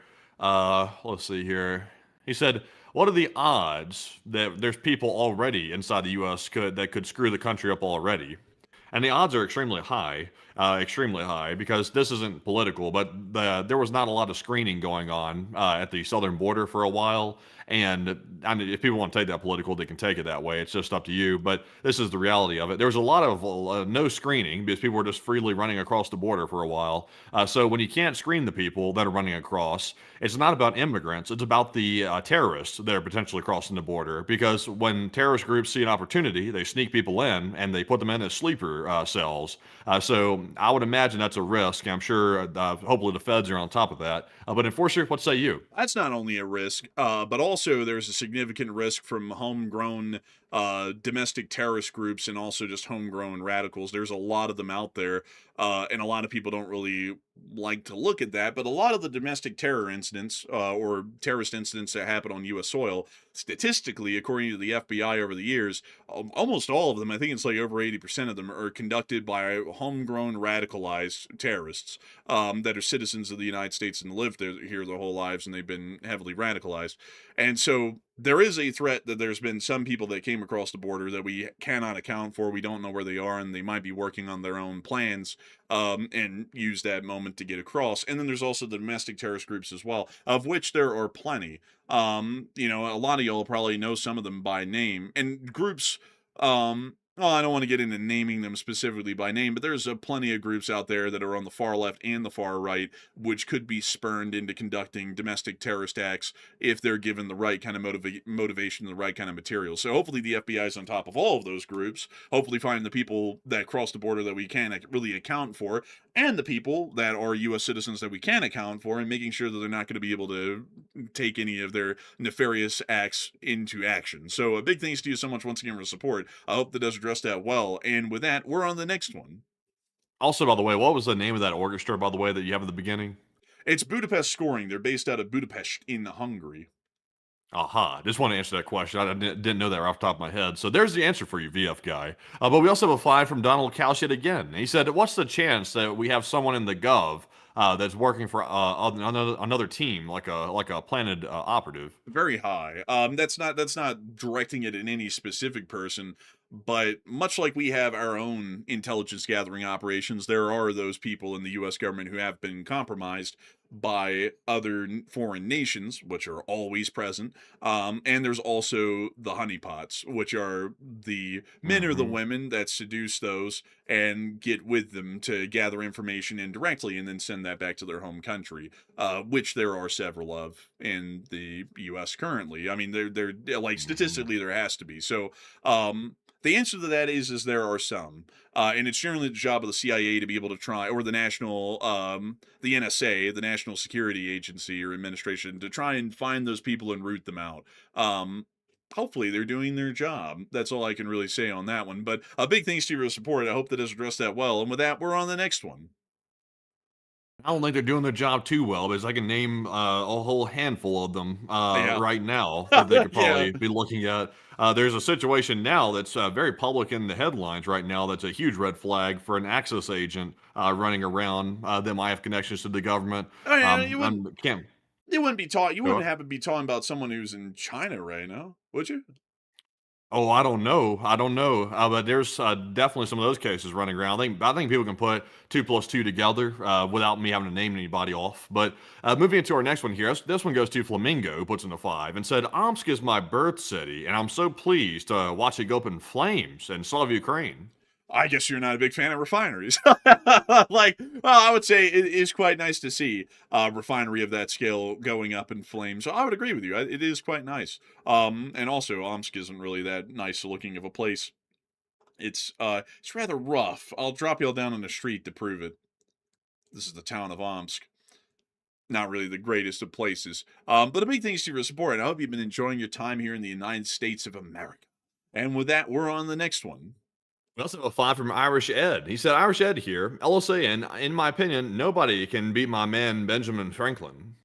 Benjamin Franklin? Oh, boy, are we talking about a guy here? Benjamin Franklin. He was and as far as founding fathers go, Benjamin Franklin really didn't have, like, a lot of, like, skeletons in the closet. But, he's a clout chaser. What, Benjamin Franklin? Yeah, isn't he the one that put up the kite and like the lightning storm? He was trying to prove that electricity existed in lightning. That's not clout chase. That's clout chasing? Oh my god! Like, man, what a pun! Like, bro, I thought you said clout. No, clout chasing. Oh my goodness! Well, you know, he was a real womanizer, if we could say that he had any vice. Yeah, it was that lightning trick that got him all the women. Man, the women look said at he this, was baby. I'm going to get struck by lightning. Man, the women said he was electrified. No, don't do it! And then they went, he's kind of like avant-garde. I kind of like this guy. But no, really, the reality of it is that in the Revolutionary War, these like the U.S. said, man, we need foreign support. Benjamin, yeah, go to France. So even get the French on board with giving us tons of money and guns. And so he went over there, and for the whole war, he just hung out in Versailles. And I'm not kidding. He basically screwed every single woman in Versailles while he was there. And everybody was in love with him. They're like, Benjamin is just like the dude. He's sick. And then King Louis the 16th was like, oh, he's pretty sick. And then he bankrupted France because he was really sick. I will say this, though. Benjamin Franklin was a really interesting guy, but he was also very weird. Like, there's a lot of things I can't mention on YouTube because it would be against the TOS, but he was quite weird. Like, if you knew some of the historical details I knew about him, you'd be like, that's kind of a little odd. Like, he's weird. But anyways, big thanks to you for support. And with that, we're on the next one. We also have a 5 from Kessler, who said, I'd love to know your full analysis, feelings, and opinions on the Flamingo, the values, limits, and comparisons to similar ones, and overall place in the conflict. So the Flamingo's closest relative is the Tomahawk cruise missile here in the United States. And when I say close, it's still quite different. The Flamingo is larger, it has a larger explosive capacity for ordnance, and it also has a longer range. It's also about a third the price. So generally the Flamingo is cheaper, it's longer range, it's as accurate, and it has more explosive volume, therefore more damage than the Tomahawk. So in all honesty, also because of the cost per unit, it is probably one of the best cruise missile platforms that we see out there in the present day, especially highly considering the affordability of the system. So I hope that has addressed it the best I can, and a big thanks to you for the support and help this channel to keep it running. And with that, we're on the next one.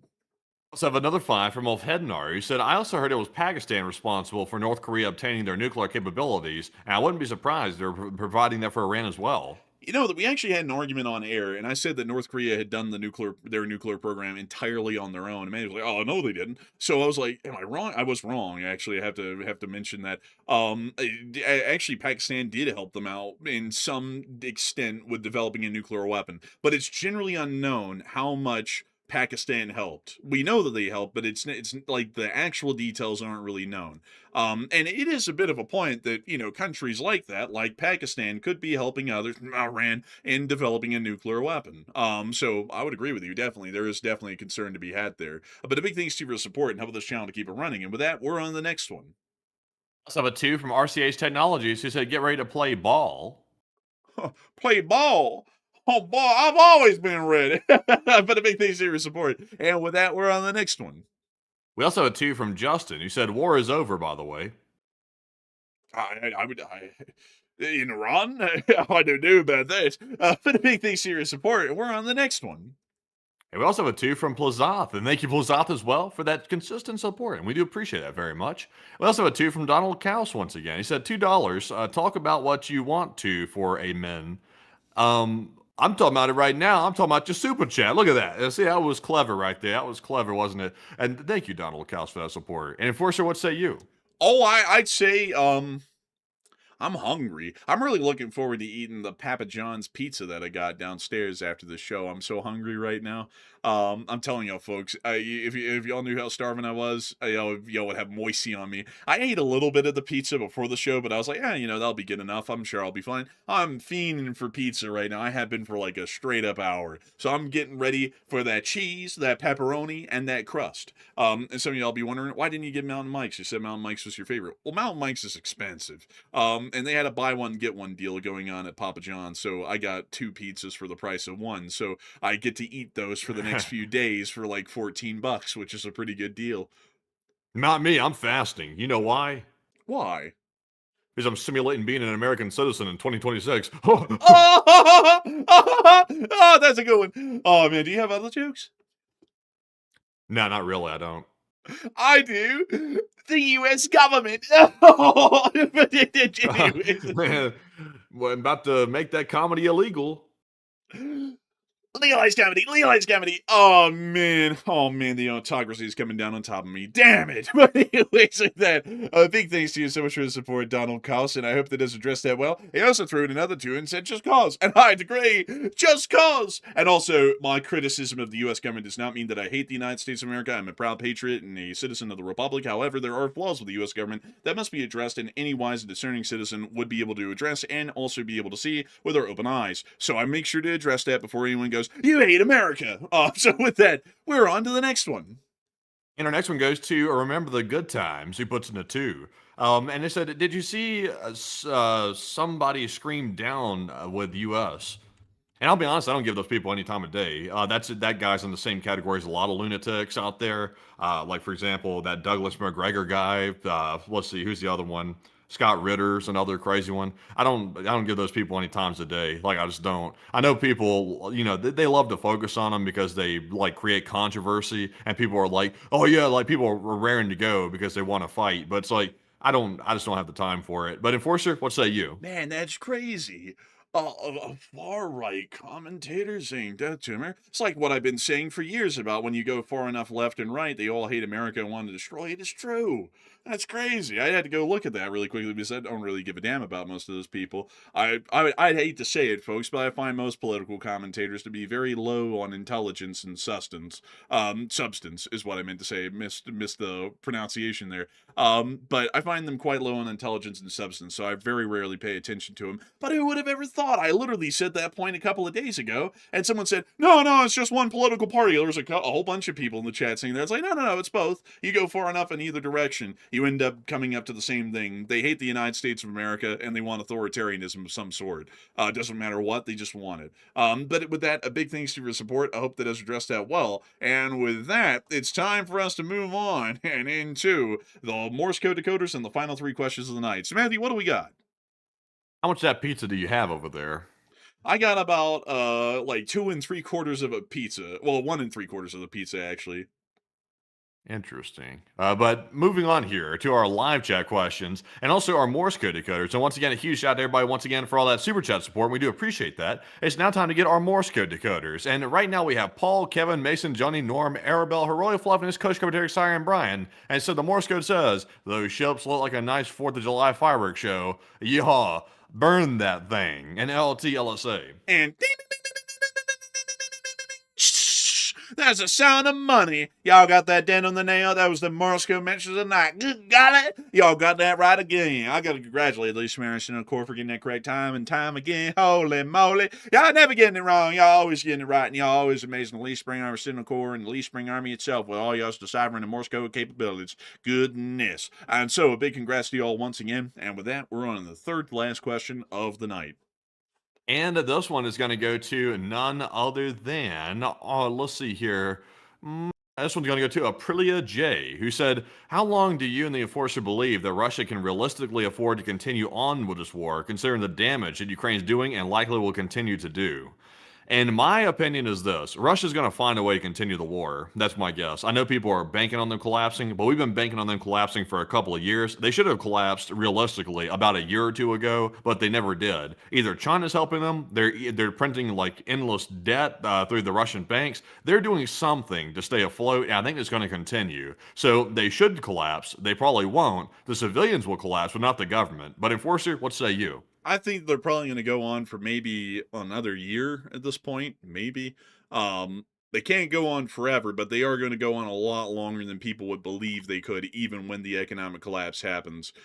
They've proven that so far through the war. I mean, I will say, Russia has economically survived far beyond their expectations. So I would expect that at this point, given that norm, they will survive a lot longer than most of us would think. I would say an economic collapse will probably be coming in months, probably before the end of this year, and then they'll maybe survive another 6 months after that before they completely implode. A lot like Imperial Germany during the end of World War I.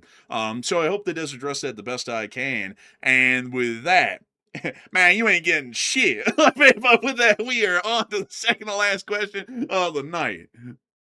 See, I was thinking about showing up and compensating you for that pizza. I was thinking about it. What type of pizza is it? It's just pepperoni, because that was the only buy one get one offer they had. It was either cheese pizza or pepperoni. Just pepperoni.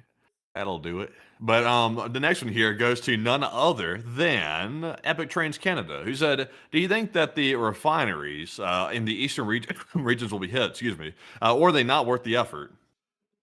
Statistically, they're not really worth the effort, because at this point, it's the best way to describe it is like an inverse exponential curve, to where every hit that they've made in Western Russia and kind of across the Urals has done tremendous amounts of damage up front. Let me see. Let me pull that up. Reverse exponential, let's see, curve. Because this would be a good way to show this. So let's see here. Oh. So take this. Damn, let me see here. I'm trying to see if I can. Oh, here we are. This is what I'm looking for right here. So this is basically the success rate that the Ukrainians have had. And take this one graph at the bottom as the number of refineries they've hit, and the one on the side, the vertical one, as the amount of impact that it's having on Russia. And once you get to a certain point, like where we're at right now, where 92% of the refineries have been hit and knocked out, you're really at the top end of this graph. So they could go on and try and hit that remaining 8% of the refineries in Russia, but in reality, it's not really going to be doing a whole lot at this point to impact them. The maximum impact's really already been achieved, and at this point, if they keep on putting humongous resources into expanding the distance of their drones and their capabilities, they're really not going to be eking a whole lot of extra impact out of it. So at this point, they've kind of plateaued, really. If they keep their capabilities where they're at right now and just keep attacking the same refineries, they can generally keep all of them offline and conduct the same amount of damage if they were to go all the way even to Vladivostok and hit the refineries out there. So I hope that does address that well. A big thanks to you for a great question, Epic Trains Canada. And with that, we actually have a couple of more super chats. So what do we got, Matthew? What do we got? And our next one is going to go to none other than Ross. And thank you, Ross, for that 50 Australian all the way from Australia, the land down under, which to me sounds like it could be an insult, possibly, but I don't take it that way. I'm not even Australian. I don't even, my opinion doesn't matter on the matter. But thank you, Ross, for that $50 support. He said, they asked me, sir, how's it called a ceasefire, sir? If we just hit more than 80 targets, that's 80 targets, a brand new word, 80. I mean, it's simple. I don't need approval from Congress for a ceasefire. People are so stupid. It turns out they're so stupid. They don't know what they're doing. They're jerks. They don't know. It's a strange thing, ceasefire. They said, sir, the ceasefire is raging on, sir. And I said, that's a good thing. It's good for it to rage. Rage against the war. That's what they say, sir. Rage against it. It's worse than Vietnam. It's worse than everything. Sir, this is the worst war ever, sir. I said, shut up. It's not true. It's the best war ever. It's a quantum war. You're not sure if it's on or off. It's like the stove on the weekend. But, Enforcer, what say you? You don't have half the brains you were born with. How sad. A little stupid fake news they've been saying. The war is still going on. No, it's not. We're doing great. The peace talks have been going so well. We've ended up going from square one to square one. It's amazing. It's like we've gone full circle every day for months, really, at this point. Something incredible a lot of people don't know about. So many people that call me up and they go, sir, we have to end the war. And I always go, end it? How about we just prolong it and keep it going for 5 years, maybe? I told everyone that if you voted for me, there would be no new wars, yet we're in the Middle East and we're planning on invading Cuba. So talking about no new wars, and then it went from that to endless wars. It's like Olive Garden. You go in there and you just want a little bite to eat, and then you get endless soup and salad. Who would have ever thought? That's crazy. Soup and salad, new concept. But beyond They said, sir, when they want to buy a car, sir, buy American. They said, buy American. They make big McMansion trucks and cars. They said, sir. They said, 4 doors, more wars. That's what they say, sir. Get a big Suburban or something. Put more war in it, they say. That's what they told me. Sir, get the 2-ton, sir. Get the gas guzzler. Buy American, they say. Don't buy BMWs, even though the CIA is buying them for the executive transport. It's okay, though. It's okay. Go American or go big or go home. And it turns out that we needed to go home, sir. We need to go home. It turns out Iran was a failure, sir. It's a strange thing that... That's a strange thing. They said failure, a brand new term. Failure, it means winning. That's what it means. Winning. That's what they say. Sir, winning. That's what they call it. Failure, sir. Failure. We said buy American, and hardly anyone did, so now we made it to where they can't buy anything. It's a huge improvement. It's all unaffordable, so if you want an American car or a European car, F you, I hope you rot, I hope you die, you're not buying shit. It's just not happening. We're going to keep running the government with the idea of what's mine is mine and what's yours is not, so screw you and, rot. But beyond that, though, I do have to thank you greatly for the support, Ross, and helping this channel to keep on running. It's amazing, beautiful people like you who keep keep this channel running. So many people say we have the most beautiful supporters with strong, big arms and beautiful faces. Oh my goodness. No much Taba though. No much Taba. But beyond that, it's kind of weird how he always does that at all of his rallies. Like he always talks about like a man in like a really kind of like sensual way. It's quite odd, but They're trying to get that vote. They said, sir, appeal to the category, sir. They said, sir, you gotta do it. You gotta do it. You may hate everybody, sir, but you gotta pretend like you like them. Look, those people are so cute. Look at them working jobs. That's such a cute thing, those people. Look at it, so cute. They're waving and smiling. I have them completely under my spell, sir. Sir. They don't know what's good for them, sir. They said they saw the one-liners, and they said, we may be going downhill, sir, but it's going good. It's going good. They said, sir, the one-liners, they're just blown away. It's just taking up all their mental capacity, those one-liners, sir. Oh, my God, sir. Literally nobody's saying sir, but I'm saying it. so many people, they always sit there and say, these illegals, they come over to our house, they try and take our pizza, and they try and go home with not giving anything. And we're stopping that now. We're building a big, beautiful door, and we're putting a big lock on it, a big, beautiful lock. People have not seen a lock like it. Nobody's getting our pizza. The pizza is entirely for us, and in fact, we're going to charge people for looking at the pizza. That's really going to make them friends. And we're also going to talk about how they're a great threat to pizza security. We love Papa John's. Nobody's getting my pizza. Nobody's touching my pizza. It's all mine. It's all mine. I spent $14 for 2 pizzas. They're 14-inch pizzas. Beautiful pizzas. Great pizzas. The pepperoni, it's like nothing ever seen. They say it's Bellagio. Came up with a new term there. Bellagio. Wonderful term. Wait a minute. We've been paying into the Enforcer Fund for years. We've been paying into this fund for years. They said, common fund for food, sir. They said, we're gonna contribute to this thing and we're gonna make it success. We're gonna make it a big thing, sir. Big thing. We're gonna have all varieties of pizza from Napoli. Brand new term, Napoli. It's in France, Napoli. I think it might be in Crete.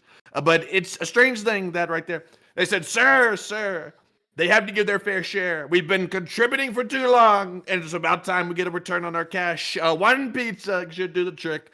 Maybe 2, maybe all of them, possibly, depending on, and probably all of them. But it's what we should do, sir. They should just give it over. They should just give it over, sir. Or otherwise, we might have to invade Enforcer land. They might have to invade. They only have dog sleds, sir. I checked the house and they only have dog sleds. I said, sir, we need that. So many people like this terrible guy here, this horrible guy, they sit there and say, I'm out of pizza. And honestly, when I listen to him, I hear the sound of weakness. Number two. He wants pizza. Like people want Social Security. And honestly, it's so stupid. They had to work until they retire. Well, they work until they drop dead. Because why do we care? Why do we care at all if they get a pizza or not? They paid into the Common Pizza Fund, and they're not going to get shit. Just like they paid into their tax dollars to have national forests, and we're going to cut them all down. Because that's what we do. That's what we do here. We say one thing and do another. You try and like improve the country, and then we screw the country. It kind of sounds like the same thing. Kind of rhymes. Might start a Dr. Seuss book. One country, two country, broke country, new country. Hey, look, man. I didn't say anything about aliens. Corn Pop was a bad dude. He ran a bunch of bad boys. He used to show up on Sunday and take the pizza from the counter. Do you really want pizza like though? Seriously? Who's saying? Are you okay? Are you okay? I mean, you look a little. I mean, if your son asks you about a man on the moon, and you tell him, I mean, look, anybody can be a doctor if you go to the university. But it's not really about the university. I mean, these people are just as smart and just as bright as our live chatters. Past chat. Anyway. European kids are just as smart and just as talented as Russian kids and Chinese kids. Like, but beyond that, oh man. Actually, well, I need to correct a record real quick. When you run across a snake that's making its way across the road, you gotta be careful not to run it over. They can come back with a vengeance, back to your property and do damage. And damage can be expensive depending on the snake. So you gotta watch out for those. They're dangerous. Yeah, unless they're on the porch. If they're on the porch, you can probably just grab them and toss them into the water and get rid of them. You know, back in the day when I found a snake before I was the Secretary of Health, I sat there and said, oh, it looks like it's non-venomous. I picked it up, it happened to be a copperhead, so I played jumping rope with it to make sure that it was nice and pacified, and then I threw it into a boiler. It cooked it up real nicely. I called it an old copperhead sandwich like the Copperhouse Deli. But beyond that, though, I gotta say a big thanks to your support, Ross. It wasn't for amazing folks like you, we wouldn't be able to keep the channel running. And so, a huge thanks to you once again. And as I always say, what do I say without getting canceled on YouTube? I don't know. This guy's full of wild ideas. But anyway, so that, a big thanks to your support, Ross. And with that, we are on to the next one. All right, so our next one goes to Rafael Saya, who puts in a 10. He said, hello, Enforcers and LT LSA. Oh, and hello to you. And long live the Lee Spring Army. And the Lee Spring Army will never truly die. And so a big thanks to you so much once again. And with that, it's time for us folks to move on and into, I believe, the second to last question of the night. Actually, I think it's the final question of the night. So yes. we are on to the final question of the night. And so who is the lucky last person who threw in the lucky last question of the night? And this one here is going to go to RCH Technologies, who said, why didn't the U.S. or Israel try to target that funeral that Iran was having the other day? It was a one-stop shop. And the real reason why they didn't target it is because they're hoping that the MOU actually works out. That's the truth of it. I'm sure Israel was chomping at the bits because that resembled the opening moments of the war. Like when Israel and the U.S. took out all the leadership in like 30 seconds, it literally resembled the same setting that Israel had took advantage of. So I'm sure Israel was wanting to, but I'm sure the U.S. said, hell no, we're not doing that. That's how the war got started. We're not repeating that. But Enforcer, what say you? I would agree. I think that's really the situation.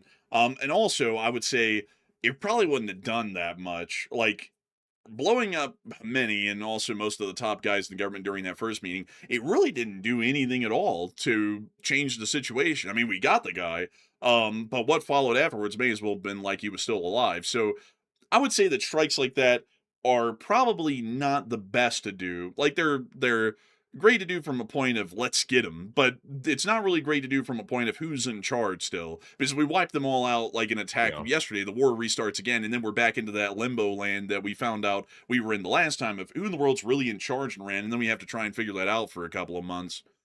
Also, hot take, they really, we shouldn't be targeting funerals, like as the U.S. would military. Like, I know some people are like, well, it's a war, but, you know, like, I'm one of these strange people that believes there should be some limitations to stuff. Yes, the guy was a bastard at the funeral, but it's like at the same time, though, you know, the funeral has women, children, etc. at it. That's no place for a military strike, in my personal opinion. Not at all. Also, so a lot of it was. collateral. Yeah, that was no place for that. I think Israel might have gone for it, but thankfully the U.S. held them back. The U.S. probably held them back for the wrong reasons. They were probably trying to keep the MOU together. But from just a morality perspective, that was not a good idea. I would generally say so as well. And also, I would also add in the reason why we probably didn't do that is because we also probably want to see the MOU work as well as an additional point. But with that, I hope that does address that well. And we've finally reached the end of tonight's stream, folks. A 4-hour and 15-minute long stream. A lot of them are becoming like this these days. We don't try and make them this long, but they just happen to become this long. Even with us trying to cut things down a little bit to make them more lean. But I thank you all so much once again for watching. It's been an absolute pleasure to be able to cover this news for each and every single one of y'all tonight. We had a peak viewership of 19.5 thousand people, and 128,000 people have watched this stream before it ended. We will see you all tomorrow at 10 p.m. Eastern Time to cover the next 24 hours of the news from around the world. And so with that, good night, good luck, take care, stay safe, and I'm not a crook. And long live the Republic, and long live the Lee Spring Army. And with that, folks, we will see you all tomorrow night at 10 p.m. Eastern in the next Nightly War News stream, and maybe for a short war video midday if there isn't enough news to cover. And a huge shout out to the almost 130,000 people that were here by the end of the stream, and I'm sure we'll have a ton of news for y'all again tomorrow. So we hope to see y'all then, and in the meantime, though, Slava Ukraine, Heroam Slava, get some rest, and good night.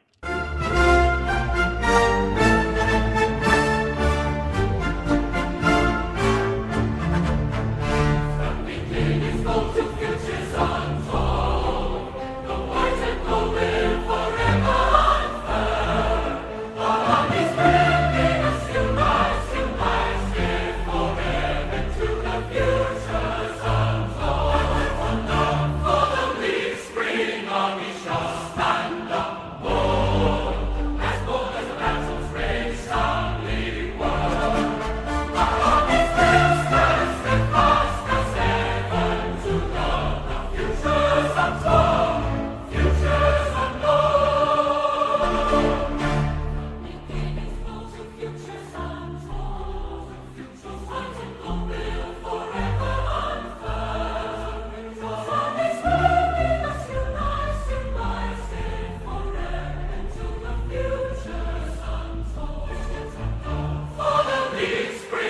Straße.